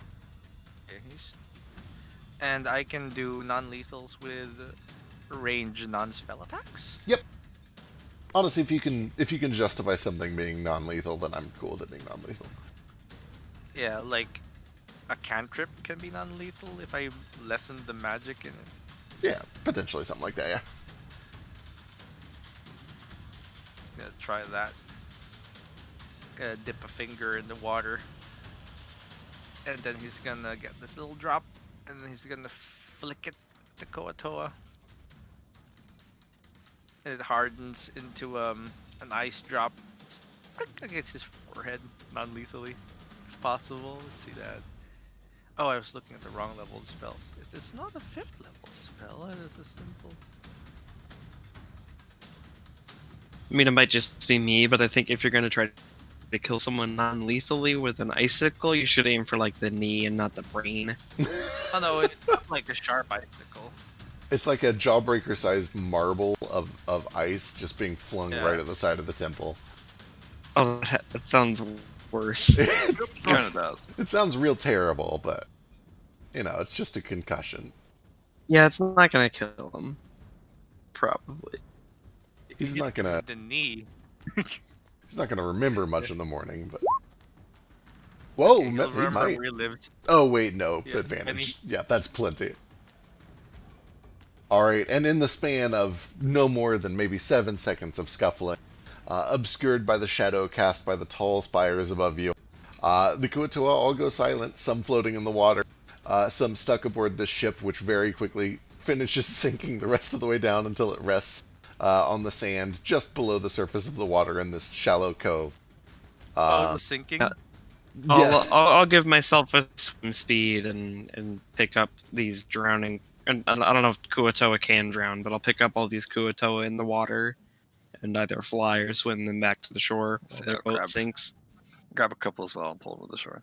All right, looking So- out, you can see a handful of sails of ships off in the distance, completely unaware of anything untoward going on.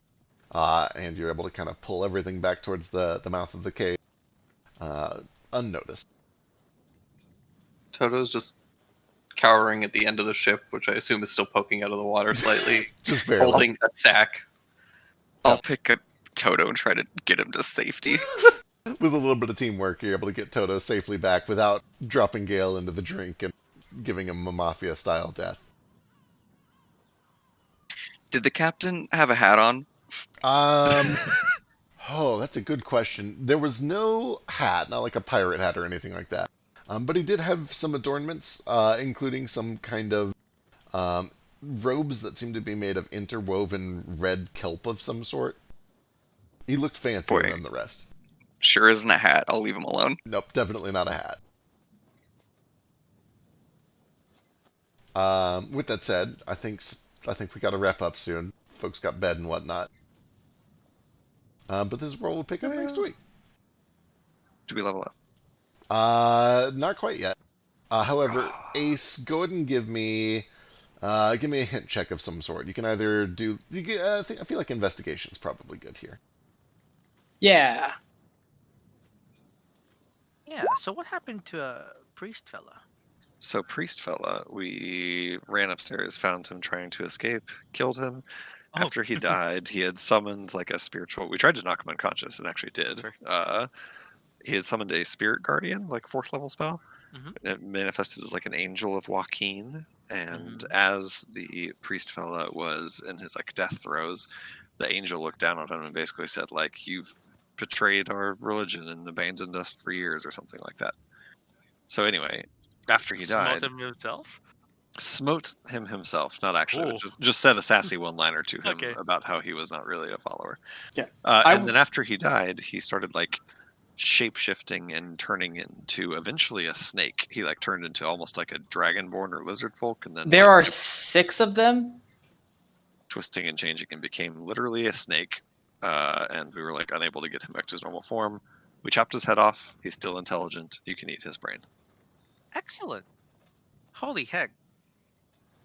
Also, there's this weird puzzle. No one's I thought there were working on only it. 3 of them, so I've only been working on Oh, 3 there- the there are- entire time. So there are only 3 of them. The 3 on the right are just duplicates that I've made because I don't want to mess up anything that you had going on over on yours to the left.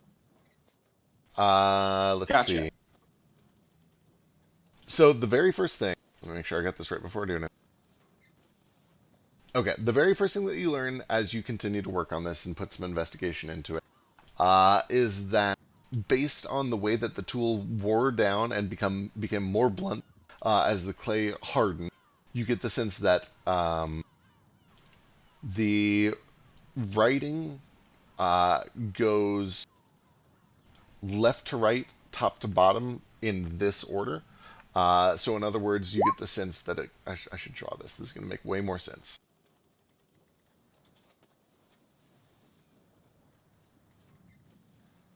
I thought you said they weren't part of the same piece. Okay, this makes a lot more sense. I thought you were saying that each was an individual one. Gotcha, right. It's not like one tablet that was broken into three pieces. They are three individual clay tablets, but they are meant to be kind of read as one. It's just kind of a puzzle to figure out what order they're supposed to be in. This changes everything. But doing a little bit of research and by paying very close attention to the way that the writing gets sloppier towards the bottom and blunter as the clay gets harder, you get the sense that the freshest and crispest writing is at the top. And that the bottoms down here are kind of the most worn out, and they were written last. So you get the sense that this is the way that these were supposed to be arranged, and that it's meant to be read kind of like this, left to right, top to bottom. And you would probably also, 22 can get you one more little one. Let's see. What would be one more little hint? I'm cool with trying with this now. I'll probably spend the night doing this. Okay. This is really fun. Cool. This shit makes so much more sense reading it fully across.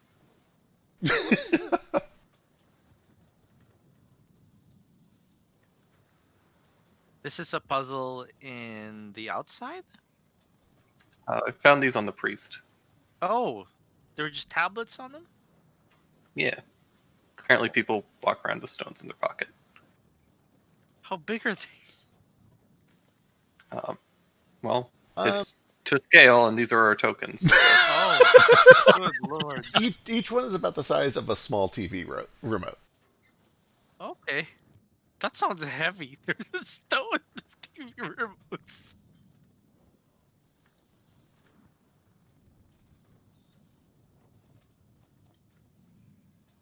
I also think it has been Sunday recently, and I have to eat a person.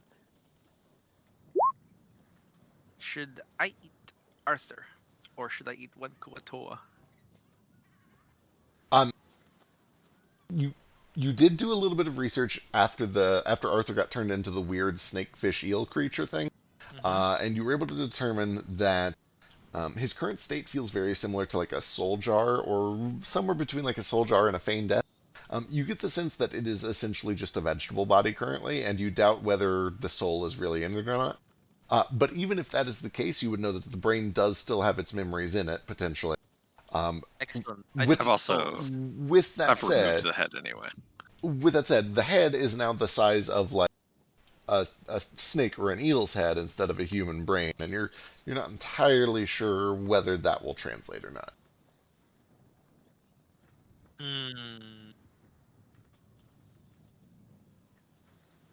Can I like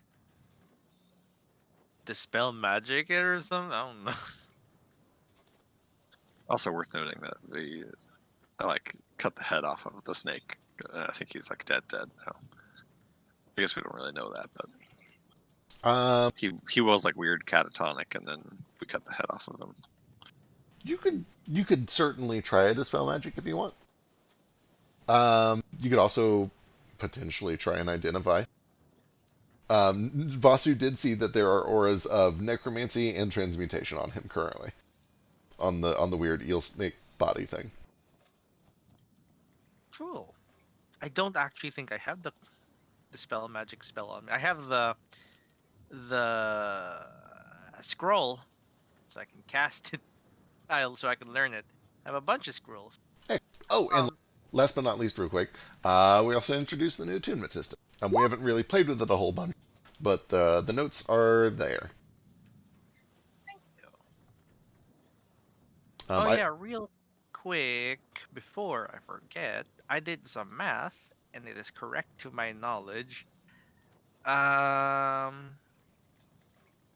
Ace, Vasu, and Moat getting 10% of our profits, like Nomad said. You each get 843 gold and 1 silver. Holy shit. Yeah, that's for performing and looking for stuff and helping sell it. Without you, I would be in the jail for something that I probably don't That's- know why I'm in jail that's- for. That's 10%? That's 10%. Yeah, spoiler alert. Nomad just made fucking bank. He spent like the past month gathering dragon bone and rare minerals and then turned it all into a bunch of crazy enchanted suits of armor and then sold them for like 2,000 a pop. And all I did was play the guitar. All right, you need any help with that in the future? You come to me first. I'm gonna get my holy Sure. symbol gilded.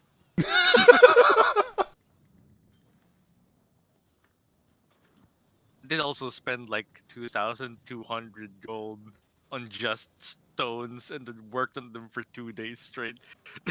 four whole days of non-stop working. Well, not non-stop. Like 2 days split up.